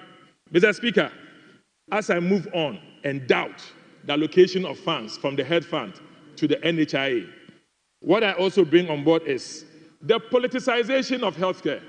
Any patient who comes to me in the hospital cares not about my political color. Never did I ask my patients where you come from. Any staff who work with me, regardless of your political standing, you don't even care about them. Just do your work and go. Mr. Speaker, if you are going to call a medical trust fund Mahamake, this is dead on arrival. Mr. Speaker, may you take a cue from the US. You use Obamacare, Trump come, and he took it apart. And that was it. So, if you want to have a policy to stay, come clean on the policy. And now may I go into the policy. Mr. Speaker, you're talking about Ghana Medical Care Trust.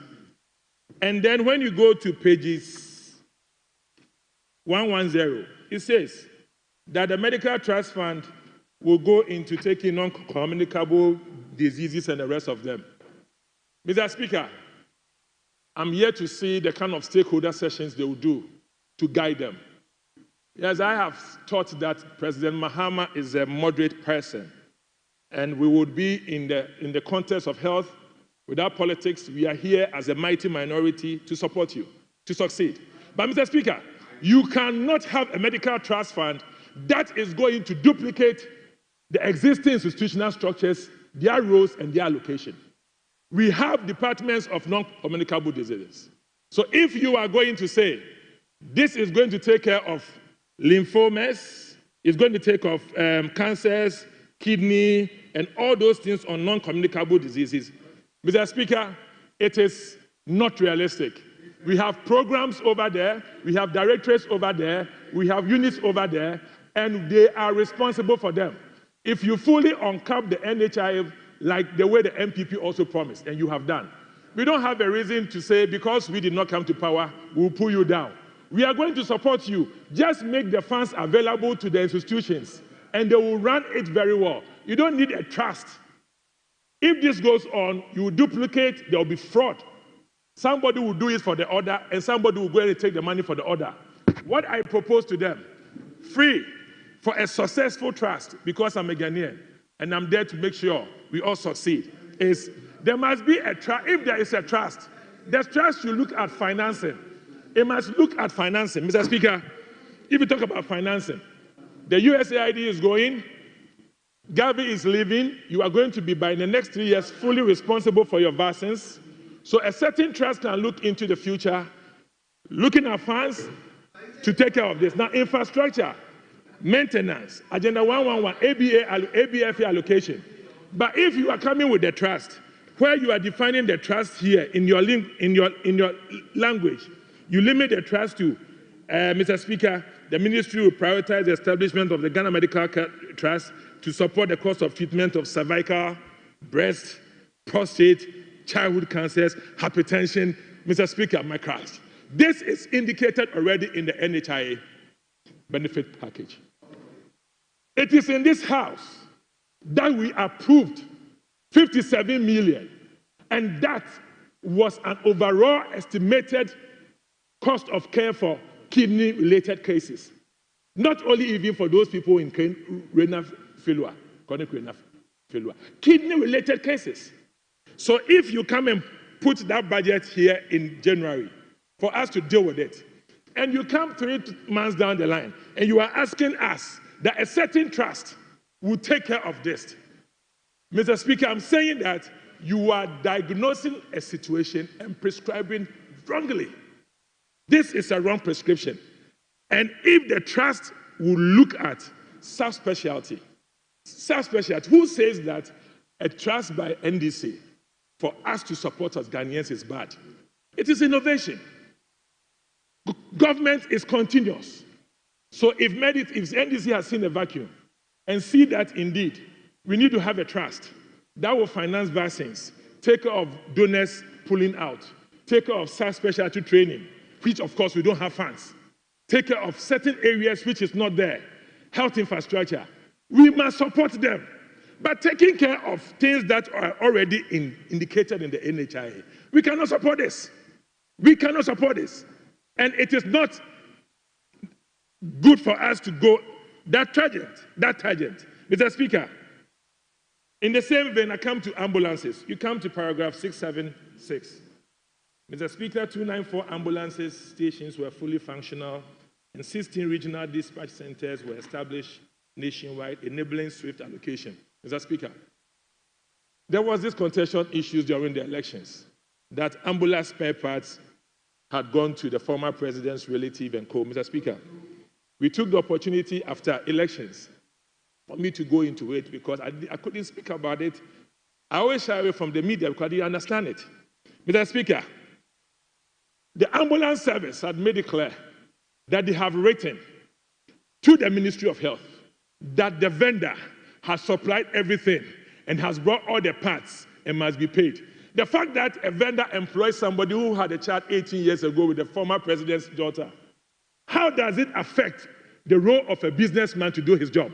When he has delivered, you are moving on a slippery slope, on the path of judgment debt, and you may have to learn.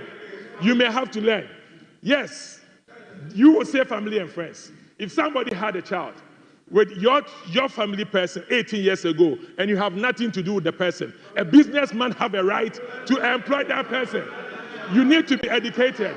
That was politics. That was politics. But over here now, Mr. Speaker, ambulances, we are expecting a socialist inclined government like yours to add more ambulances to take care of parts. Mr. Speaker, you are telling us that they are running very well and they are running on parts. And all this have been maintained, yet the vendor is not being taken care of for the sake of politics. Mr. Speaker, you must learn something that if you always see things in politics, it does not work. Mr. Speaker, may I also go in one tangent? Look at this budget. It says over here, Formina is completed, Kumewu completed. These were NDC projects that were continued. The beauty of MPP's thinking, we always continue projects that NDC leaves. Whenever NDC comes, they are unable to continue. They abandon them. Mr. Speaker, they abandon them and have a reason to say so. They did so to Irojet projects.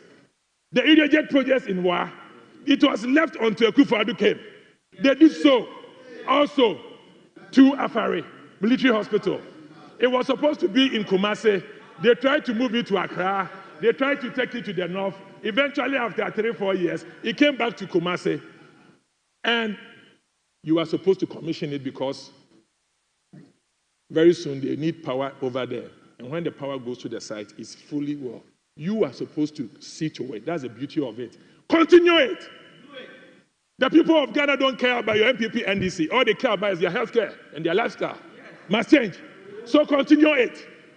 Over politicization is not good. It's dangerous for healthcare. Mr. Speaker, they left Dodowa, UGMC, rich. We gave them full budget. We operationalized it. It was under NDC. We continued it. Have you seen over here? You have stated that in the Upper East, the commissioning of the regional hospitals. Mr. Speaker, they have acknowledged that in Upper East, there was commissioning of the construction of the Upper East Regional Hospital.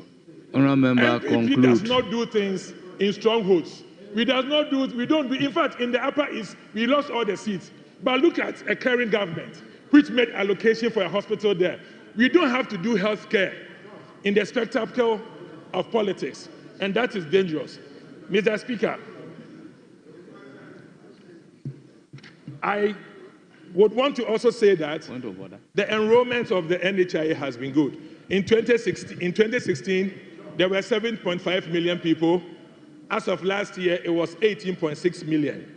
And that is very good. We look forward for the new regime to continue to add the vulnerable and add more people to the bracket and make a lot of funds available for them for their health care. And that will be good for us. Mr. Speaker, on this note, I end by saying primary health care is already free. So stating in the budget that free primary health care is not acceptable. Mr. Speaker, I want the minister to take note. Honorable Afriye. In sitting down, in conclusion. Honorable. All right, go ahead. Ntoso.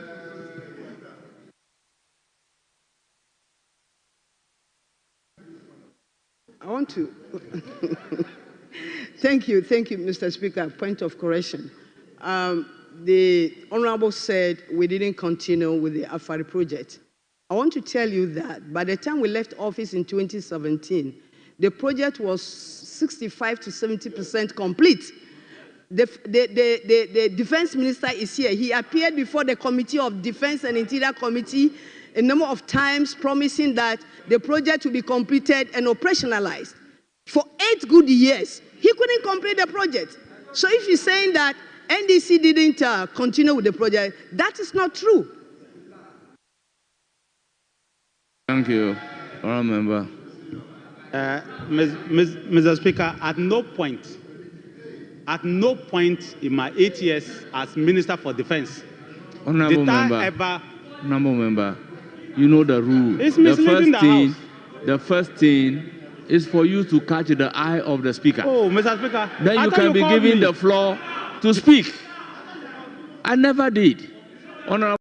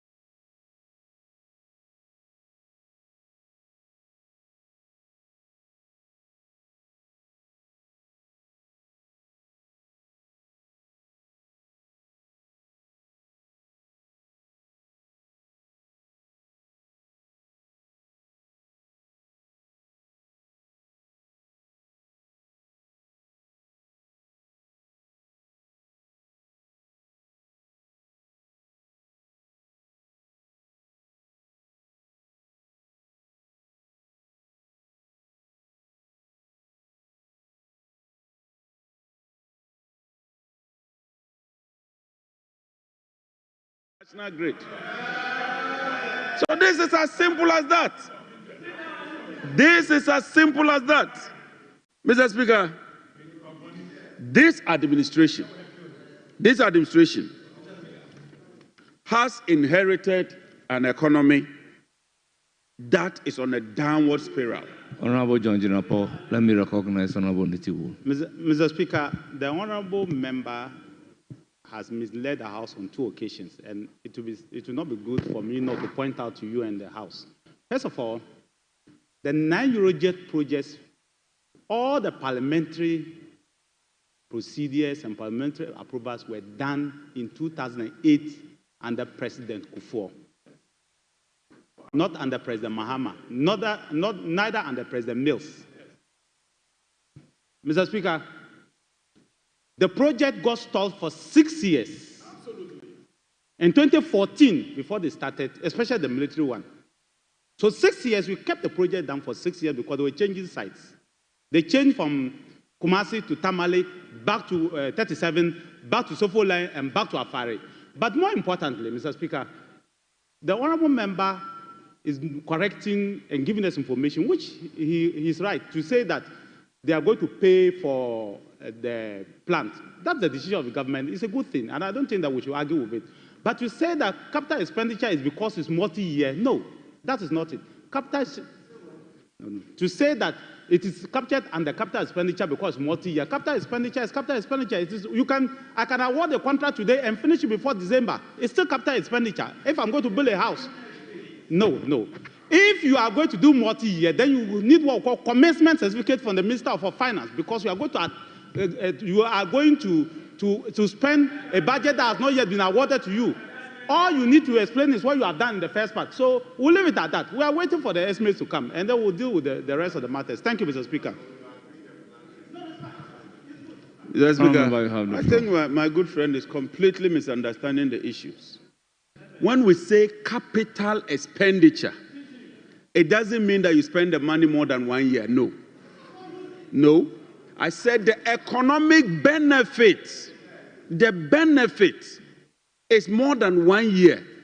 With goods and services, you consume it in 1 year. Those were the words I used. I said consumption. So if you buy paper, the normal trend is that you consume the paper in 1 year. So it is termed as goods and services. But when you buy a car, you build a house, even if you finish paying in 1 year, because you would consume it in terms of its economic benefit, because it is multi-year, it is termed as what? Capital expenditure. Simple. Simple. Mr. Speaker, if you read the budget and you go to page 96, it tells you the true state of the Ghanaian economy.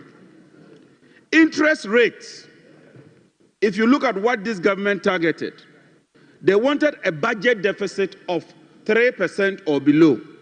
By the end of the year, the budget deficit had shot up to 5.2%. Inflation, their target was 5%. By the time they left office, inflation did not even achieve a single digit. It was about 23%. Exchange rate, they wanted plus or minus 10%.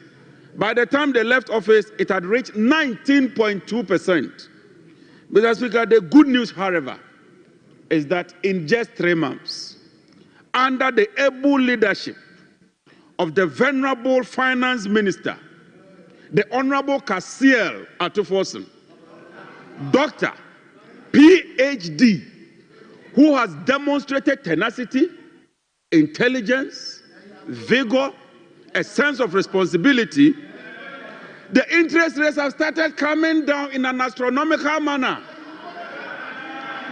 Mr. Speaker, the city has regained resilience. And today, the city is looking into the dollar, eyeball to eyeball, shoulder to shoulder, and even attempting to shoulder off the dollar as I speak. Mr. Speaker, inflation is coming down as we speak. Mr. Speaker, in fact, in simple parlance, inflation has taken a nosedive. It's on a downward decline. Mr. Speaker, Business confidence is at an all-time high. Mr. Speaker. Honorable Jinapo. Strictly under Order 122. Mr. Speaker, the minister responsible for energy is misleading the House when he says that the dollar to the cedi is now shoulder to shoulder. Mr. Speaker, the $1 to the cedi is 15.50. Is that 15.50? Mr. Speaker, I don't know whether that is shoulder to shoulder. And if what the minister is saying is not true, for that matter, you should withdraw that. The dollar to the cedi is not shoulder to shoulder. So withdraw that. Honorable Minister, continue. Mr. Speaker, the facts speak for themselves. But clearly, under this administration, the economy is rebounding. The exchange rate is showing resilience and strength because you left an exchange rate at 19.2%. It's in the budget. Please. Exchange rate 19.2%. 19.2% depreciation. I'm speaking economics. I said the exchange rate in terms of depreciation, 19. But even if you say 19, what currency? I haven't even mentioned any currency. So what is the issue? I didn't mention dollar. I didn't mention euro. So where is the debate? And I'm talking percentage. Don't run away. Please address the chair. Mr. Speaker, there's been some debate going on, and I heard the finance minister himself make this statement. Mr. Speaker, I want to put the records here. Mr. Speaker, they said that they kept the lights on and there was no load shedding. Mr. Speaker, I'll tender this in. This is official record from Gridco, dated, Mr. Speaker, March 18th, 2025. 2024 daily coincidence of load shedding. Mr. Speaker, in 2024, January, load shedding went as far as 389 megawatts. February, 478 megawatts. March, 734 megawatts. April, 354 megawatts. May, 516 megawatts. June, 334 megawatts. August, 257 megawatts. September, 480 megawatts. October, 400 megawatts. November, 507 megawatts. December, their very last month, December, 720 megawatts. This is what you handed to us.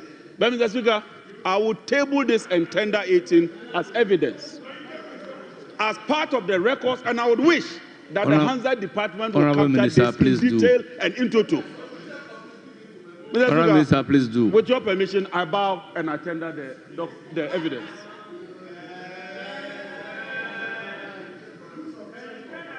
But Mr. Speaker, having tendered this in, I have printed 275 copies of this.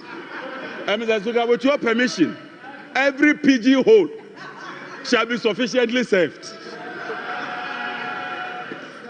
Mr. Speaker, as if that is not enough,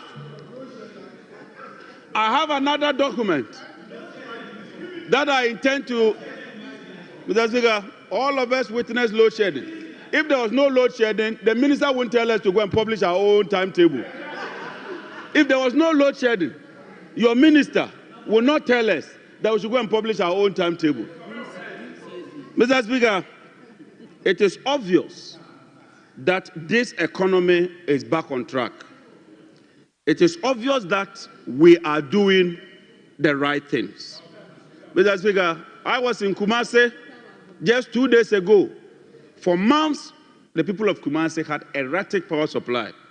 Mr. Speaker, I was in Kumasi under the instruction of His Excellency President Mahama to commission a 145 MVA bulk supply point, which replaces the old transformer, which is a 66 MVA transformer. And so the people of Kumasi have good news for you. Your power will be stable, the supply will be adequate, and we are determined to hold the system and ensure that we deliver on our mandates. Mr. Speaker, in this quarter alone, fuel prices have gone down by 3 times. Not once, not twice, 3 consecutive times. Mr. Speaker, it is true. The crude, Mr. Speaker, the heckling is just too much. Mr. Speaker, I think you should come to my aid. Mr. Speaker, like the saying goes, truth hurts. And so I can see my good friend trying to bolt away. But whether you bolt away or you abscond, the truth will be said and it will be stated on this floor. Mr. Speaker, crude oil production has declined by 32%. The major oil companies are leaving. And so we are working around the clock to turn the petroleum sector and increase production. When we assumed office, WAPCO had put some constraint on the pipeline, and we could only evacuate 55 SCF. Mr. Speaker, I'm happy to announce that by the kind courtesy of the Minister of Finance, we've paid WAPCO $10 million and the pipeline has been opened. And so we can push through 90 SCF of gas to the east. Mr. Speaker, I also note that NGAS had threatened to shut down completely the supply of gas. Also, by kind courtesy, the Minister of Finance, we've paid $35 million, and now they are supplying 100 SCF of gas for power consumption. When it comes to universal access to electricity, during our last 8 years, we increased access by 30%.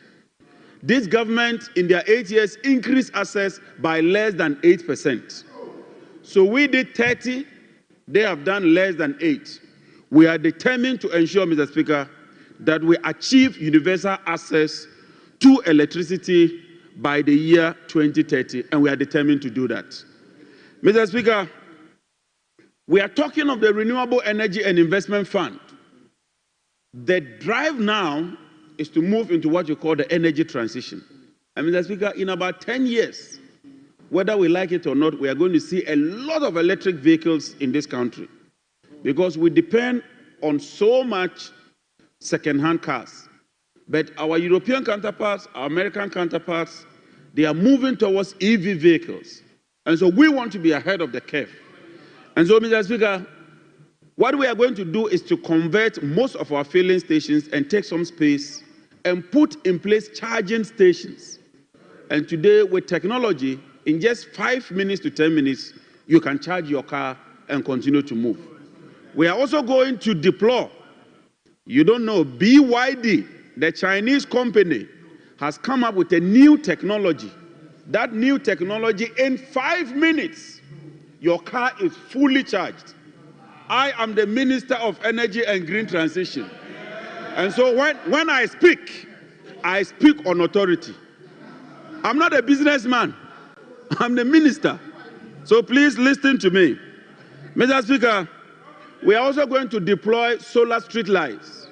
What we want to do is to take most of the street lights off the grid. When we succeed in doing that, it deals with our peak demand, because the peak demand is always in the night. It also deals with capacity charge. And for me, that will really, really help us as far as this country's energy drive is concerned.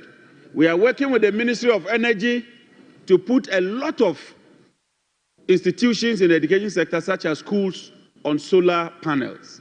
Most of these schools, what they require is lighting and maybe fan. So if we can do a lot of the rooftops, what it means is that we'll be taking them off the grid and we'll reduce the burden. Mr. Speaker, in conclusion, what I can say is that this economy is back in the safe hands. I can say that under President Mahama, this economy would go from positive to positive. And Mr. Speaker, like Honorable Nitiwo said, we are in March. and we have 4 years. So I'm convinced that 4 years from today, which will be the year after the next election, this very government will be in government and will be on this side of the House. Thank you very much, Right Honourable Speaker.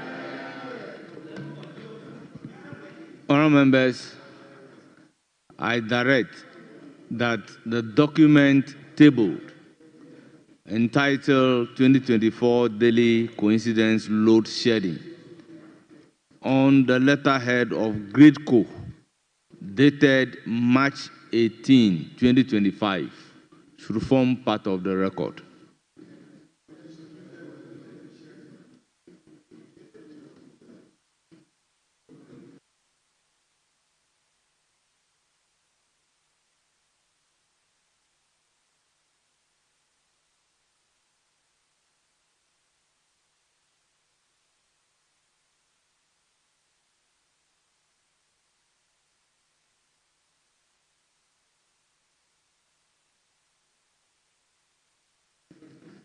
Honourable members, it's now the turn of Honourable Samia Oku.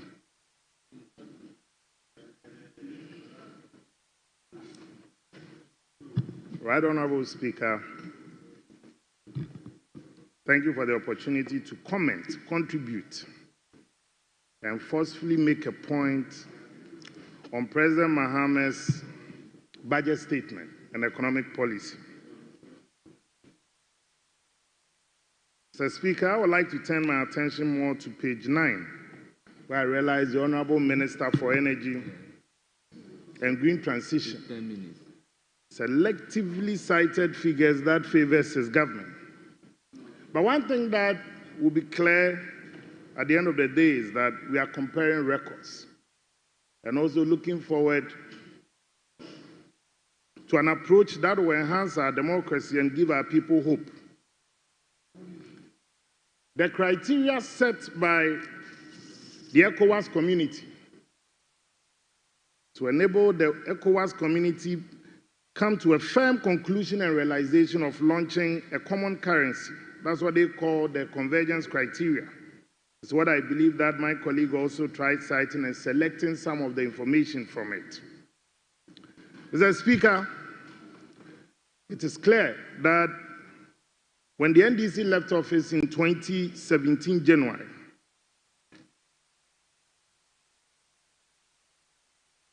they left a budget deficit of 9.0 on a cash basis in 2016. That's the year ending 2016.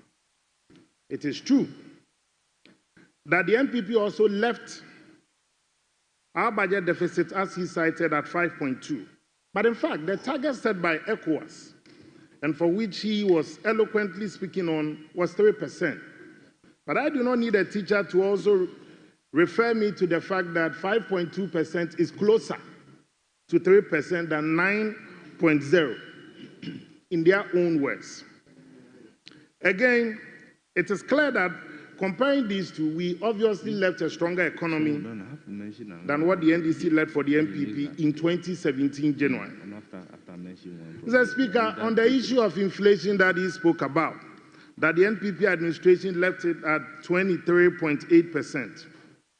We inherited inflation at 15.4% year ending 2016. That's correct.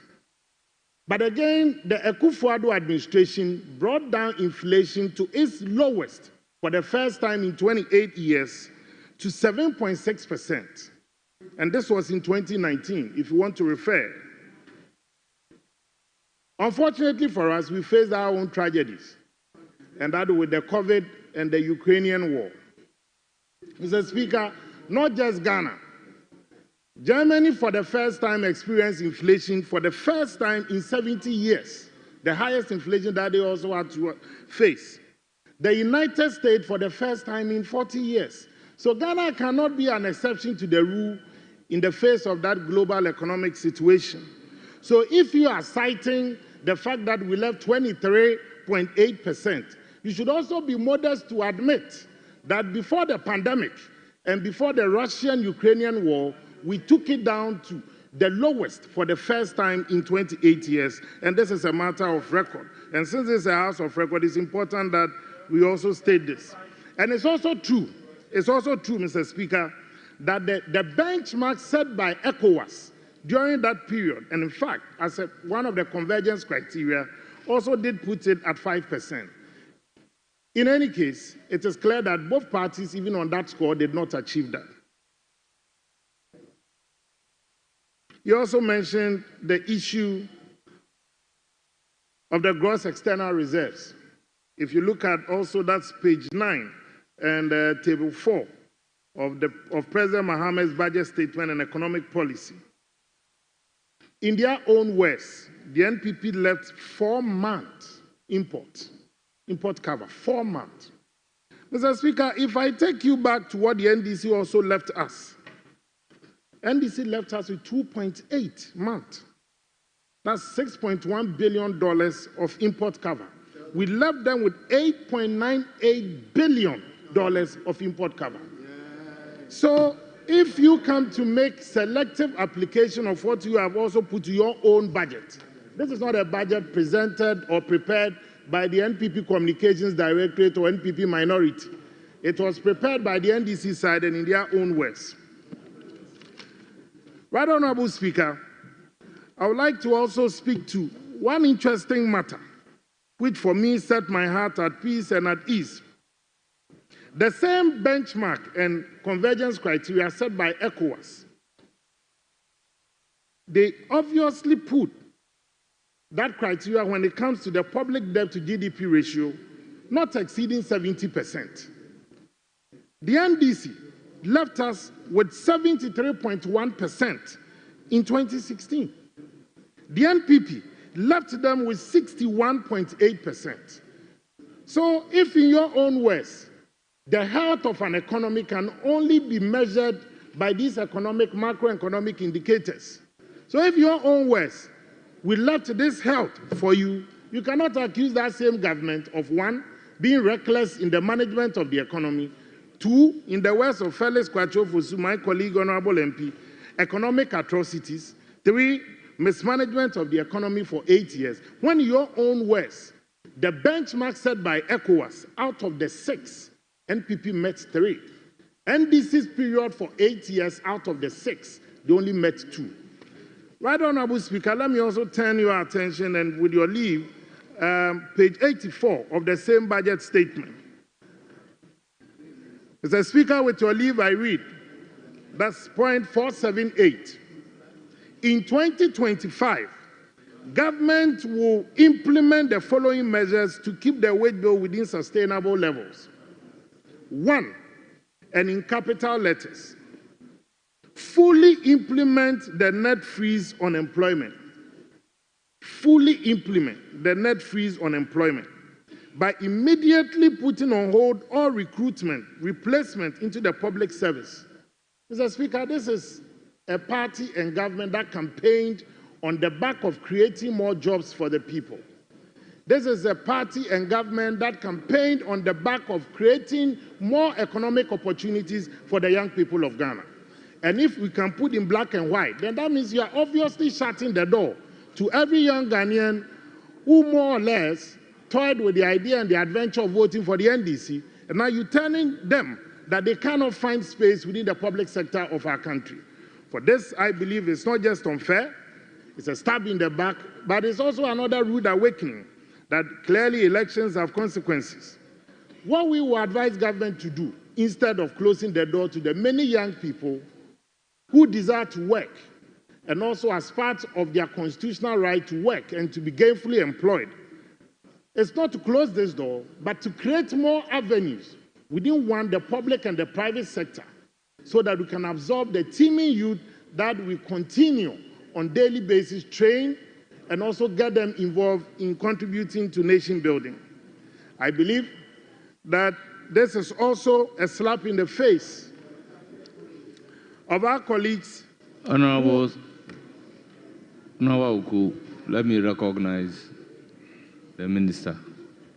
Mr. Speaker, this house is a house of records, and I'm happy the Honorable Patrick Boama is here.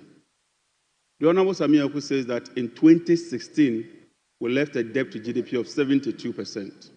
That is completely false, Mr. Speaker.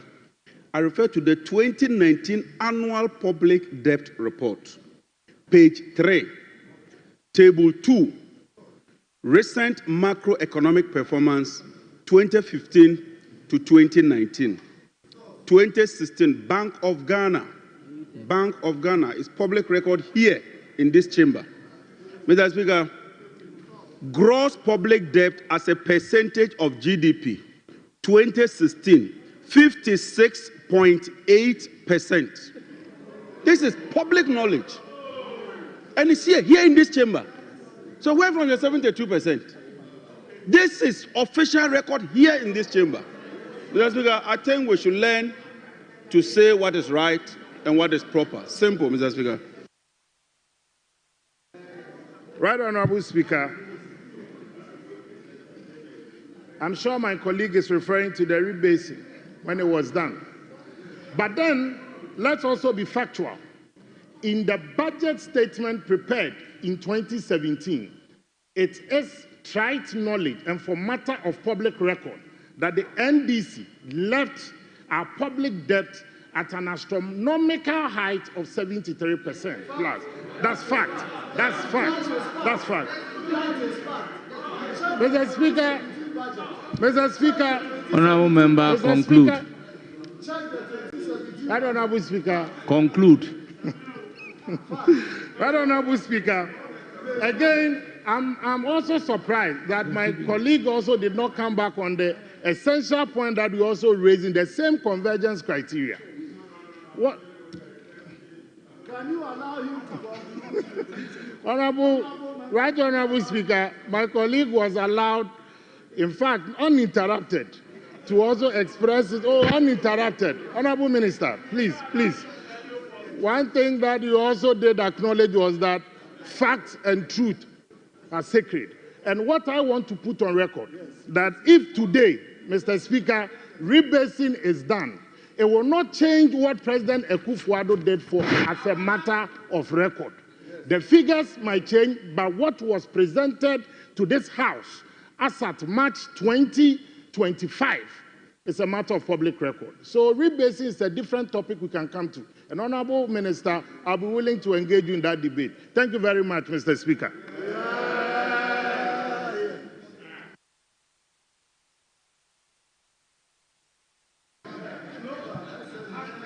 It's now the turn of Honourable Vincent Opon. Thank you, Mr. Speaker. And I want to commend the Minister for Finance for the delivery, the state of the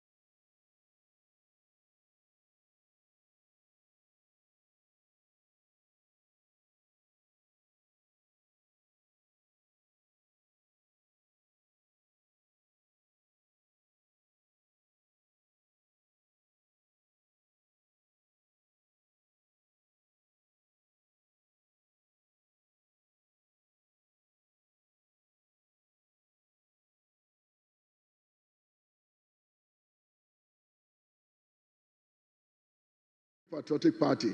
Unfortunately, 250 million have been spent, but you go to that side, there's absolutely nothing to show. Mr. Speaker, there have been provision in this budget to ensure that we are able to secure most of our coastal communities, especially in Volta region. We know we have Ada and other communities that are being threatened by the tidal waves. And I believe that those areas, if you look at the budget allocation that is supposed to help to secure these communities, I'm so happy. The previous government did their bit, but looking at some of the figures, look at previous budgets that we have had in this parliament, almost every year a mention is made of some of these coastal projects. Unfortunately, looking at the figures, it was almost a repeated figures. That should tell you over the 4 years, not much activity went on to protect most of these coastal communities. And I believe that looking at the provisions that have been made in this budget, communities like Ada and then my brother's constituency in Volta region, those places are going to be protected. And those who were affected seriously by the spillage, the Volta spillage, I believe that with this government and the provision that they have made in this budget, I'm very sure that most of them are going to get accommodation. We are going to resettle most of them. And then the phase 2 of the project that we had in some of these communities are going to continue, and we will to secure most of this environment. Mr. Speaker, another issue that I want to talk about, the provision of water. This morning I wanted to chip in a question, but I was stopped. Before 2016, there were these major water projects that were commissioned by NDC administration, especially the one in Chebi, we have the one in Kumau, we have the one at Konongo, and then the Barakese ones. We injected a lot of resources into these projects. I wonder why, after 8 years, we are still talking about this problem. We have a lot of the reservoir, the intake point was developed, so we have a lot of volumes of water in Barakese. What is left is to put money in expanding just the pipes to pipe water to needy communities. And this is exactly what the previous administration failed to do, and we are talking about water problems here. In Greater Accra, we have the tertiary desalination plant that was constructed by NDC administration. And I believe that if MPP in 8 years have put in a lot of resources, we will not be talking about shortage of water in Greater Accra. And I must admit that 2016, the very first time water passed through the taps of communities such as Adenta and its environs was in 2016. So what has happened? We need to inject a lot more capital so that we can secure some of these communities. Water should not be a problem for residents in Greater Accra and the areas where the minority leader listed this morning. Mr. Speaker, I should also admit that if you go through the budget, we have communities like Damango, Wenchi, Sunyani, Tamale, and a lot of other places. And for the past 8 years, the previous administration spoke about it. It is in the budget everywhere, but they kept on repeating the same projects and nothing was done about these projects. And I believe that the current administration in this budget, this project is going to get a budget line, and then we'll commence and complete this project so that this perennial problem in Tamale and Damango and other communities are going to be the thing of the past. Mr. Speaker, I must admit that there's a lot of hope in this budget, and I believe that Ghanaians will have to support the government to deliver on its mandate, because all the figures that have been listed in this budget indicate clearly that the government is on the right path to ensure that we'll be able to deliver on the mandate that have been given to us. Greater Accra, the flooding situation in Accra hasn't stopped, but I am so happy that even before the rain set in. We have not even approved the budget, but I've seen some action by the government that the Minister for Works and Housing and then the Minister for Local Government are even collaborating with the military to ensure that all the drains in Accra are dredged, so that in case of there's any serious, we can reduce the incidence of flooding in Greater Accra. And I'm very, very happy that that initiative has taken off. Even that, the interest that the president has even shown in at least alleviating the plight of the residents in Accra, so far as this flooding situation is concerned, is something that we all have to commend the president. I know the deputy chief of staff is very much involved to ensure that Accra will not suffer the fate that it has been previously. And I believe that we are on the right course. Mr. Speaker, thank you very much for the opportunity to make some few words, comments on the 2025 budget. Thank you very much, Mr. Speaker. Thank you, Honorable Member. It's now the turn of Honorable. Very well. Honorable Members, the indication is that we suspend for 30 minutes. Is that the sense of the House, or we should continue? Honorable Members, it's now the turn of Honorable Asensu Boachi.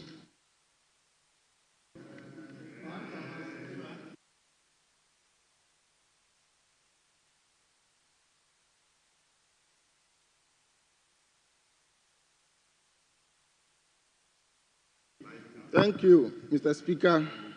Mr. Speaker, I rise today as the ranking member for the Committee of Local Government and also a member of the Roads and Transport Committee to make a few remarks. Honorable, that is why you have 15 minutes. Make some few remarks regarding the budget, to debate on the budget of President John.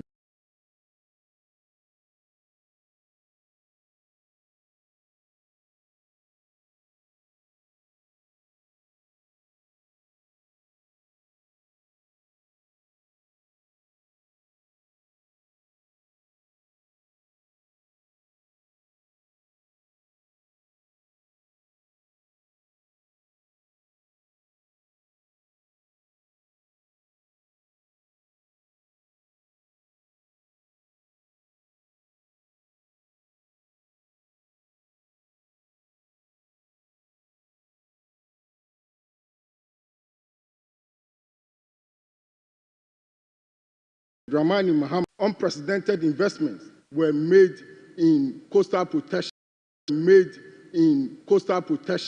under President Nana Addo Dankwa.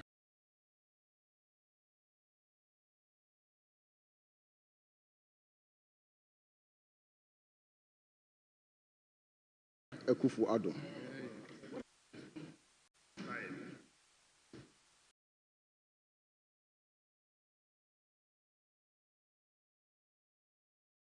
Thank you, Mr. Speaker. I have before me projects, the level of completion. You know we have not completed these projects. If you talk about this court will start. It is not true.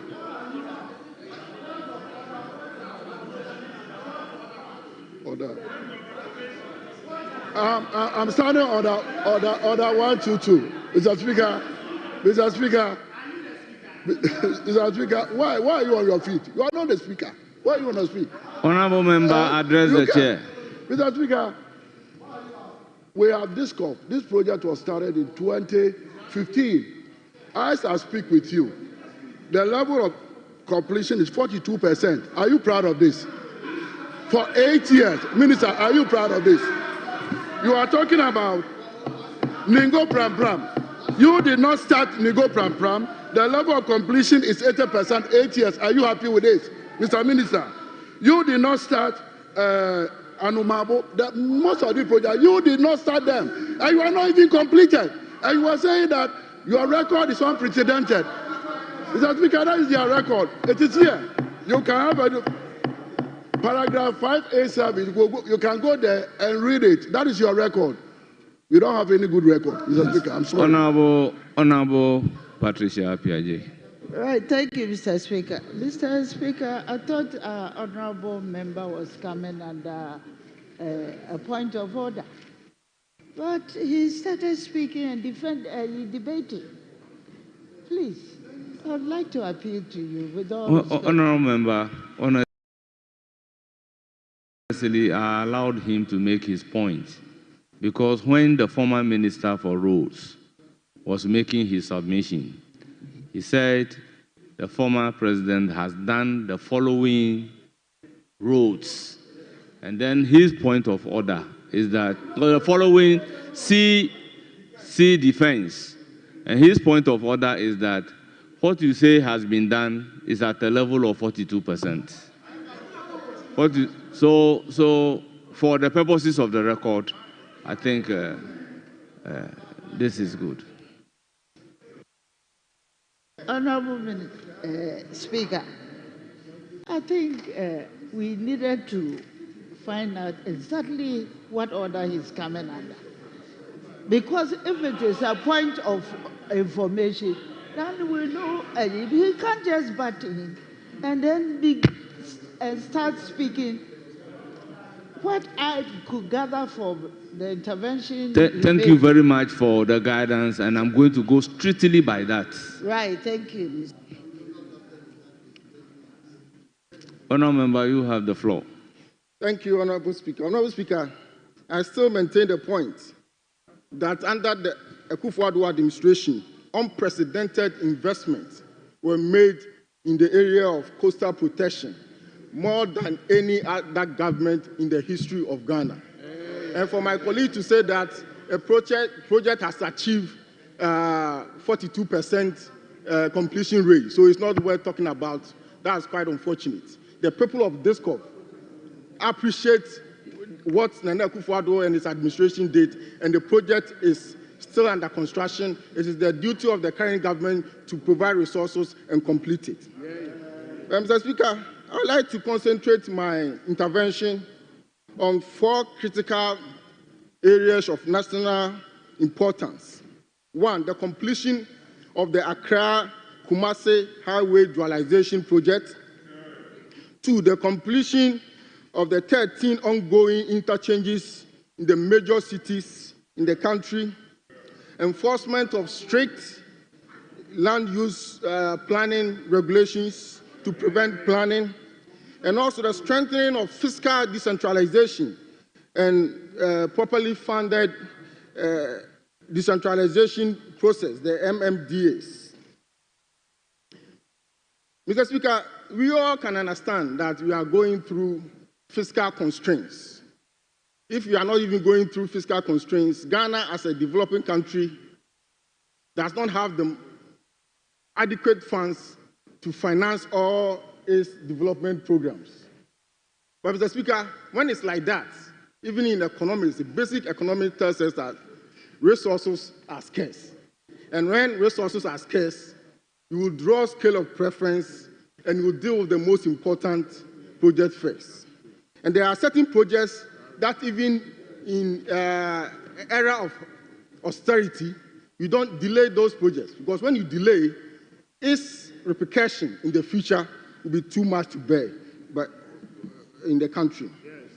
Mr. Speaker, one of such projects is the Accra-Kumasi Dualization Project. Mr. Speaker, this road is the most important economic corridor in the country. 10 million Ghanaians depend on this road for trade, for commerce, and daily life.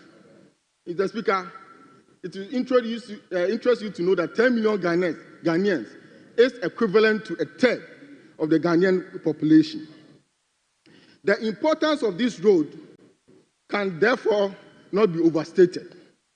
In fact, in 2001, there was a study that indicated that if we fail to dualize this very important road corridor, the economy is going to suffer hugely.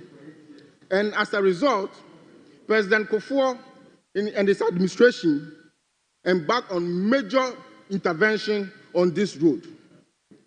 That is when we saw the bypasses of the Nkoko Township, the bypasses of the Nsawam Township, and the bypasses of the Chebi Township. This intervention by President Kufuor and his administration reduced travel time from Accra to Kumasi from 6 to 7 hours to 2.5 hours. Mr. Speaker, it also reduced congestion drastically and boosted economic growth. Economic growth. But Mr. Speaker, when the subsequent administration assumed office, that is the President Mills and President Mahama, not much was done as far as the dualization of the Accra-Kumasi road. Not a single kilometer was done. Yet, everybody acknowledged that is the most important road. This is the road, Mr. Speaker, that connects the nation's capital to the second biggest city in Ghana. It provides the gateway to northern part of the country, to the Sehu areas, western north, and also the Bono and the Hafu areas. So it is very important. It's a very important road. Yet, during the time of President Mills and President Mahama, between 2009 and 2016, not a single kilometer of dualization was added to the project. And as a result, travel time increased back to 5 hours, 5.5 hours, from 2.5 hours to 5.5 hours, all because of population increase, because of the neglect and the congestion and what have you. When President Akufo-Addo assumed office, 4 major bypasses to continue with the dualization project was made. The first one is the Osino bypass. The second is the Nyinam bypass. The third is the Inyiresi bypass. And the fourth is the Konago bypass. All put together is 46 kilometers. They are ongoing. They are still ongoing. Mr. Speaker, as we speak, 100 kilometers of the 245 kilometers of the Accra-Kumasi road has been dualized.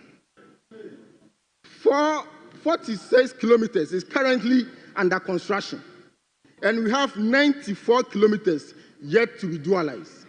Mr. Speaker, I am calling on the government to continue with the implementation of the dualization project as a matter of urgency.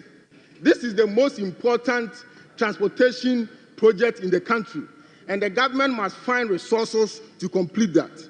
Not only that, the government must also find resources to dualize the 100 kilometers of the parts that are not dualized. I believe that once this is done, it's going to enhance the economic development of the country. Another project that is also worth considering, that I'm urging the government to continue, is the Accra-Cape Coast-Takoradi road. We know the economic potential of this road. In fact, Cape Coast, Amina, Takoradi, Azum is becoming the tourism centers of the country. Nana Akufo-Addo has started a big one, the dualization of Kaswa-Winneba Road. The idea was to extend it to Takoradi. It is important that the government prioritizes this road and extend it to Takoradi and to Azim to increase tourism potential and the revenue that will come from it. Mr. Speaker, as the country grows, population increases, there's urbanization. The ultimate effect is congestion in our urban spaces. As we speak today, in Accra, Kumasi, Tamale, Takoradi, there are lots of congestion, people close from work, and it takes time to get to their various homes. It is as a result of this urban menace that the Nana Akufo-Addo administration completed 9 interchanges in Ghana. 9 interchanges. This stand in stark contrast of 5 interchanges by the Mills Mahama administration. But Mr. Speaker, as we speak, there are about 13 more interchanges going on. Swami interchange, Pond Barrier interchange, Pond Barrier interchange, and many others. Dawenya and all that. Mr. Speaker, it is important that we prioritize these interchanges and find money to complete them, because this is going to increase productivity, this is going to reduce travel costs, this is going to enhance mobility, and that is what we need to accelerate the economic development of our country. So I'm urging the government to find money to complete these interchanges. Mr. Speaker, as a planner, a couple of people have spoken today, and they have talked about the perennial flooding that we experience in this country. I don't think there's anybody who would not want this government to take the necessary action. I'm aware of this task force that has been set up, chaired by the Deputy Chief of Staff at the Office of the President, basically to embark on excavations and desilting and all that. But that is not the kind of intervention we want for a lasting solution. This is happening because of haphazard development.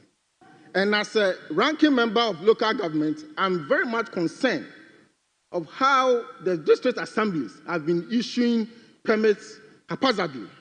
It is important that we find some resources in the budget to build the capacities of these MMDAs so that they can perform their functions and make sure that they issue permits where they should and enforce strictly land use planning regulations to avoid haphazard development and to mitigate the perennial flooding that we experience in our country. Mr. Speaker, another important point as ranking for local government, I need to talk about... Honourable member, conclude. 15 minutes. Mr. Speaker, when it comes to local government, the finance minister said he is proposing 80% of all resources to go to the district assemblies. For me, that doesn't lie with the finance minister. We know how these allocations are made, and it's by a formula. It is supposed to come from the registrar of the common fund. He is supposed to come, the administrator of the common fund. He's the one who is supposed to come and before Parliament, and Parliament will endorse it. So it doesn't lie with the finance minister. But one thing that I want to correct, the finance minister said under President Nana Akufo-Addo, the percentage that goes to the district assemblies were below 50%. That is not correct. It has never gone below 50%. In 2024, for instance, it was 54%. In 2023, for instance, it was 64%. But Mr. Speaker, as a student of decentralization, I will support any move to make sure that there are more resources to the assembly so that they can perform their duties. Mr. Speaker, when many years ago this country decided to embark on the path of decentralization, I have said this before, especially when I was Minister for Western Housing. Member we for once probably conclude. did not have the idea of the enormous responsibility we were placing in the hands of these local officials. They have so much to do, and if they don't have the resources, they will not be implement what they are supposed to do to enhance the economic development of our country. Mr. Speaker, since you have already timed me out, I want to thank you very much for the opportunity. Thank you. Honourable members, it's now the turn of Honourable Hajia Ladi Ayamba.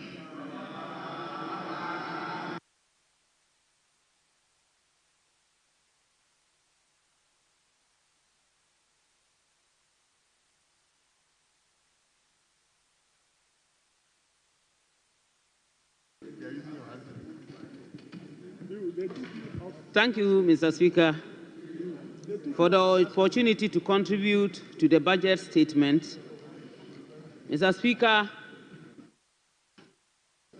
I have been in this House and have witnessed so many budget statements, and I can assure you this is the best, most acceptable, factual, the budget that resonates with Ghanaians, especially women out there and the children.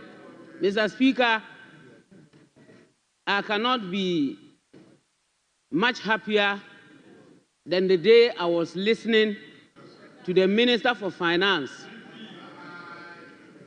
making his statement. Mr. Speaker, I will take you straight to the issue of chieftaincy. Mr. Speaker, as a ranking member on the Committee for Chieftaincy, I was very worried when I was told I was the ranking member on chieftaincy. I said, hey, this chieftaincy, now the ministry has gone under Ministry for Local Government. What will we be doing there? When I opened the budget statement, Mr. Speaker, I was more than happy when I saw that there was going to be a Royal Academy for chiefs and traditional authorities, and it's going to be a place of excellence. I was very, very overwhelmed. These are the very first people who are the leaders of democracy in our country, because they are actually on the ground, and they are those that most of our constituents resonate with. But all along, even though we had the Ministry of Chieftaincy, we never thought of giving them an academy which would support them in the need for their activities. Here we are today. This budget and the wisdom of the NDC has given them a budget for an academy. Thanks to His Excellency John Dramani Mahama for this initiative, and I hope and pray that the over 36 million Ghana cedis that has been allocated to the chieftaincy ministry, the chieftaincy outfit, under the Ministry of Local Government for that matter, would go a long way to enhance their activities. Mr. Speaker, there has always been this issue of the Gulf of Guinea Northern Region's Social Cohesion Project, popularly known as SOCO. I was always asking myself, what is this SOCO about? What actually are we getting from it? Mr. Speaker, this budget told me everything. And I realized that an amount of 350 million Ghana cedis has been allocated for SOCO activities, and these monies will be disbursed to 6 regional coordinating councils, 48 MMDAs for various sub-project implementation. Mr. Speaker, some of the implementations or the projects are 618 social and economic infrastructures. And I can say this is just the beginning. 618. I know at least, if for nothing at all, every constituency would have a bite of this. Mr. Speaker, there are going to be 60 markets. From Soko, there will be 60 markets. And I will not hesitate to follow and ensure that at least my Pusga market will be catered for. It's today that we can confidently talk and see in the budget that such allocations are made, and whatever the monies will be used for are properly spelled out. Mr. Speaker, under Soko Steel, there will be 1,500 producer groups to benefit 45,000 individuals with financial and technical support. Mr. Speaker, if we have up to 45,000 only under one project, I believe it's going to go a long way to support the youth. Mr. Speaker, we had been discussing the issues of how to manage for the youth to get employment. And on page 71, paragraph 372, Mr. Speaker, there is an allocation to the Gold Board of 275 million USD, an equivalent to Ghana cedis, for the purchase of gold. Why am I saying that it's going to go a long way to support the youth? The Galamseyers, and now that His Excellency John Dramani Mahama has stated that taxes on raw gold should be taken off, this money will go a long way to support for the purchase of gold. And the suffering of all those who go to work with these small or minimum persons who deal in gold would benefit from it. Mr. Speaker, on paragraph 373 of the same page 71, we have 13.85 billion Ghana cedis for the big push. The big push is not going to be something that we think people can just sit down and enjoy for themselves. It's actually going to be a big push, and I know it would push and support the women and children out there. It will surely push us, and we would forge ahead. Mr. Speaker, this is a budget. This is a budget that has thought it wise to help us in the right direction. Mr. Speaker, on the same page, paragraph 374, we have 499.8 million Ghana cedis allocated for the no academic fee user policy. There were so many questions everywhere. How monies will be gotten for these payments? Here we are. The facts are here. It is in the budget statement. And at least for those who have the knowledge, especially but cannot pay, they know that they will be going into our tertiary institutions and they will not have that hue and cry of how to pay their fees.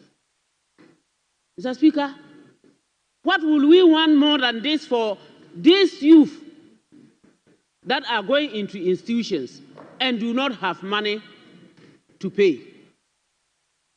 I think it's a very big achievement, and we need to continue to laud His Excellency John Dramani Mahama for this excellent thought. Mr. Speaker,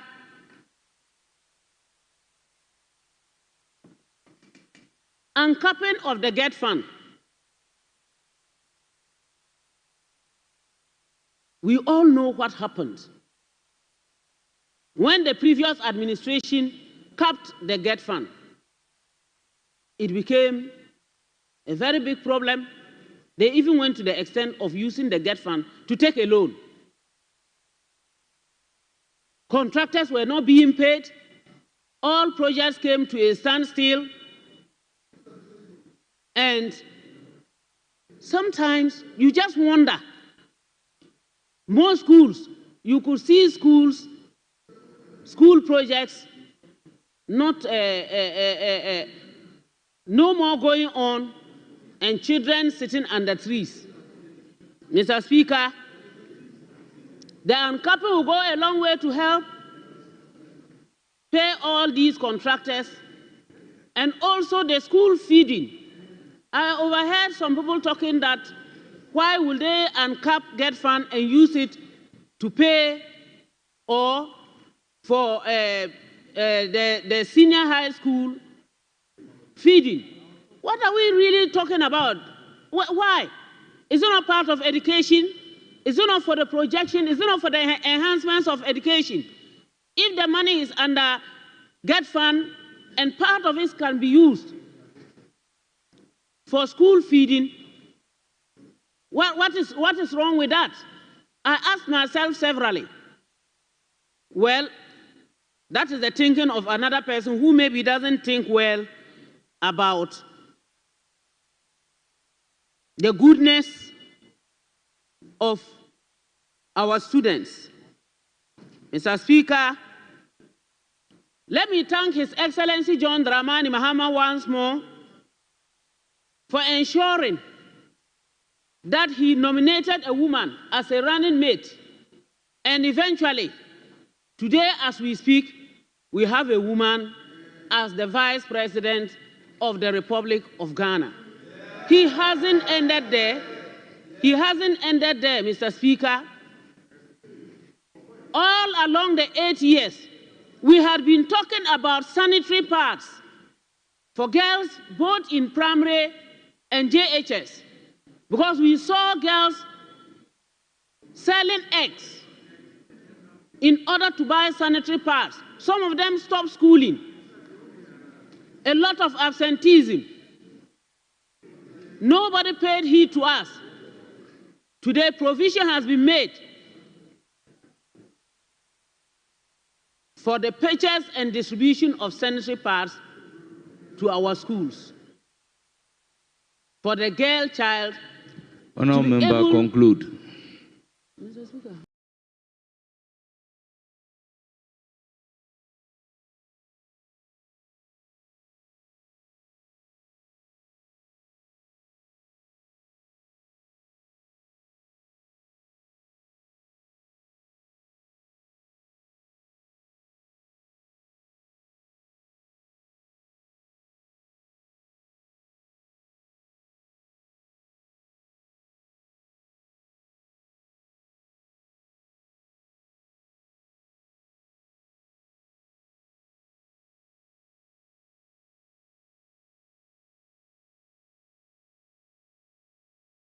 How many minutes? I have 15 minutes.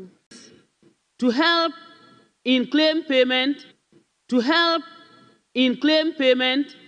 essential medicines, vaccines, payments, bridging that gap of what has been taken off, and free primary health care.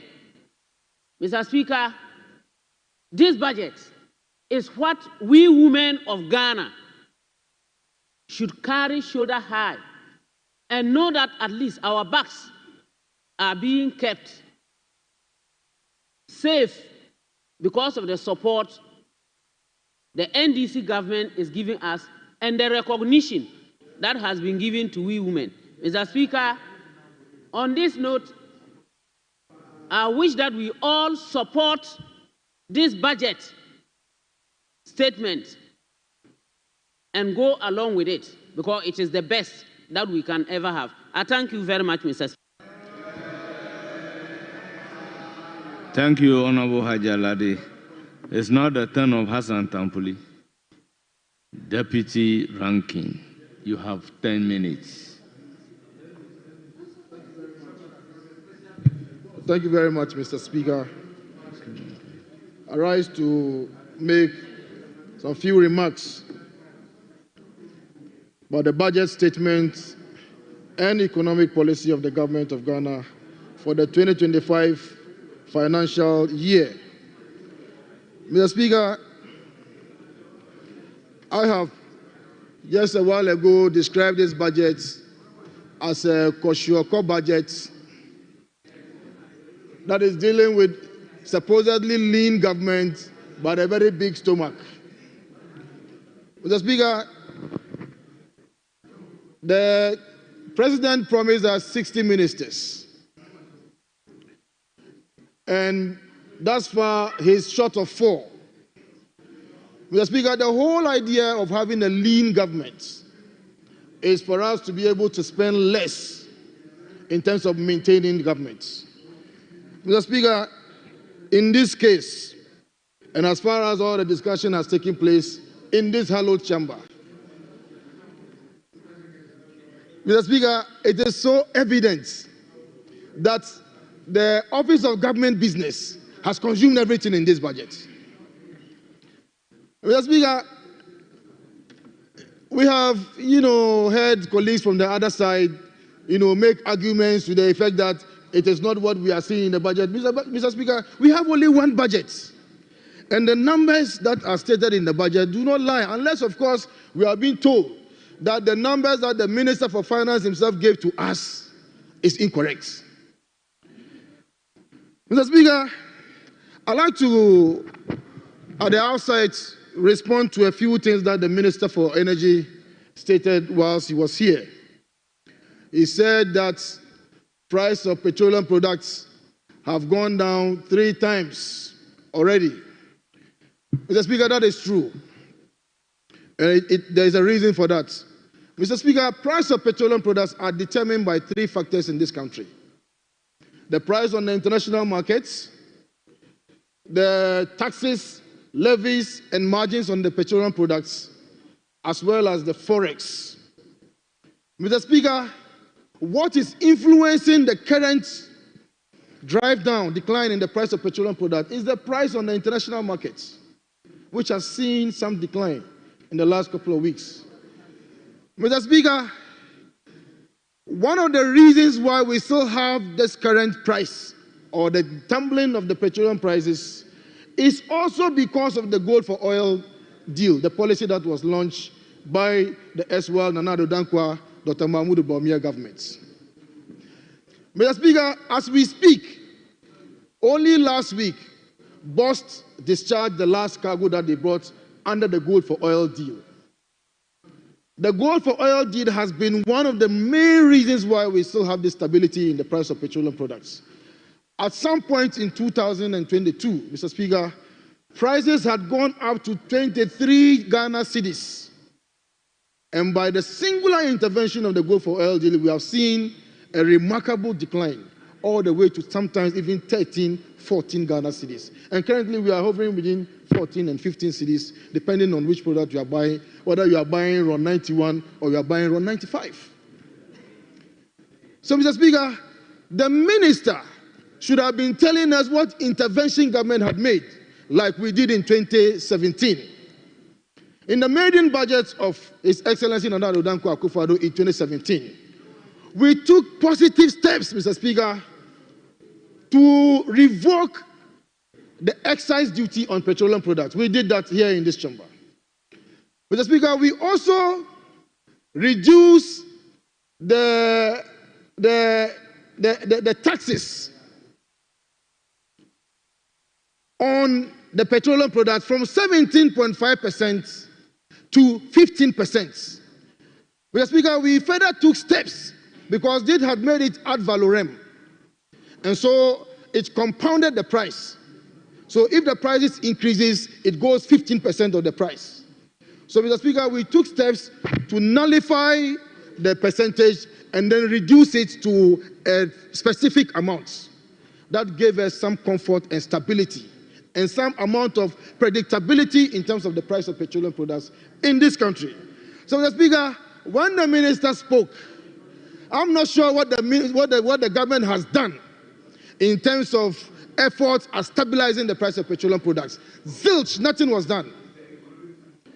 Mr. Speaker, yesterday in this chamber, the minister responsible for finance was here to address this house, and he admitted at the bar of this chamber that this year the cedi had declined by 5.3%, and he compared it to 5.7% in 2017 or so.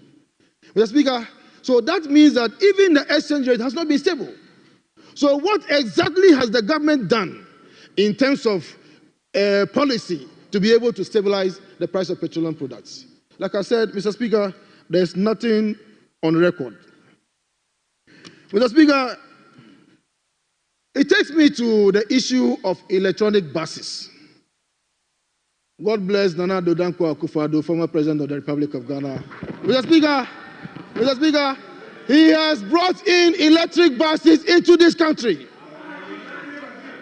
Mr. Speaker, we ordered 100 buses and 10 buses are in the country. Mr. Speaker, even today, I was behind one of the electric buses. Mr. Speaker, do you know what those buses do? Mr. Speaker, these electric buses, and I was looking at the budget of the Ministry of Transports, and Mr. Speaker, to my dismay, I haven't seen anything in relation to electric buses in this country.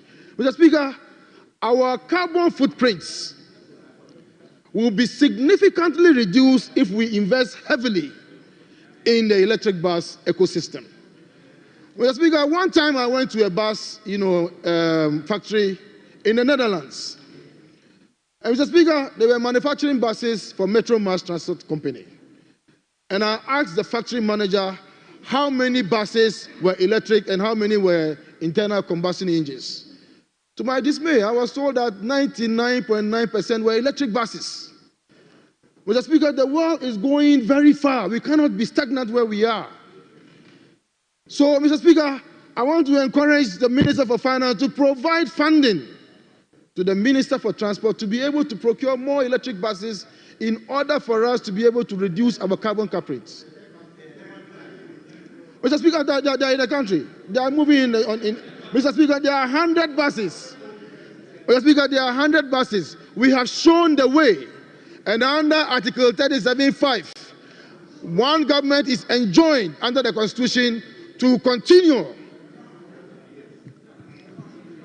Mr. Speaker. Honorable Tampule, you have 2 minutes more, but I recognize Honorable Agboja.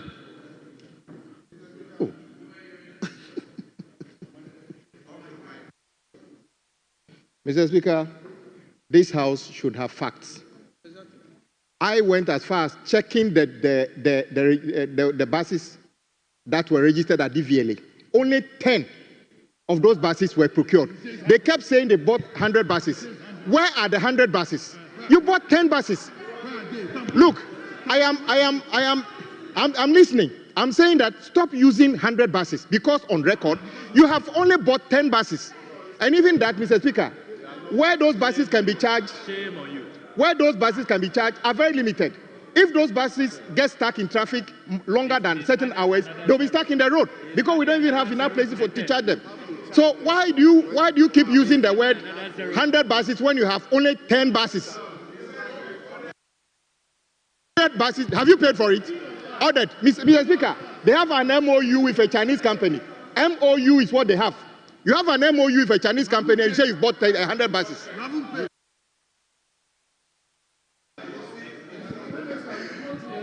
Mr. Speaker, Honorable Member, I'm very shocked that the minister would.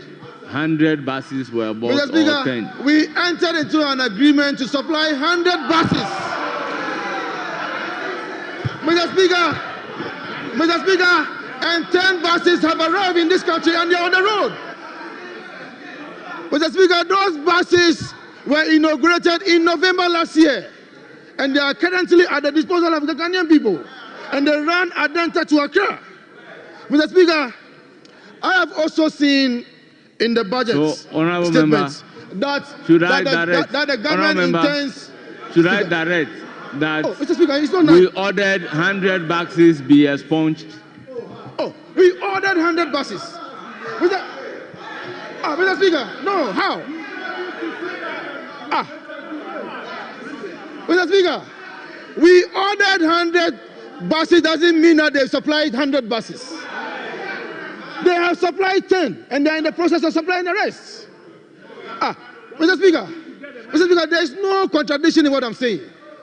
Mr. Speaker, let him sit down and then I will continue. Mr. Speaker, I have also seen in the budget statement that the government intends to operationalize the whole airports into a maintenance, repair, and overhaul facility. Mr. Speaker, in the manifesto of the NDC for the 2024 elections, conclude. In that manifesto, the commitment was that the Tamale airports and the whole airports were going to be used for that facility. Mr. Speaker, the Tamale airport, in terms of the length of the runway, is just 3 meters short of Kotoka International Airport.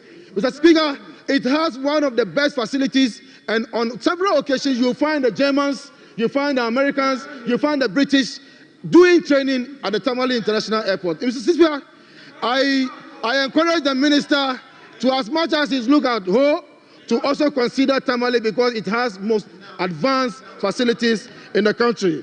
Mr. Speaker, the interventions in the aviation sector are far-reaching as far as the legacy of Akufo-Addo is concerned. The Kumasi International Airport is there, the Tamale International Airport is there, the Sunyani Airport has been rehabilitated, and the Sunyani Airports. Honorable Sanja Nanja, you have the floor. Mr. Speaker, Honorable Sanja Nanja, you have the floor. Thank you, Mr. Speaker. Honorable Sanja Nanja, you have 10 minutes. Okay. Thank you, Mr. Speaker, for the opportunity given me to comment on the budget statement and the economic policy of Ghana for the year 2025, which was ably presented to the House by the Minister for Finance on the authority of the President. Mr. Speaker, the budget statement for the 2025 that was presented to us by the Minister for Finance is, for me, is the foundation for building the Ghana that we all want. And the budget is of the people, by the people, and for the people. Mr. Speaker, for the first time in the history of our nation, that a budget presentation preceded an economic forum, an economic dialogue, an economic forum, and interaction with the ordinary Ghanaian to afford them the opportunity to give their inputs. And the budget meet the hopes and aspirations of the Ghanaian people. Mr. Speaker, today, the Ghanaian have hope. The Ghanaian youth have hope. The Ghanaian woman have hope. The Ghanaian student have hope. In their budget, have hope. The vulnerable has hope. Mr. Speaker, the Ghanaian child who is attending school under trees has hope that with the encapping of the GET fund, the 5,000 schools that the children attend schools under trees, they will soon be attending schools under classroom. Mr. Speaker, the Ghanaian youth who has no jobs have hope that with the 24-hour economy, they are going to get jobs. With the Ajumawura in this program, they are going to get jobs. With the digital job creating 1 million coders program, is going to offer them jobs. Mr. Speaker, one bold decision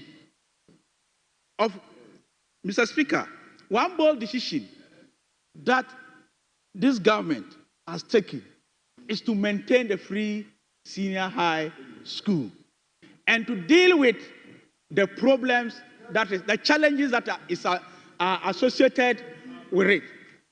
And the headmasters have hope that now they can feed their students with the policy of decentralizing the procurement of food. Mr. Speaker, the child at the secondary school will now have hope that with the infrastructure that we are going to embark on, they will now attend school, have a reliable single-track system and a reliable academic calendar. Mr. Speaker,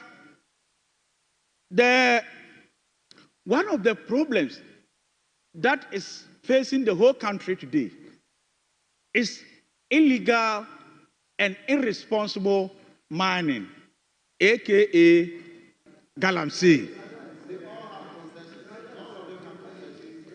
Mr. Speaker, the president is committed. The president is committed to fighting galamsey.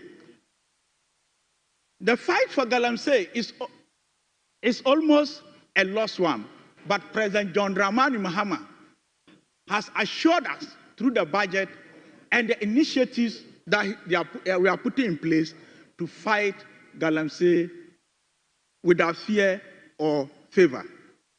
In respect of this, Mr. Speaker, the devastating impact on our natural environment, the devastated impact on our natural economy is so worrying, and there is hope that we are going to reclaim the degraded forest and to restore our polluted waters. These things are not said just like that.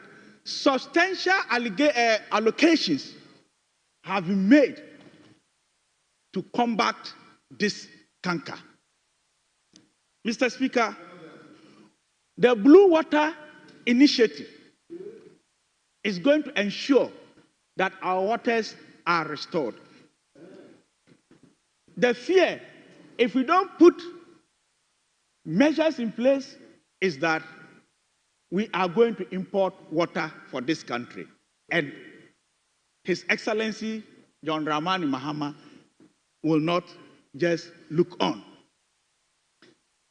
Mr. Speaker, the Tree for Life is going to reforest our lost forest. Most of our forests are lost to galamsey. and laws are going to be enforced strictly.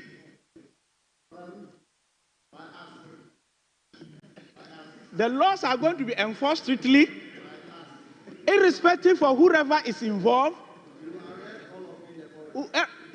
Galamsey is going to be an expensive commodity for us, for every Ghanaian who will get himself involved. And because of that, a whooping amount of 150 million has been allocated to fight Galamsey and also to restore our water bodies. If you want the amount, go to page 44. Mr. Speaker, refer to page 44. Honorable Sanja Nanja, please address the chair. Mr. Speaker, to fight Galamsey and its related and to solve the related problems, challenges that Galamsey is bringing to us. So, Mr. Speaker, on this note, I would like to call on our friends on the other side of the House to join. Honourable Member, conclude. To join the bandwagon of resetting Ghana and build the Ghana that we all want. Thank you, Mr. Speaker.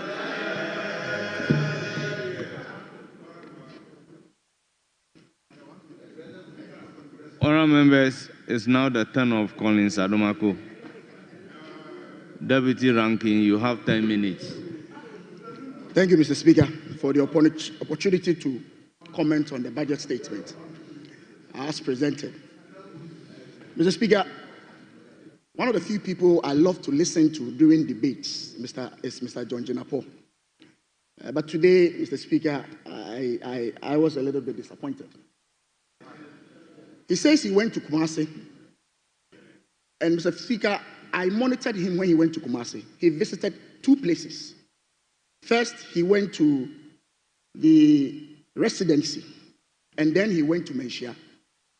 These two places, Mr. Speaker, anytime there's light off, there's a standby generator to power those two places. If the minister had visited Swami, if the minister had visited Kegetia, if the minister had gone to Atinga Junction, if the minister had come to Efija Kwabre North, he would have realized that the power situation in Kumasi is one of the worst we are experiencing in decades.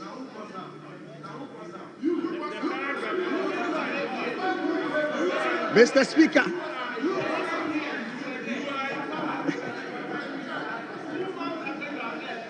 Mr. Speaker, Mr. Speaker, Mr. Speaker, in Ashanti region, Mr. Speaker, the light comes on, goes off at 6 a.m., and it takes sometimes 14 hours before power is restored. In fact, Mr. Speaker, just yesterday, I was watching a news item, and residents of Adaklu on TV3, some residents of Adaklu are complaining of the power situation in the country at the moment. Mr. Speaker,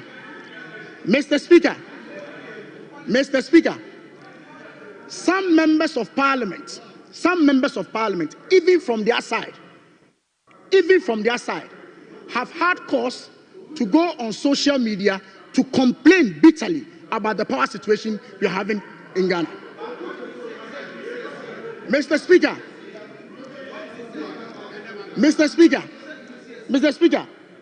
even the Ashanti regional minister himself, minister,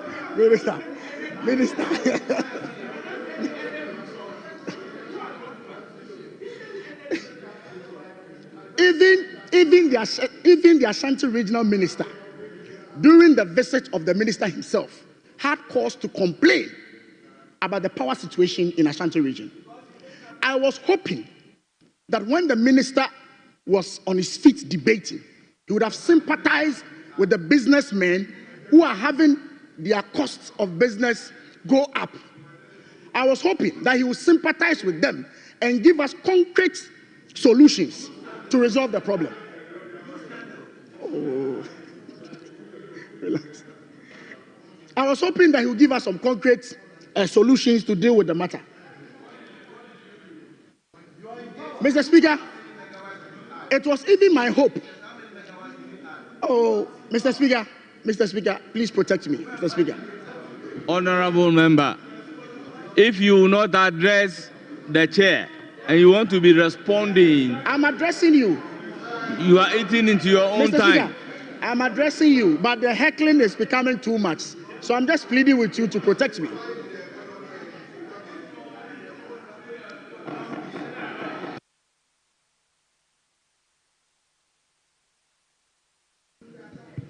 Yes, Honorable Achampo. Mr. Speaker, thank you very much. Mr. Speaker, no, I don't usually do these things. The honorable member was a former deputy minister in charge of power. He just left power. And he's asking us that we should tell them the measures we are putting in place to deal with the situation. He should rather tell us what they started, of which we have deviated from. We call upon them to give us a timetable. The minister then told us to prepare our own timetable. And we are here telling us that what are we doing? Honorable Richard I'm Achampong. on the front and you're on your feet. Honorable Richard Achampong.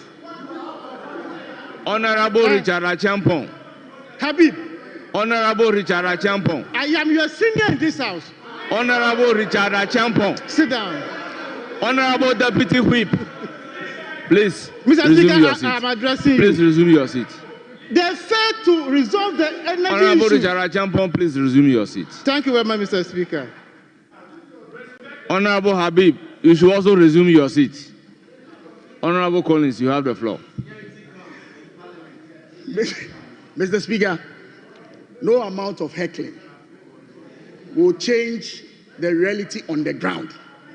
And the reality on the ground is that our lights are off. Our lights are off. He claims I was a former deputy energy minister. That's true, Mr. Speaker.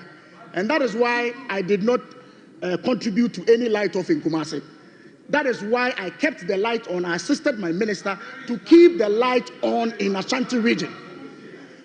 I'm so surprised that my colleagues here and the minister is still blaming a government that has left power 3 months ago for the current power situation that we are having.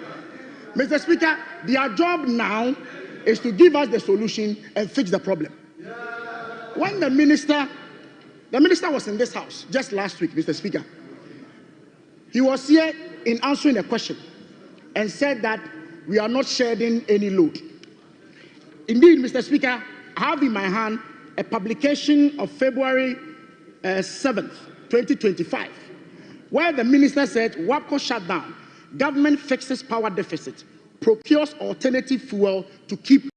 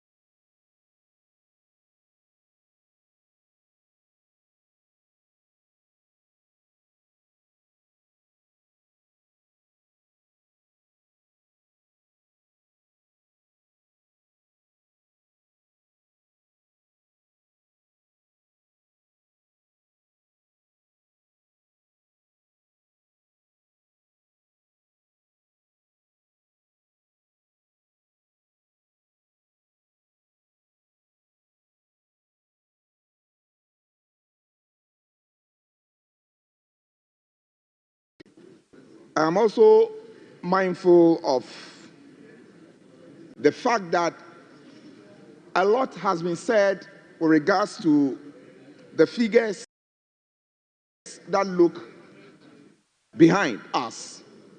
And it's clearly been made on the floor of this House and known by the whole of Ghana and, for that matter, the whole world, that we're coming from a very bleak past as far as our economy in this country is concerned.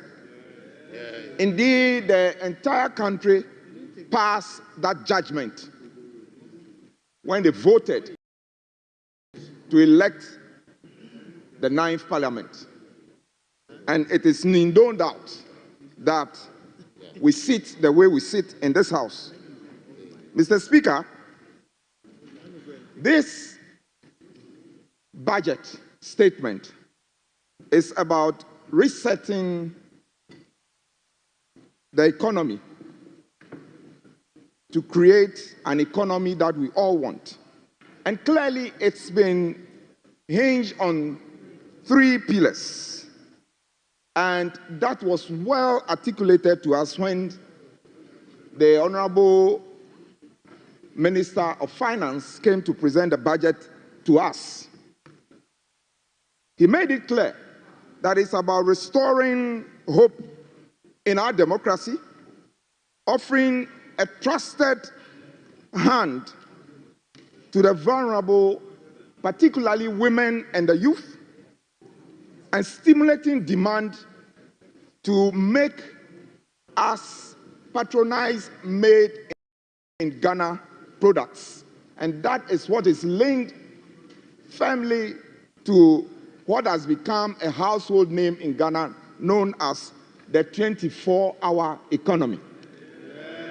This policy has been elucidated on the floor of this House by no less a person but the advisor to the government, or the advisor to the government, or the advisor to the president on the 24-hour economy, in the person of Honorable Guzitano, who came to this House to actually explain to us what the policy means. He did his best to tell us and give us the entire framework under which this policy would be implemented in Ghana. He told us, and for that matter, the legs, the tripod, or the legs on which this 24-hour economy is standing was all presented to us. So in my belief, I think that there shouldn't be any doubt on anybody's mind as to what really we mean when we say that we are going to, as a government, the government will lead the process of transforming Ghana's economy using the 24-hour economy policy. We were given all the actionable points, the entire strategy that will be followed to ensure that this policy becomes a reality that will drive our economy. Mr. Speaker, various economic initiatives that will be taken, or various strategies that will be taken, was also given to us.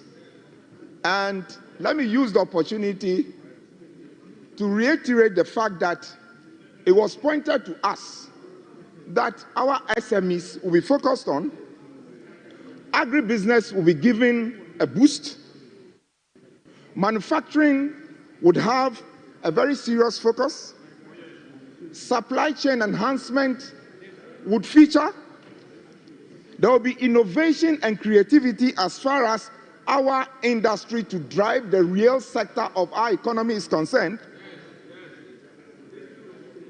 and the entire nation will be mobilized to galvanize around this policy. For me, this is what will drive the policy for us to have a better economy. Mr. Speaker, given all this, I think that the implementation of this policy in a way that will drive the economy positively should not be in doubt at all. Because all the adjuncts that will help in pushing this economy was given to us. And permit me to point out the fact that the role of skills development in ensuring that the right skills are generated, the right impetus is given to industry to be able to boost the economy was given to us. Indeed, all this was not left in doubt because the funding allocation for each of these things was also given to us. And with your leave, Mr. Speaker, let me point out just a few of them that we've been made aware. It's been made very clear to us that this nation has already held an economic dialogue for which the various aspects of things we need to do and things we must not do were made very clear. Safe to say that some people decided not to attend. Mr. Speaker, the national dialogue on education has also been held.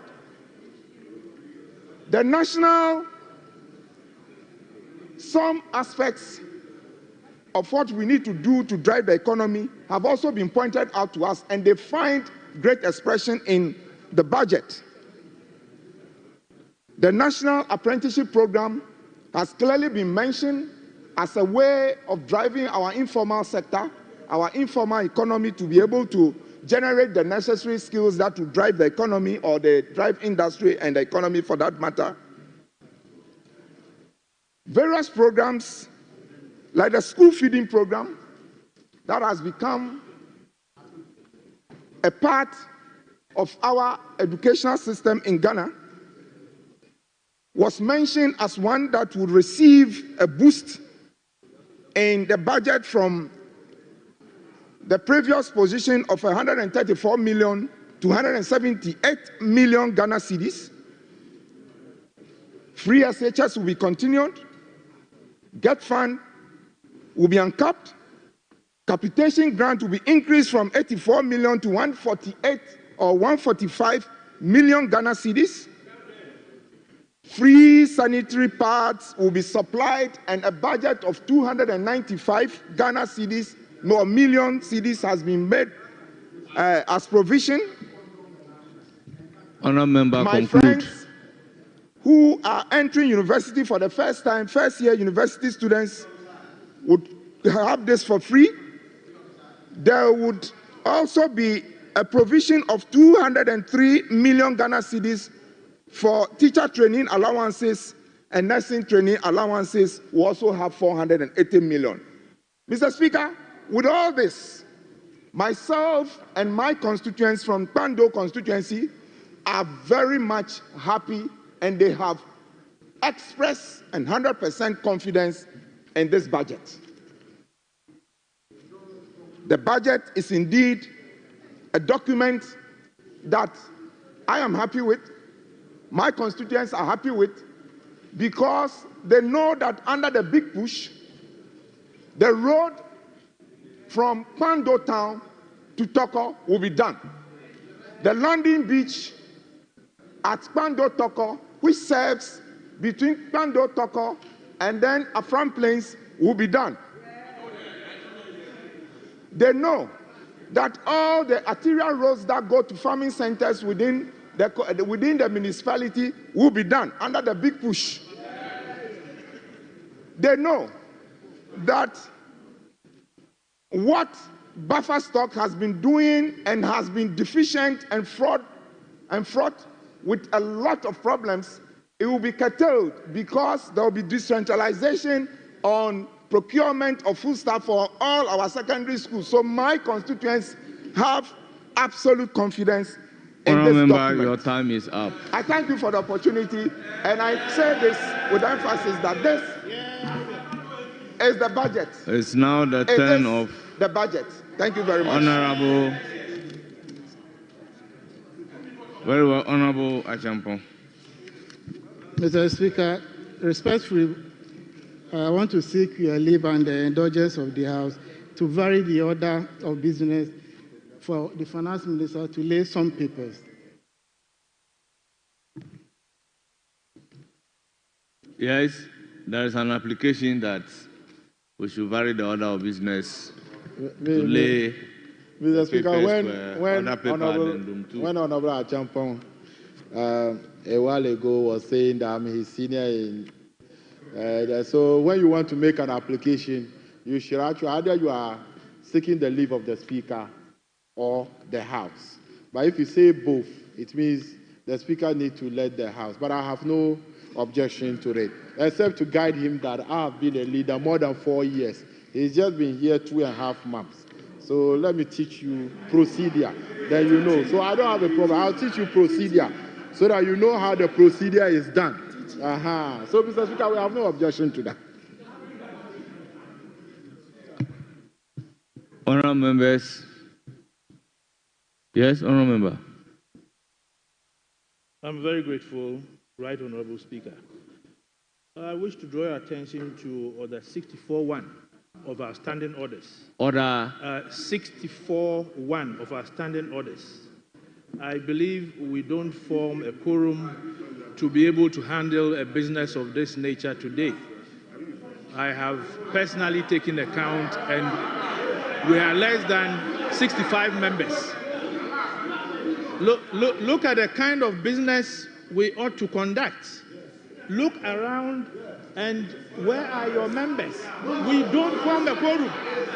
We don't form a quorum.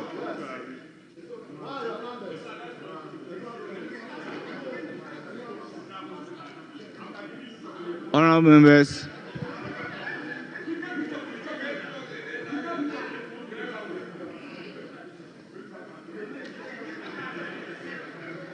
Honourable members.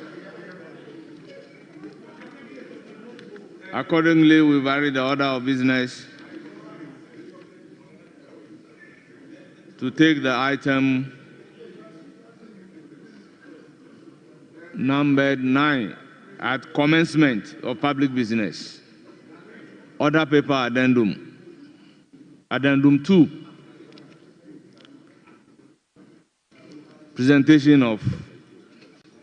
Presentation and first reading of bills.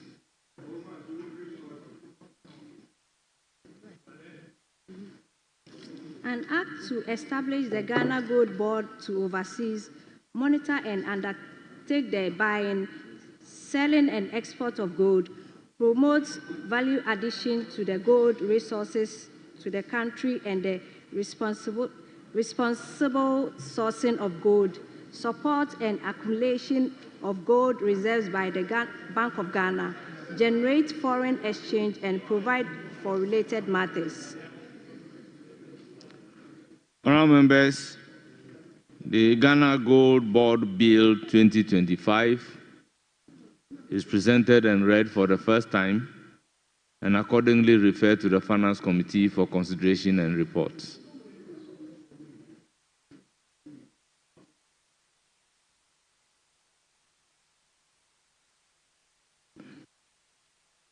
B, on the order paper addendum. An act to consolidate existing energy sector levies.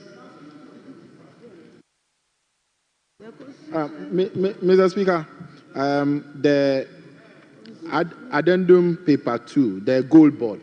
Mr. Speaker, with respect, if it can be done with the Committee on Lands and Natural Resources, since it involves natural resources of our country. Thank you, Mr. Speaker.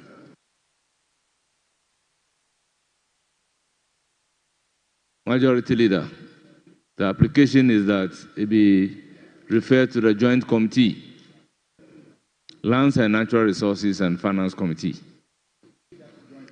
Yes. Mr. Speaker, I do agree with my colleague, but we can add the leadership of the Lands and Natural Resources Committee to that of the Finance Committee so that we can take the bill. Thank you very much. Leadership. Mr. Speaker, this is a very important bill that the minister seeks to introduce, and it needs a broader, involvement of the two committees, because it's very important. If you look at the memorandum, and I think it is important that we do a joint referral, it will be able to help so that they can have a proper work on the bill. Honourable members, what is the sense of the House? Honourable members, accordingly, the Ghana Gold Board Bill 2025 is referred to the Finance Committee and Committee on Lands and Natural Resources for consideration and report. Now, item numbered B on order paper addendum 2. An act to consolidate existing energy sector levies to promote prudent and efficient utilization of the proceeds generated from the levies, facilitate long-term investments in the energy sector, and provide for related matters. Honourable members, the Energy Sector Levies Bill 2025 is presented, read the first time, and referred to the Finance Committee for consideration and report.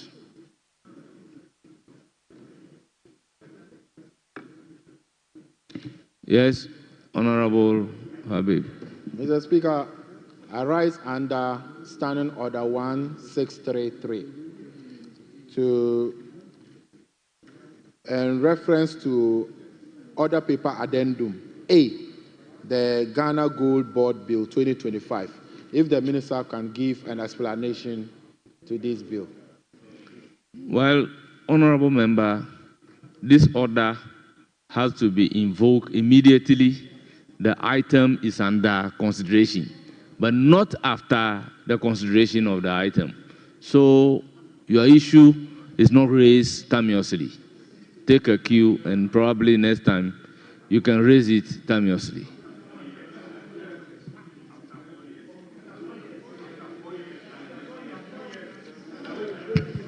Mr. Speaker, I am guided. I'm guided, and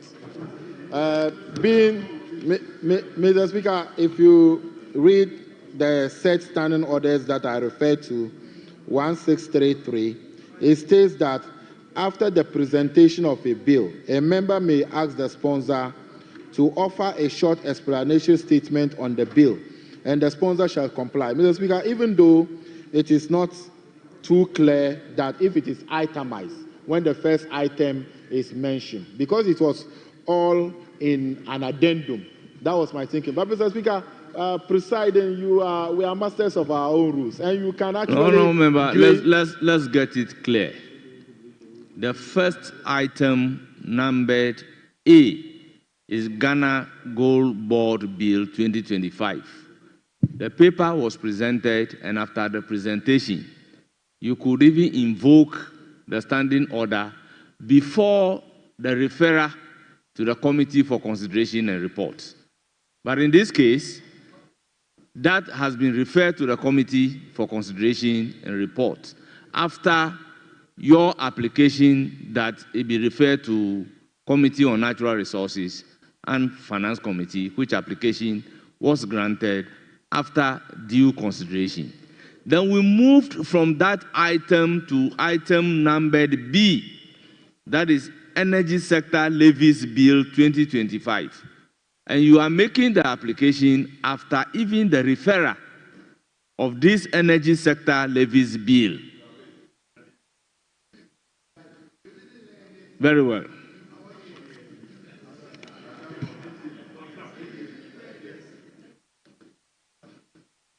Yes, Honourable Majority Leader.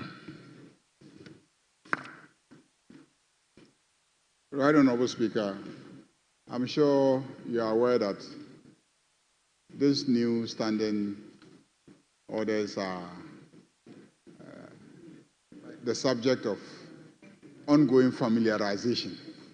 We're all becoming familiar with its provisions and how to utilize the facilities provided in the standing orders. I think this is a novel provision that provides an opportunity for a minister bringing a document to speak to it at the point of laying. So, Speaker, I actually had discussions with my friends on the other side, and initially there was some opposition to it being laid today, but I concluded with them on the note that at the point of laying, the minister will indicate the policy base of the bill. And so if you observe, when you mentioned the bill, I stood up. I stood up because I was trying to honor a promise that I made to them that I would get the minister to at least give some background to the bill at the point of laying. And I also think that it is important for him, since he's here, to have that opportunity, given that this is a major, major policy issue in the budget that the minister presented to this House. So if he has taken a significant step towards implementing the major component of the budget, which is the gold board, which is the key tool for stabilizing the currency, I think that it is newsworthy. And so the minister should give some background to it, and then we'll move to. So if Mr. Speaker can exercise your powers to at least make accommodation for the minister to give some policy brief on the bill. Honorable members, let's look at the order carefully. I am mandated to give the opportunity, but if the minister presenting the bill is desirous of giving a short explanation, the minister may do so. And in this case, the minister is not desirous, so he didn't give the short explanation. Honorable members, where the minister did not give the short explanation, then a member may request the minister so to do. So from your explanation, if the minister were to be desirous, the minister would have given the short explanation. The minister did not do so, and a member is requesting.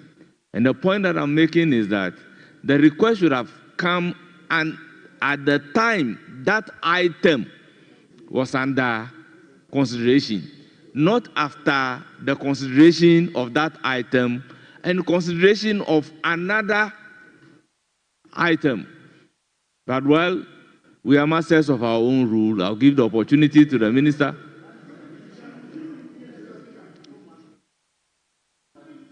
To give the explanation. Minister, you have the floor. No, Mr. Speaker, Mr. Speaker, with respect. Mr. Speaker, with respect, we are going to set a very bad precedent, Mr. Speaker. When I made the application under Order 1633, your ruling to date was to the effect that my application was late. And then the same thing with the majority leader application to you. It's equally late because you had explained to me that I should have raised Order 160. So, Mr. Speaker, we don't need the explanation again. We don't need it. Mr. Speaker, let's move on. Mr. Speaker, suffice to say that, Mr. Speaker, the Member of Parliament for Odutubri, he raised an important issue under Order 64. Let's let the process kickstart, and then we can be able to, Parliament will see what we'll do. But at least the member raised the issue, acknowledge it, and even if the bell is ring, then we'll find a way to handle it, Mr. Speaker. Honorable Deputy Whip, when the member was raising the issue, I can see you clearly asking the member to resume his seat. So if he's mindful, he can raise the issue.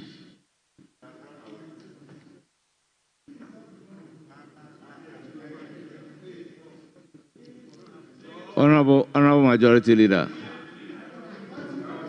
Mr. Speaker, in trying to embellish his application, I revealed that it is important for government that the minister makes the policy pronouncement. When he realized that it is important for government for minister to make the policy pronouncement, he abandoned his application. But he's forgotten that I made the application. Because you dismiss his, then I made an independent application. You haven't opposed it. You haven't opposed it. No, but it's not a decision. It's not a decision. It is not a decision to be taken. It's a request to the Speaker. And then the Speaker will grant the request so that the Minister can make a brief statement explaining the policy document and the bill. Honorable members, against the backdrop that according to the majority leader, our standing orders are very new.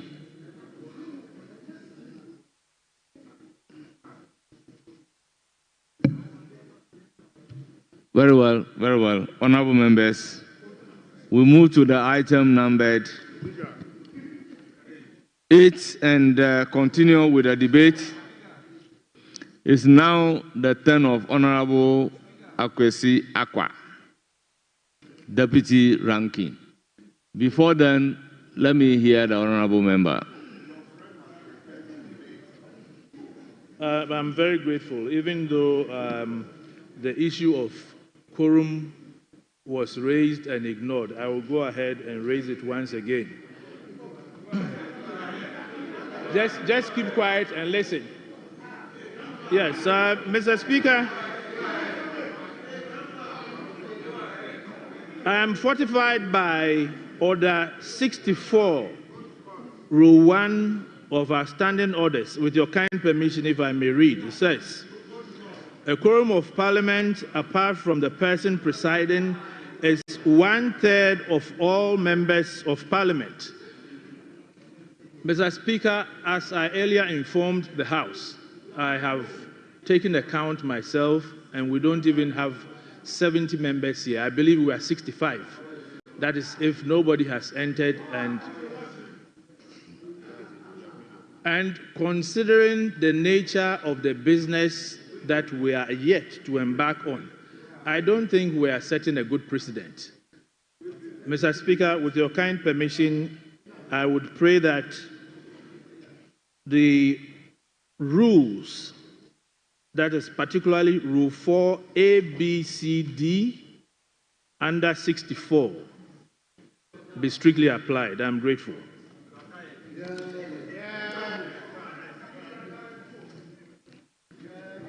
Accordingly, I direct the clerk to ring the bell. Now, Honorable Akwesi Akwa, you have the floor. Thank you very much, Mr. Speaker. Mr. Speaker, I'm grateful for this opportunity to comment on the budget themed The Big Push. Mr. Speaker, I am not placed in any way to determine how the budget is themed. But due to the massive campaign... Remember, in fact, as a House, we need to be taken seriously. I don't believe in the fact that you draw the attention of the Speaker to the absence of a quorum, and thereafter you pack your things and walk out. Honourable Member, you have the floor. Mr. Speaker, thank you very much. Mr. Speaker, I was saying that I am not placed in any way to determine how the NDC terms its own budget. But looking at the way the 24-hour economy was used massively for campaign, I was expecting that this budget would have been termed the 24-hour budget. But here we are, we have it, the big push. This suggests to me that our friends on the other side are gradually running away from the 24-hour that really brought them to power. I can also see that they actually miss the Bible scriptures that always accompany the budgets. And so I want to suggest one.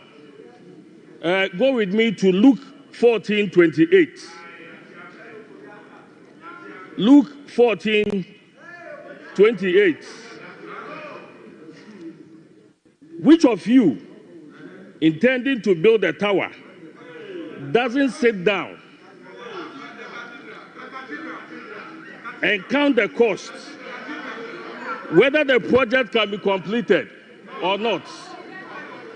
Mr. Speaker, I am quoting this scripture in reference to this budget, because this budget contains a lot of intentions, but if you look at the money, if you look at the allocation to get these intentions accomplished,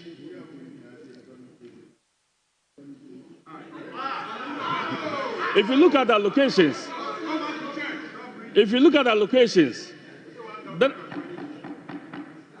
that are meant to get these projects accomplished, then it's easier for us to describe this budget as a lie budget.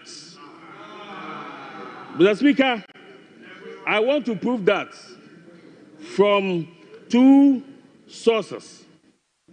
The first will be the local government and decentralization. Mr. Speaker, the budget suggests that 80% of common fund will go straight to the MMDAs. I'm suggesting to the House that this is not feasible. This is not feasible because we know the MMDAs already have contracts with the common fund, and they already have signed some form of agreement with private vendors. And so if these deductions are going to be done at source, we will not have the 80% to go to the district assemblies. And if we refuse to comply with these agreements that have been signed, then we will be getting closer to judgment debts. I know we've already talked about provisions made in the budget for judgment debts. But if we can curtail them, all the better for us, so we can save some money for the development of this nation. I know that we are yet to vet the District Assembly Common Fund Administrator, who would now submit the formula to the House. But we know from convention and practice that MPs, the regional coordinating councils, and some reserve funds are always made available, some for the training of MMDCs. If these monies are going to be kept to the various MMDAs, clearly, we are not going to have the 80% as the budget has promised. The government is also trying to decentralize school feeding program, passport application process. This suggests to me that the decentralization of these activities will require that monies are sent to the district assemblies. Now, if local government, which controls district assemblies, if local government, which supervises the common fund administration, is keeping the chunk of common fund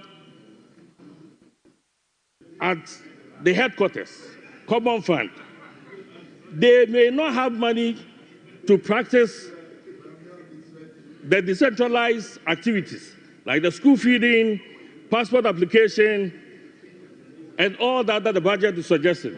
Mr. Speaker, the budget is also silent on the implementation of the new birth and death registration. The Act says we should decentralize all these activities. Now, if we want to have true meaning to this act. What it means is that we need to make monies available to the birth and death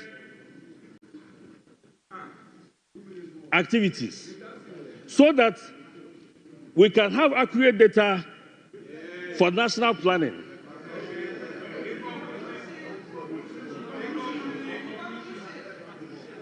Mr. Speaker, paragraph 496 has suggested that we pay modest allowances to assembly members. Mr. Speaker, ever since this was announced, we have issues in our various MMDAs. People think that assemblymen are happy, but we have eventually set them up against the unit committee members who they work with. If we are making available 100 million Ghana cedis a year for Honourable member, conclude. Mr. Speaker, I thought I was entitled to 10 minutes. If the assembly members are going to benefit from this 100 million Ghana cedis a year, Mr. Speaker, these assembly members are as good as some of us as politicians. What they require, Mr. Speaker, what they require is a fund that will help them to work within their electoral areas. Now, we have only given them monies for themselves. Their electors are going to ask what the 1,000 cedis or the less than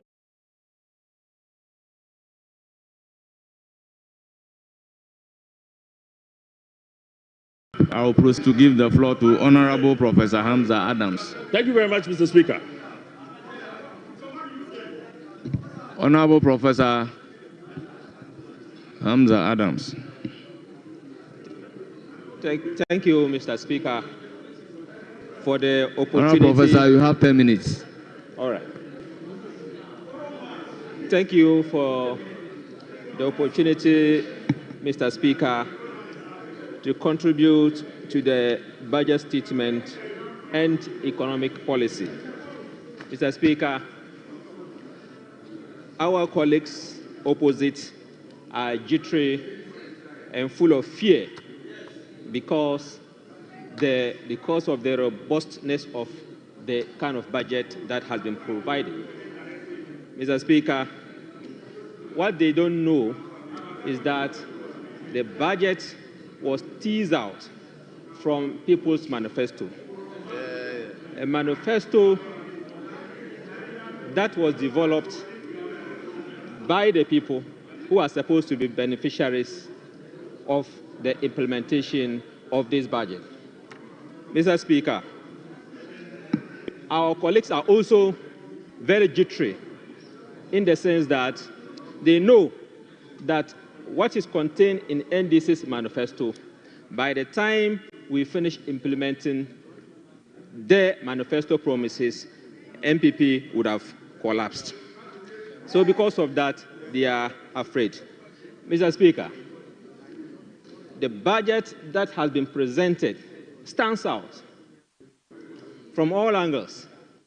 It's a generational budget because it is a budget that gives hope to men, a budget that gives hope to women, a budget that gives hope to young girls, a budget that gives hope to businessmen, a budget that gives hope to bankers and to everybody. So because of that, they are afraid.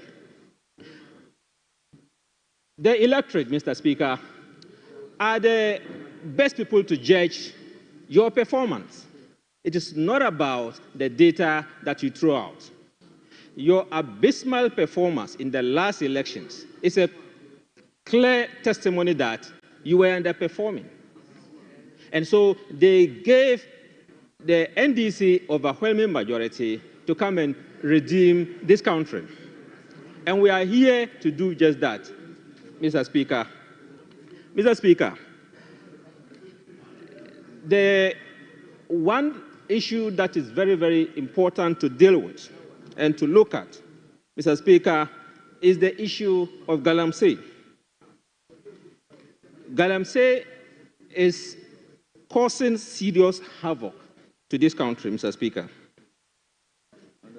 If you look at the kind of destruction that is caused by Galamsey, we are struggling because our land is under serious degradation.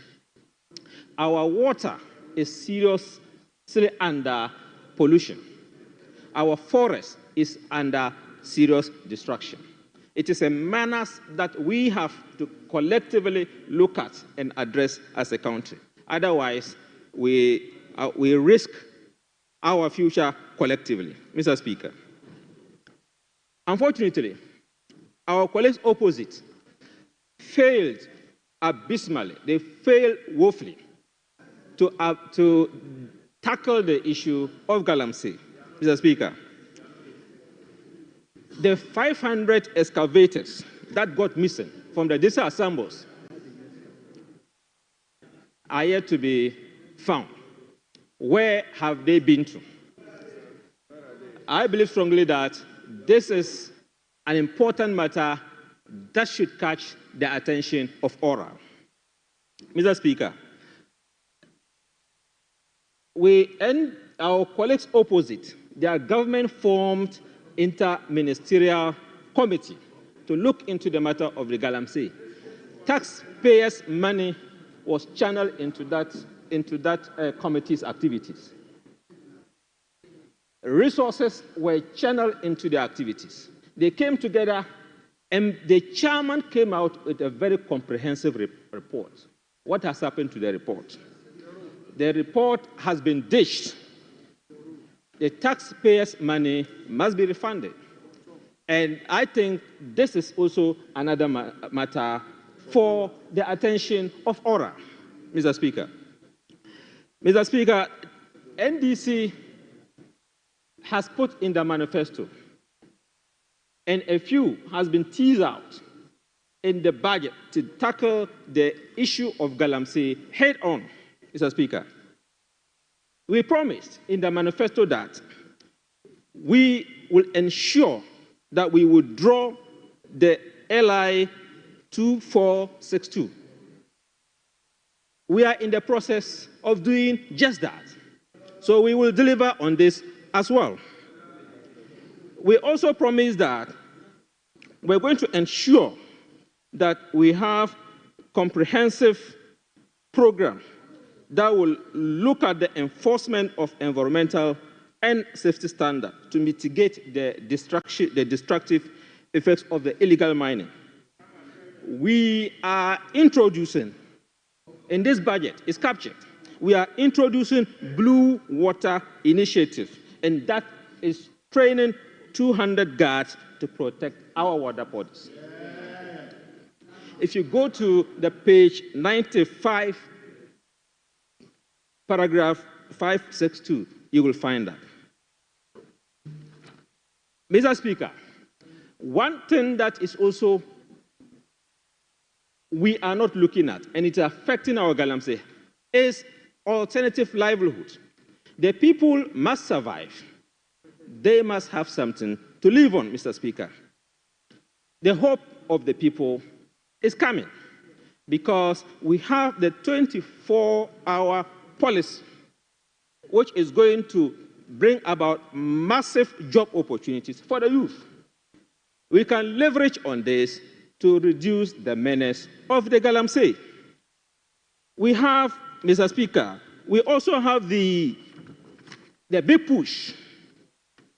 The big push coming with an amount of about $10 million. This is also another opportunity to provide alternative livelihood for the people in the mining communities. Mr. Speaker, we have the National Apprenticeship Program and Agri for Jobs. These are all avenues we can leverage to ensure that we find alternative livelihood for the miners. And once we are able to do that, I believe strongly that it will be a step forward in controlling the menace. Mr. Speaker, another very important matter that is worth looking at has to do with climate change. Climate change is a global canker, and you don't need a magician to tell you that climate change is real. Because increasingly, we are seeing that our temperature is rising. We are also seeing that we have rising level of sea. We are also experiencing the shift in weather patterns. All this is telling you that climate change is real. It is a global canker, but as a country, we are supposed to contribute in fighting this particular menace. Let's look at what MPP tried to do in trying to fight that. They introduced what they call Green Ghana, which was supposed to respond to the issue of climate change. Because we know that the more you have carbon footprints, the more you are contributing to climate change. Now, if we plant more trees, what is happening is that the trees will absorb more of the carbon and by extension, reducing climate change. So they introduced Green Ghana program, which is very wonderful. But unfortunately, if you look at the way they implemented the Green Ghana project, in fact, it calls for serious investigation, and because it has implication for financial law to the state. Here again, oral attention is needed. Mr. Speaker, NDC, His Excellency John Dramani Mahama, has taken bold steps in trying to ensure that we are able to replace the Green Ghana project with a more robust package to plant more trees for this country. Mr. Speaker, we intend, in our proposal, we have captured in the budget, One Child, One Tree initiative. And in this particular One Child, One Tree initiative, we are encouraging all school children to plant trees in nature. Now, if you look at the trees that have been planted under the Green Ghana project, it is difficult to tell the survival rate. You don't know how many of the trees have survived. Mr. Speaker, the NDC is coming with a comprehensive package that will deal with the afforestation matter. Because of lack of time, let me conclude, Mr. Speaker. In conclusion, Mr. Speaker, in fact, His Excellency John Dramani Mahama's coming is a second independence for Ghana. This is because you can now see and read from people's faces that they are now free and happy. You can see that teachers are now free. You can see that headmasters are now free. Honorable Member, once again conclude. Traders are now free. Businessmen are now free. Farmers are now free. Honorable Member, your time is up. I'll proceed to give the floor to Honorable Dr. Fred Che Asamoah. Yes, Honorable Member. I'm very grateful, Right Honorable Speaker. I rise to withdraw my application on quorum earlier on. Mr. Speaker, I also wish to bring to the attention of the House that I had to go out to confer with my first deputy whip. I didn't raise the issue of quorum and step out to have fun. Well, on that basis, I would say that what we are learning, normally there are certain things when you want to do it, you confer with the leadership first. You don't do it before you go out to confer with the leadership. So we are learning. Mr. Speaker, you see, the conference was in respect of government business, not in respect of us learning. We want to help government business. That is why many a time we take guidance from the leadership. Honorable Dr. Fred Che Asamoah, you have the floor. You have 15 minutes.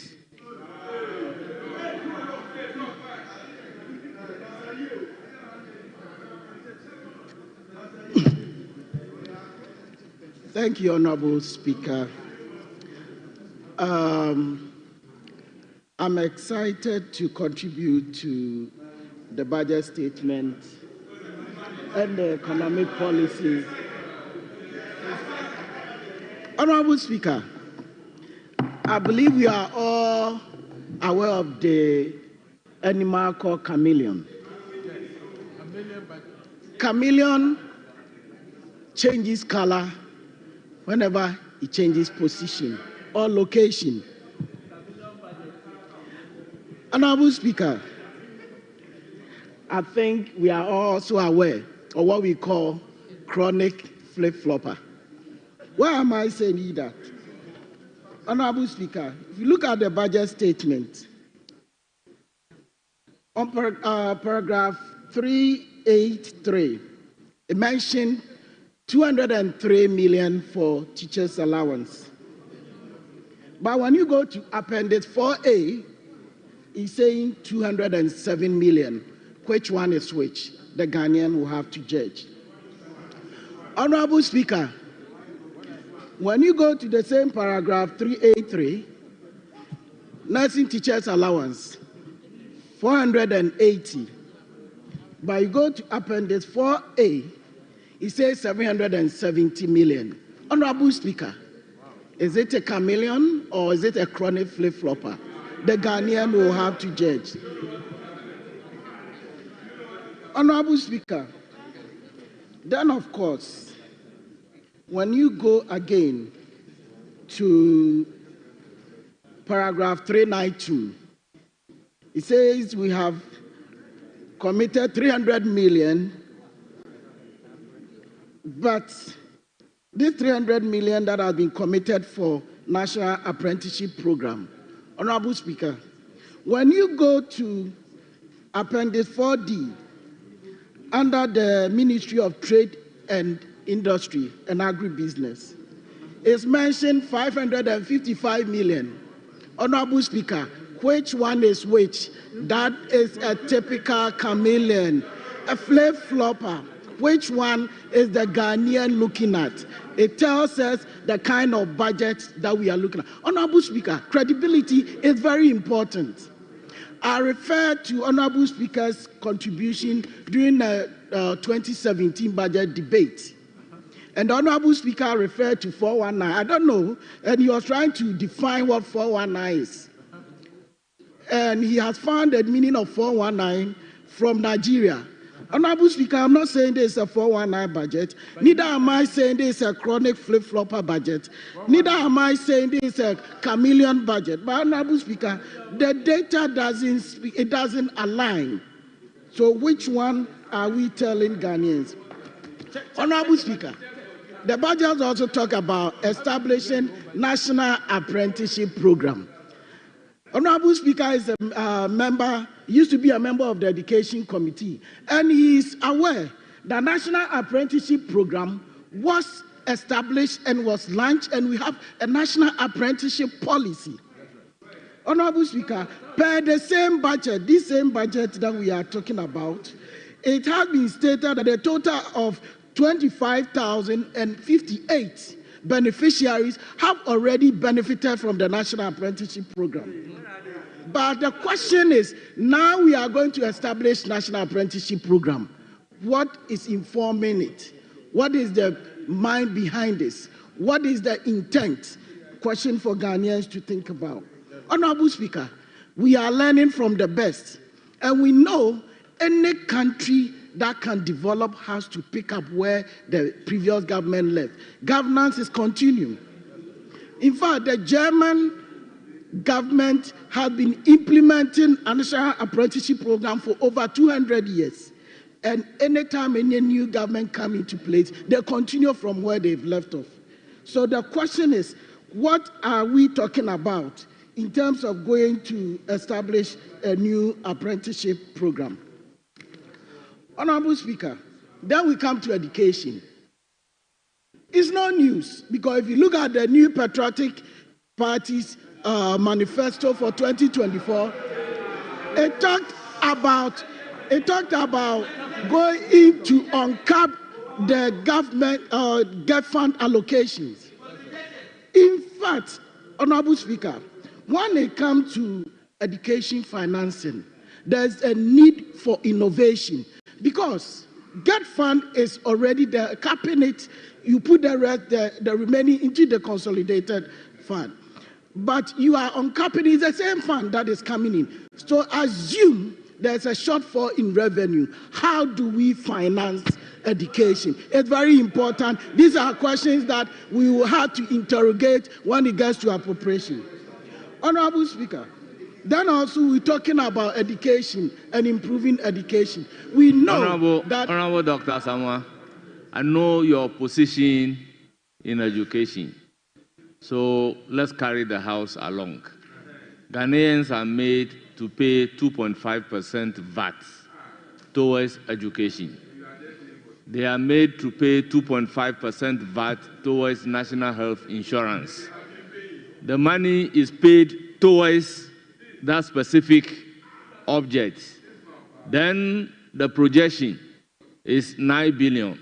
And then you've taken a decision that I'm going to give you 3.5 billion. The rest is going back to the consolidated fund. Is that the best?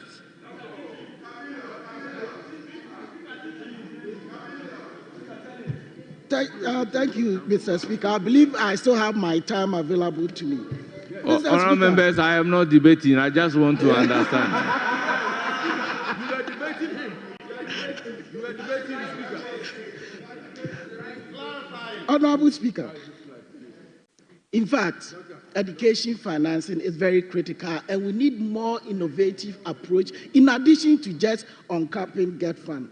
And I believe it will make it available if we have to bring in more funds. Because you're talking about education.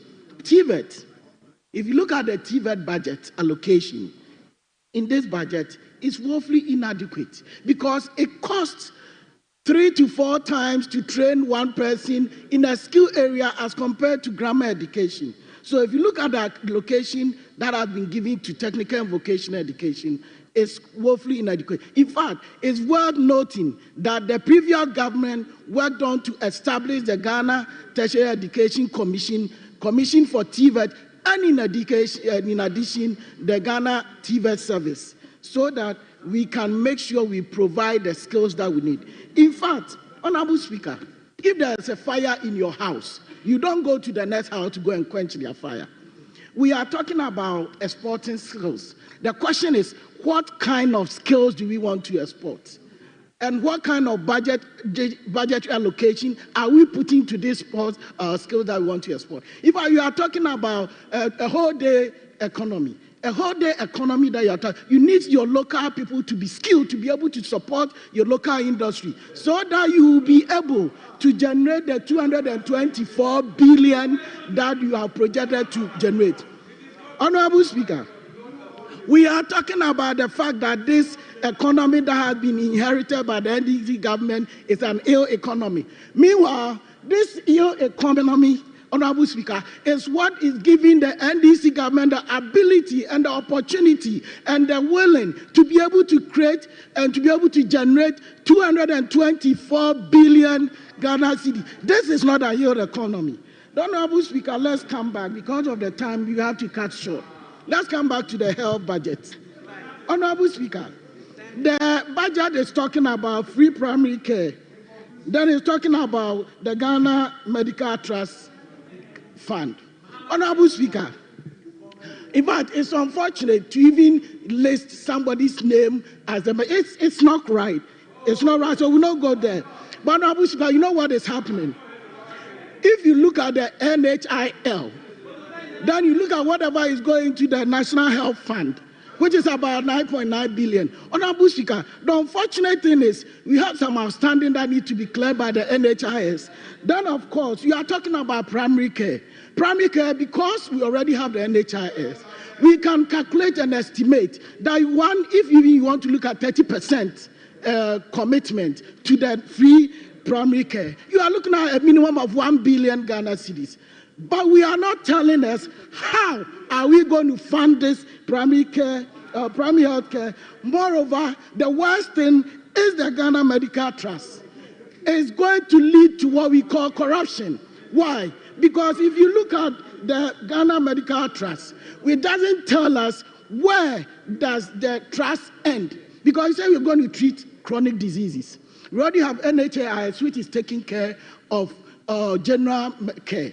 Then you are bringing in primary health care. In fact, if somebody is going for preventive care and you realize that a person is having hypertension or something, you're not going to send the person home. You're going to start treatment right away. So the question is, why bring all this? Is it an opportunity for us to increase corruption in this country? Because in fact, this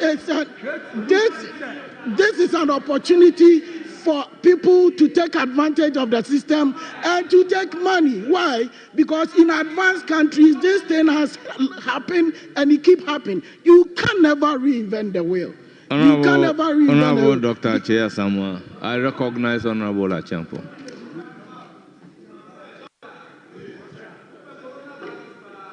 Mr. Speaker,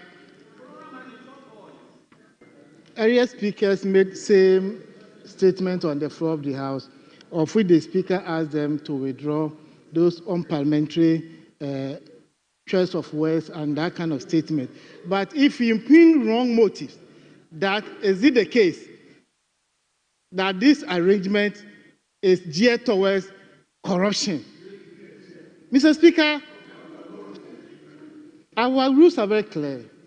If you read Order 127, a budget is presented to the House. Then we are debating the content or the principles of the budget. You are here anticipating that somebody is going to steal money or somebody is going to engage himself in corrupt practices. If that same statement is said on you, would you be happy? So, Mr. Speaker, I call the honorable member to withdraw the statement and apologize. Nobody.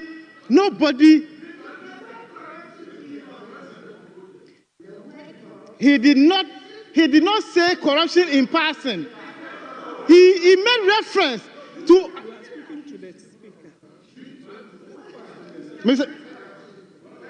Mr. Speaker, I still have the floor. Honorable Leader, after Deputy Whip, I will give you the floor. The honorable member is debating the budget statement. The honorable member is saying there's an inadequate allocation. And the honorable member is saying, or is it the case that this allocation, people want to indulge in corruption? So it's making reference to the budget presented to this House. Is the question in the budget? Honorable, I want to hear Honorable Leader. The honorable member to withdraw the statement and apologize to the House. Honorable. Thank you, Mr. Speaker. Mr. Speaker, I'm rather surprised at the objection being made by our Honorable Second Majority Whip. I don't think the word corruption is very, very new to this House.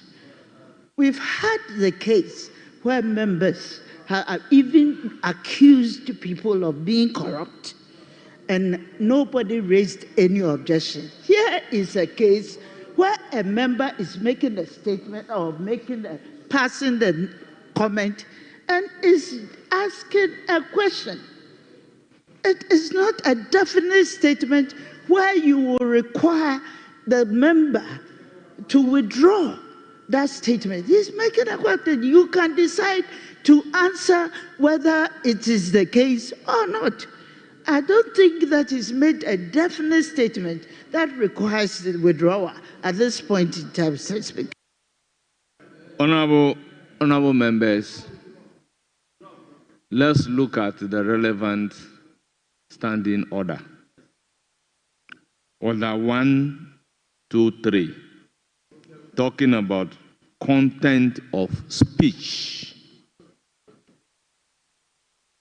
particularly 1, 2, 3, 2. It reads,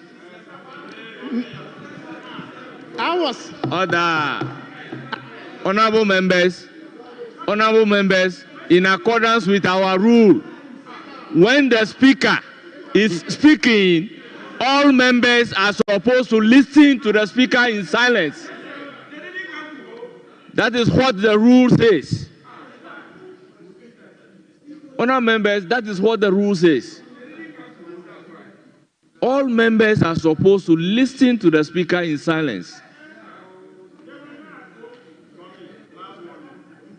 Honorable members, state a member shall not particularly be impute improper motives or impugn the integrity of a member or any other person. The statement, is it an opportunity to increase corruption? Is he imputing improper motive? If yes, then the word used by the honorable member offends the rules, particularly Standing Order 1, 2, 3, 2B. I will accordingly direct the honorable member to withdraw those words. Honorable Speaker, the statement that I made per your... What if he didn't say that? What if he didn't say that? What if he didn't say that?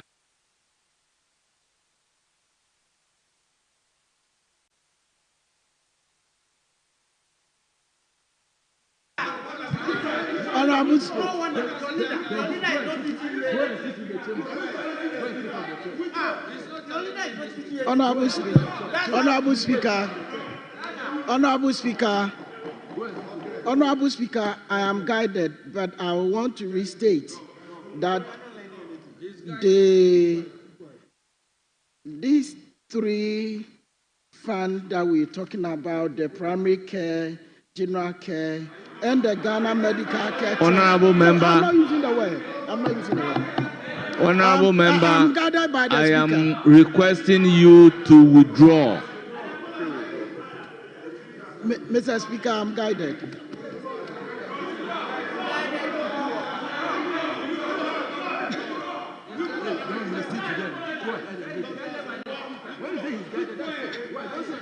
Mr.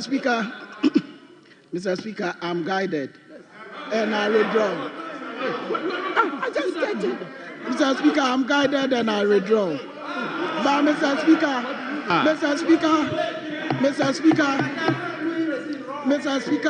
I want to restate that we do not know where NHIS ends and where the Ghana Medical Care Trust ends. It's very critical. These are difficult questions that one has to answer because in other advanced countries, this has led to a lot of serious issues that have become a challenge for the nation. So I want to emphasize on that matter. Then, Honorable Speaker, one other issue that is very critical is on the infrastructure for the health fund. Under the Ministry of Health, 200 million has been allocated for health infrastructure. Then, of course, we have also seen that 60 million has been allocated for LA. The same time, we have 20 million that has been allocated for nursing colleges. Honorable Speaker, health is a serious issue. And every country that does not invest in infrastructure in health, we talk about buildings, we talk about tools for work, we talk about IT infrastructure, and even we talk about maintenance. These are issues that are very critical. So if we are telling Ghanaians that we believe in their health and want to take care of them, that budget is woefully inadequate. Then, of course, Honourable Member, conclude. Honourable Speaker, in conclusion, we realize that there is no budgetary allocation to continue Agenda 111. This, Honourable Speaker, this is going to lead to what we call financial loss to this nation because so much has already been invested. Honourable Speaker, these are the reasons why I'm saying that this budget is a chameleon budget or a chronic flip-flopping budget. Thank you, Honourable. It's now the turn of Honorable Ignatius Yao Gomado.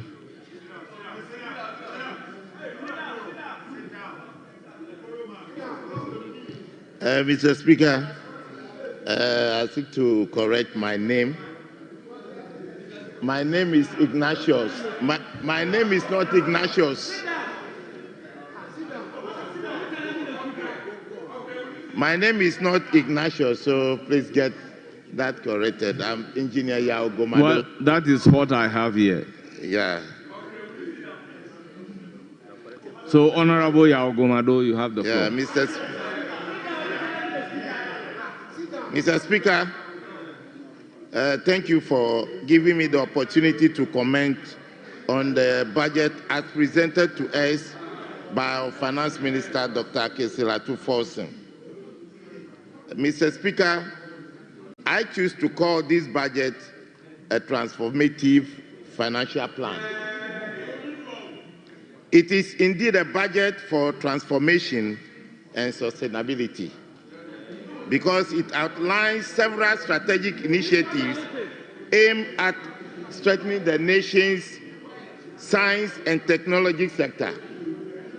The measures are designed for foster innovation, enhance research capabilities, drive economic growth, and ensure sustainability through technological advancement and environmental conservation. Mr. Speaker, our government, for the love and importance it attaches to the citizens, has emphasized in its manifesto the pivotal role of science, technology, innovation, and national development. The President John Dramani Mahama reiterated this focus in the recent SONA presented to us here in the Parliament. And this commitment is clearly reflected in the 2025 budget. I want to comment on investment in science, technology, and innovation. Mr. Speaker, the 2025 budget allocates significant resources to this sector, including the 13.8 billion for the Big Push program aimed at large-scale infrastructure projects, including the establishment of STEM schools and TVET centers. Mr. Speaker, a 3.5 billion set aside for STEM and TVET programs to support the establishment of 10 new STEM schools across the various regions in the country. Mr. Speaker, a 1.8 billion was allocated for upgrading technical and vocational institutes in the country. Mr. Speaker, this training will also encourage the technology that we have recently adopted called artificial intelligence. Mr. Speaker, these resources will also support the scholarship program for targeting 30,000 students in the STEM fields. Mr. Speaker, we have what we call today unemployed graduates. It hurts a parent to sponsor or educate the child at the university level for the child to graduate and will not find any job because there are no job markets for some of these courses. Mr. Speaker, as a product of TVET, I support these initiatives by my government. That even when I was in my third year, I became the breadwinner, third year in technical school, not even at the university. I became the breadwinner in my family. Because by the time I returned from school, there are so many jobs waiting for me that I undertake and earn a lot of money to support my father when he lost his job. Mr. Speaker, the TVET system, I heard my brother talking about TVET. For me, the previous government did not manage it properly. You cannot tell exactly what they do. I do react with some of these technical TVET products, but you see their standards are very low as compared to our time when we were in technical school. So, Mr. Speaker, when the government or my government decide to invest in this,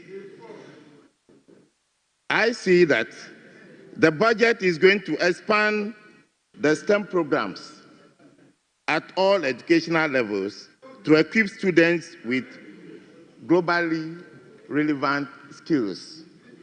Mr. Speaker, the establishment of TVET centers of excellence is to promote practical skills and innovation, and it will support our Council for Scientific and Industrial Research Centers. Mr. Speaker,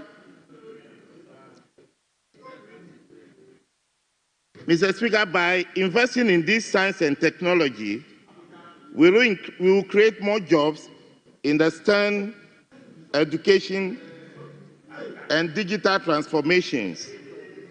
Mr. Speaker, it will accelerate Ghana's digital transformation in AI adaptations.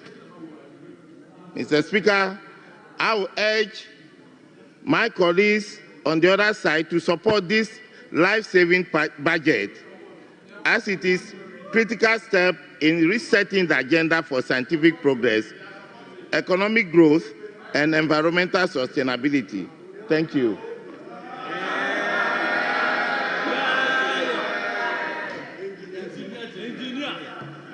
Honourable members, it's now the turn of Honourable Ajimai.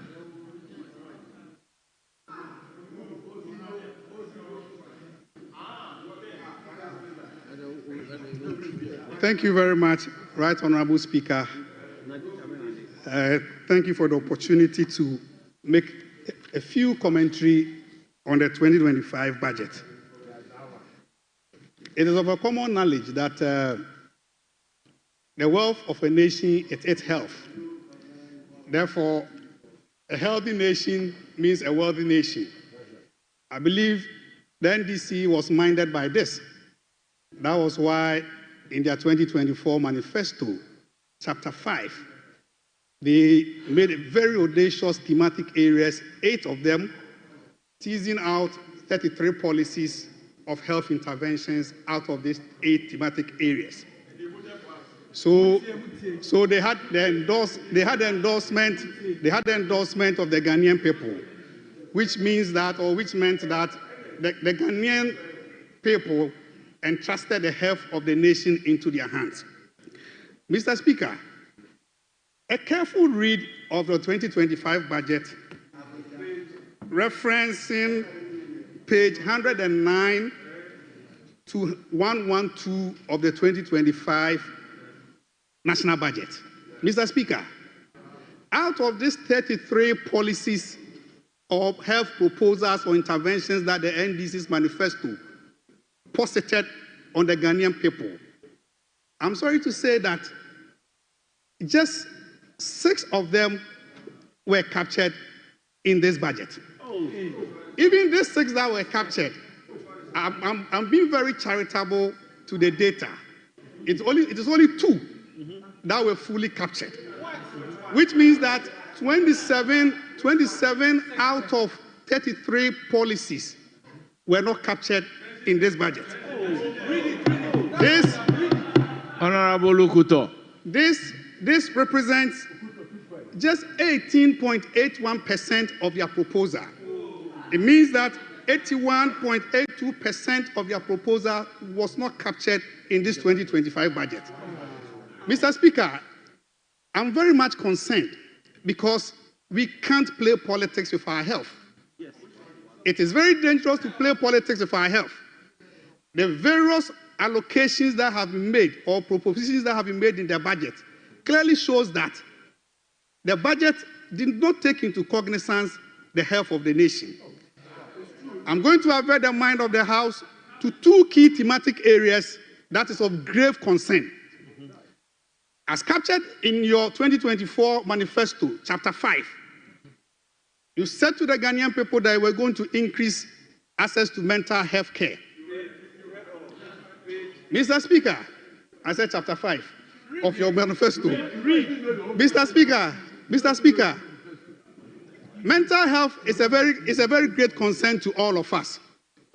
We are all minded here when the Minister for Health mounted the dispatch box and read a statement to us to the effect of the impact of the use of opioids on the Ghanaian people. I remember very well that he called on a multi-sectorial approach to the treatment of this use of opioids. Various MPs that had opportunity to make contribution to the statement all agreed that in our various constituencies, the use of opioids is very, very, very high. Mr. Speaker, conservative estimates in every constituency, you can have about 100,000 youth engaged in the use of these opioids.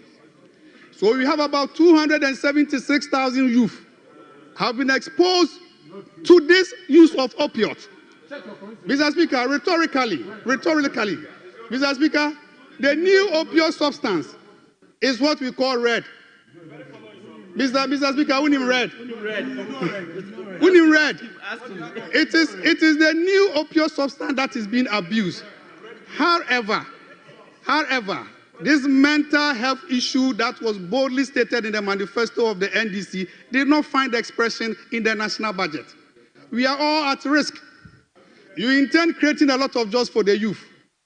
But the use of opioids on productivity is well documented in literature, which means that the very youth that you intend to give opportunities to are abusing substances that there is the need for national budgets to address.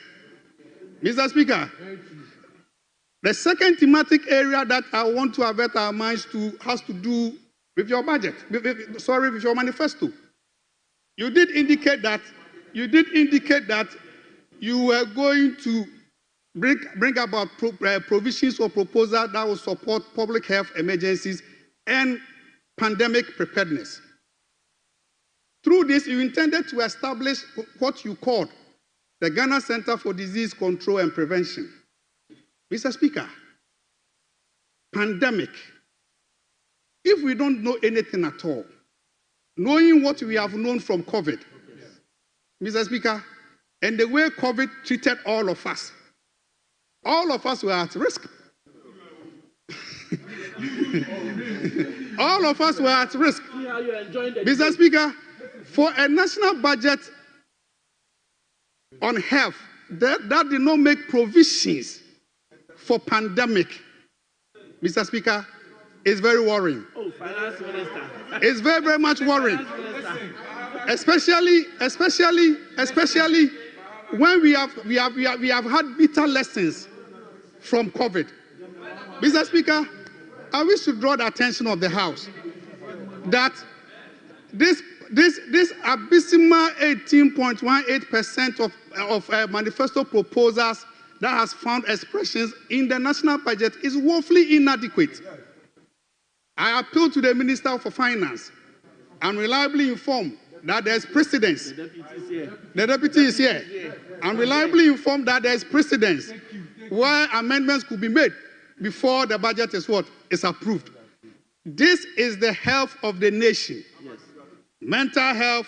And when we get into the estimate, you'll be surprised about the amount that was allocated to mental health. I don't want to get into it, but get into the appendices of your own budget, and you will be surprised. Mr. Speaker, it's a very innocuous appeal that the Minister of Finance comes back to this House and increase the provisions that he has made in the 2025 budget when it comes to health, because we are all exposed. We are all exposed. Mental health and pandemics, we are all exposed, especially when the world is going through a lot of environmental issues that can easily find expressions or can bring about pandemics. I appeal to you, Mr. Speaker, and all of us, that based on precedents, the Minister for Finance, and it's quite surprising because when the Minister for Health mounted the dispatch box on the use of opioids, it was about 3 weeks before the budget was presented to us. Doesn't mean that you don't want to even listen to the health minister on something that concerns all of us. On something that concerns all of us. So, Mr. Speaker, I don't need the whole time to make my statement. All that I'm saying is that this is a national health issue. Honourable Member, conclude. I'm even concluding, Mr. Speaker. I'm minded. All that I'm saying is that for 33 proposals that was made in your manifesto, only 18.18% of them found expression in the national budget. Therefore, this budget, when it comes to health, is an abobo-ya budget. Thank you very much. Honourable members, it's now the turn of Honourable Kofi Ako Noko. Thank you. Thank you, Right Honourable Speaker, for the opportunity to contribute to what I consider to be a masterpiece. Mr. Speaker, this budget statement on economy and on economic policy, themed resetting the economy for the Ghana we want, Mr. Speaker, I believe should be put in a glass and also posted in the Parliament Museum. Because, Mr. Speaker, this is a budget that cuts across all sectors. It is a budget that has given hope to the fisher folks in Axim. Mr. Speaker, as a member of the Young Parliamentarian Forum of this Parliament, and also the steering committee representative of Western and Central Africa, Mr. Speaker, I am so happy that when you refer to page 73 of the budget, it talks about a 3 million Ghana cedis allocation to the National Apprenticeship Program. Mr. Speaker, they say that the future belongs to the young people, and that once we are making allocations and investing into the youth, it indicates that the future is indeed bright. And that is why, Mr. Speaker, we must also celebrate that a whopping 100 million Ghana cedis has been allocated for coded programs, Mr. Speaker. Mr. Speaker, computer is everything. The softwares, games is an industry that it's worth investing in. And I celebrate the fantastic and brilliant finance minister for a good work done. Now, Mr. Speaker, as a teacher myself, I'm so happy that in the budget, the teacher Dabre initiative, Mr. Speaker, you know how it is. For a young trained teacher to be posted to a village, a small community, getting accommodation becomes a problem. Mr. Speaker, you end up being, your motivation, everything is dampened. And so, if such an allocation is made to motivate teachers, it's something that must be lauded. Mr. Speaker, I want to diverge into the field of energy. Mr. Speaker, it is said that energy is like the vein, the blood veins, because, Mr. Speaker, it cuts across everywhere. And that, when the vein is cut, it becomes a problem. And that is why, Mr. Speaker, every serious country pays special attention to the energy sector. Mr. Speaker, I'm happy that the records of this government, even as at 2016, it's something that stands out.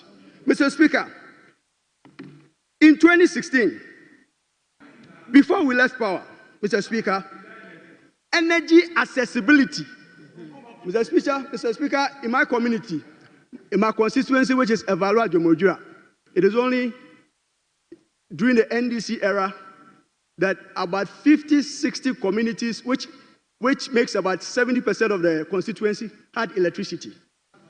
During the era, the 8-year period of the MPP, we never saw an erection of a pole, not even a single one. Mr. Speaker, I want to make reference to the 2017 budget. The NDC, Mr. Speaker, moved electricity access from 54% to a whopping 83.2% in just a matter of 8 years. Now, Mr. Speaker, let's compare to what the MPP did. Mr. Speaker, from 2017 to 2022, what they could do was just 5.6%. 5.6%, Mr. Speaker. Mr. Speaker, no, I quoted it. Mr. Speaker. Honorable member, address the chair.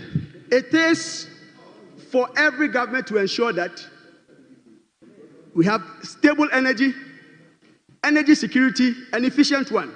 And that is why I'm happy that President Mahama, as of December 2015, was able to do so. Mr. Speaker, this is a government, I'm just talking about a record in 2016, to reflect what they couldn't do. Mr. Speaker, by 2016, we were able to increase the total megawatt of this country to over 5,000 megawatts. Mr. Speaker, we bequeathed the MPP, the Atuabo Gas Processing Company, which was worth about $1 million. Mr. Speaker, we bequeathed the NPP in 2016 a healthy energy sector. Because, Mr. Speaker, the stabilization fund was solid. Mr. Speaker, as at 2016, we had $207.9 million in the stabilization fund. Yes. And so, once you have bequeathed all these things, and for the former energy minister, immediate past deputy energy minister, to come here and be blaming a government that has been in power for just 3 months for doing so. Mr. Speaker, what did they do in the space of 8 years? Mr. Speaker, they said the lights was on. President Akufo-Addo was bold enough to tell us that the lights were on. Mr. Speaker, I'm going to tell you how he managed it. To dramatize is just like this young man in my community who has a sore on the leg. Instead of treating it, all he does is add plaster and wear shoes. Until one day he gets up and they have to cut the leg. Mr. Speaker, the energy sector is in crisis, is in comatose, because the total bill of the energy sector is now $3 billion. Mr. $3 billion. Mr. Speaker, they were able to, we bequeathed them ASLA, which was able to mobilize 45 million Ghana cedis, but yet they left a bill of 70 billion Ghana cedis. Now who does that? How? Who sells power and make losses? Mr. Speaker, ECG is in crisis. The debt of ECG, Mr. Speaker, is 68 billion Ghana cedis. Mr. Speaker, when it comes to power generation, the IPPs have a role to play. And Mr. Speaker, the cash water mechanism was just a simple thing to ensure that when ECG, which is at the last end of the energy chain, gets mobilized the revenue, is able to allocate to all the players along the stretch. Honourable member, conclude. Now, Mr. Speaker, even ECG, there were multiple accounts because all they wanted to do was to swerve accountability. So, Mr. Speaker, the solutions as indicated in this budget is one that gives hope to everyone, including the IPPs. Mr. Speaker, even the name of the ministry now, Ministry of Energy and Green Transition, tells you that we are going to expand the energy mix to include renewable energy, which will ensure that the lights will be on properly. Mr. Speaker, to conclude, the Energy Minister brilliantly has indicated to negotiate the debt that you left with the IPPs to ensure that the energy production proceeds on. And Mr. Speaker, the innovative thing of going renewable way is to ensure that there is what we call net metering. Mr. Speaker, which is if you have a solar panel on your house, when you produce that, you produce electricity which is more than you consume, you can give it to ECG, and ECG will balance you when it comes to the calculations of the ECG bill. So, Mr. Speaker, I thank you for the opportunity, but I know that this budget gives hope to the energy sector, to the fishing industry, to the education sector, to the youth, and to everyone. God bless us all. Thank you for this opportunity. Honourable members, order.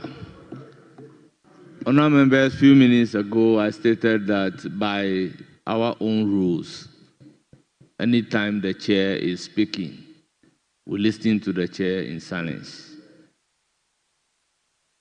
I refer to Order 126 under the marginal note, chair to be heard in silence, which reads, the Speaker is responsible for the maintenance of order and observance of the rules of debate in the House.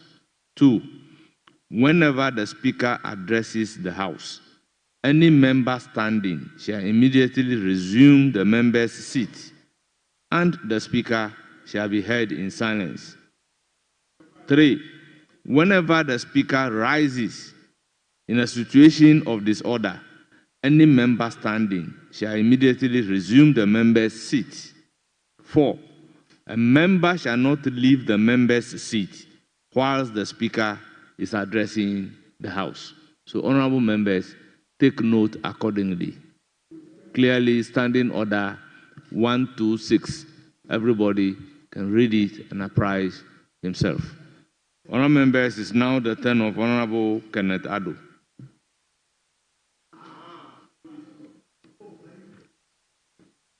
Thank you, Mr. Speaker. Mr. Speaker, it's important to note that this is not the first time we're having renewable energy. In fact, there's renewable energy installations in this country. We have the Abuasi solar plant and a lot of other solar energies that have been added. So it's important to state this for the fact. Mr. Speaker, I'm very excited. The Honorable Ladi referred to page 86 and was talking about the benefits of the Soko project.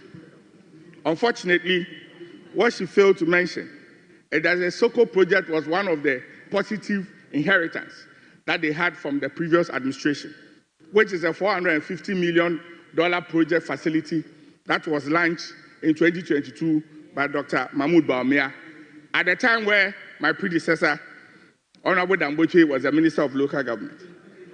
Mr. Speaker, when they inherit positivity, they enjoy it gladly. But when they inherit commitment and liabilities, then they turn to lament. Fortunately, what we want as a Ghanaians is the fact government is a continuum, and that whatever that we inherit as a government, we must continue. Mr. Speaker, the people of this country voted massively for the NDC, and they voted for them. One of the key things that the young people want is jobs, jobs, jobs. The NDC promised jobs, jobs, jobs. Mr. Speaker, when you take a look at the budget, there are a lot of promises that the big push seems to be. If you look at job creation, they are freezing employment, not just recruitment, but also replacement.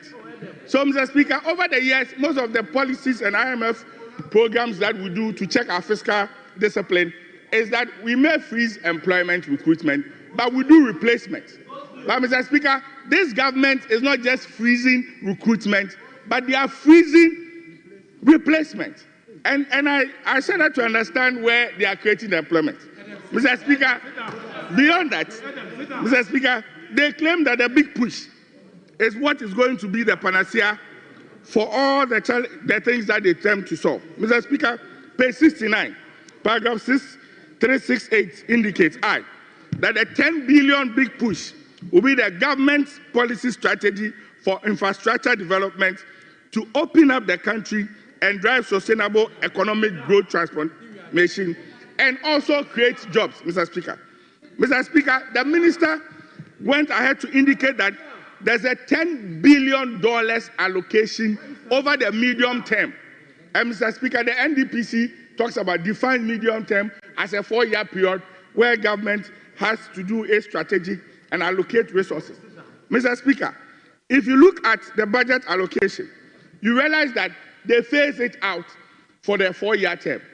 Mr. Speaker, if you look at their indicative budget, you realize that, just as Dr. Che was saying, you cannot understand why we will be forced to announce a 10 billion facility, knowing very well that by the 4-year term, we ourselves, by our indicative budget, we are not going to do for the 10 billion. Mr. Speaker, if you look at page 138, Mr. Speaker, the indicative budget, this year, they are allocating 13 billion cedis plus.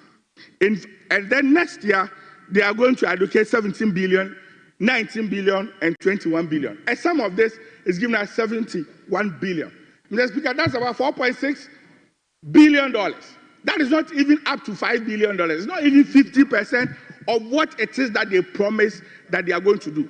So is this a budget where you come and state a policy and indicate that you are investing $10 billion? Meanwhile, in your own budget indicative, it is $4.6 billion. Can we say that this is the Odadadame budget? Yes. Because, Mr. Speaker, it is like in the old days, you want to go and get your future wife, and you tell the lady that Akosombo belongs to your father. Meanwhile, you know very well that it is not for you. They are telling the youth of this country that they are going to give them, Mr. Speaker, jobs through the big push of $10 billion. Meanwhile, in their budget indications, over the 4-year period, they are just going to put in $4.6 billion. And this one, why? Mr. Speaker, again, they talked about the fact that they want to grow the economy by 4.0.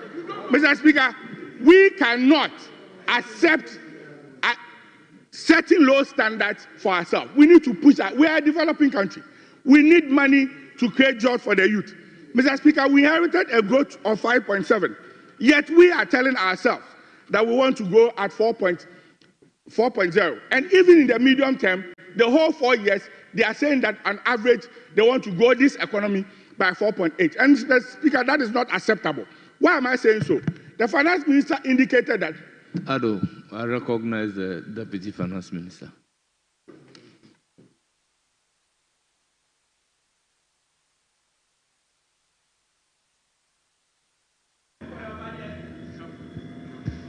Mr. Speaker, my good friend is the first time I wouldn't have ordinarily interjected him, but they are repeating this falsehood, and I'm inclined to correct it. We promised that we'll spend $10 billion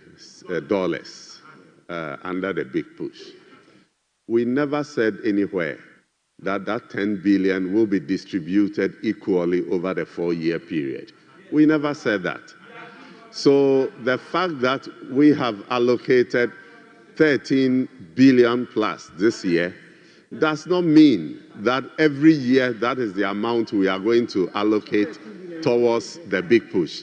So it is well logic for anybody to assume that because we said 10 billion, it should be equal amounts. Secondly, we never said that all that 10 billion will be charged on the budget. We have a combination of funding sources for this.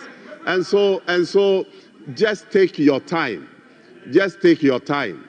By the end of the 4th year, you will realize that we have invested 10 billion cedis under the $10 billion under the big push. Thank you very much, Mr. Speaker.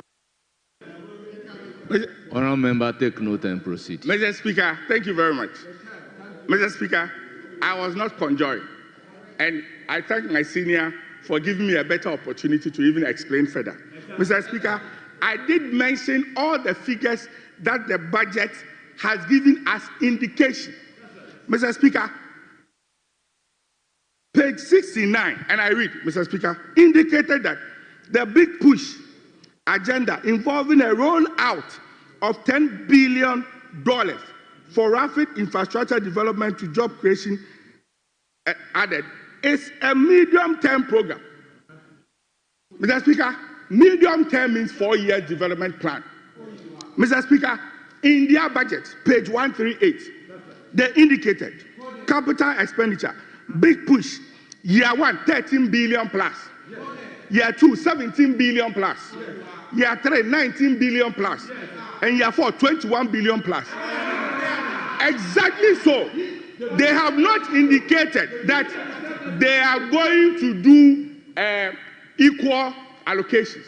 But indicative budget must give us a sum of the 10 billion that you intend to push by. Mr.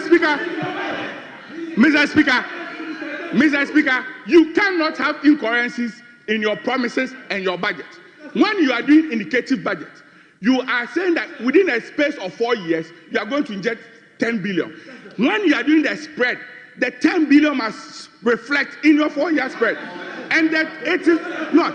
Again, Mr. Speaker, there can be no funding source that will not find expression in the national budget. How do you spend?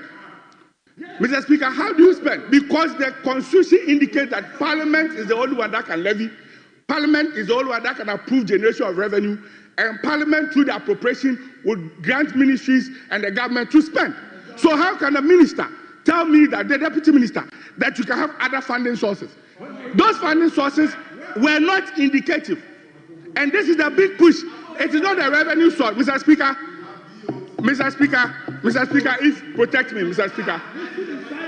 Speaker, what I was talking about is an expenditure classification, and I'm not talking about the revenue sources. And the member conclude. Yes, Mr. Speaker.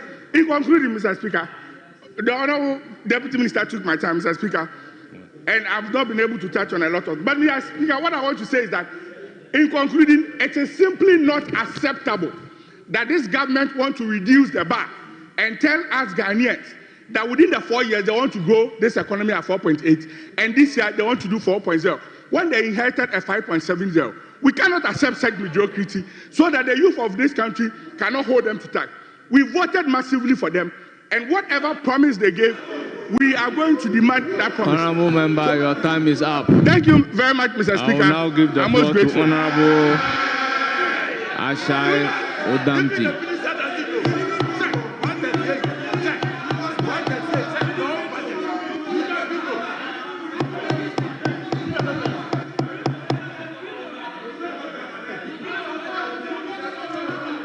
Honourable members, order. Thank Honourable you. Dampton, you have the floor. Thank you, Honourable Speaker, for the opportunity to comment on the budget statement and economic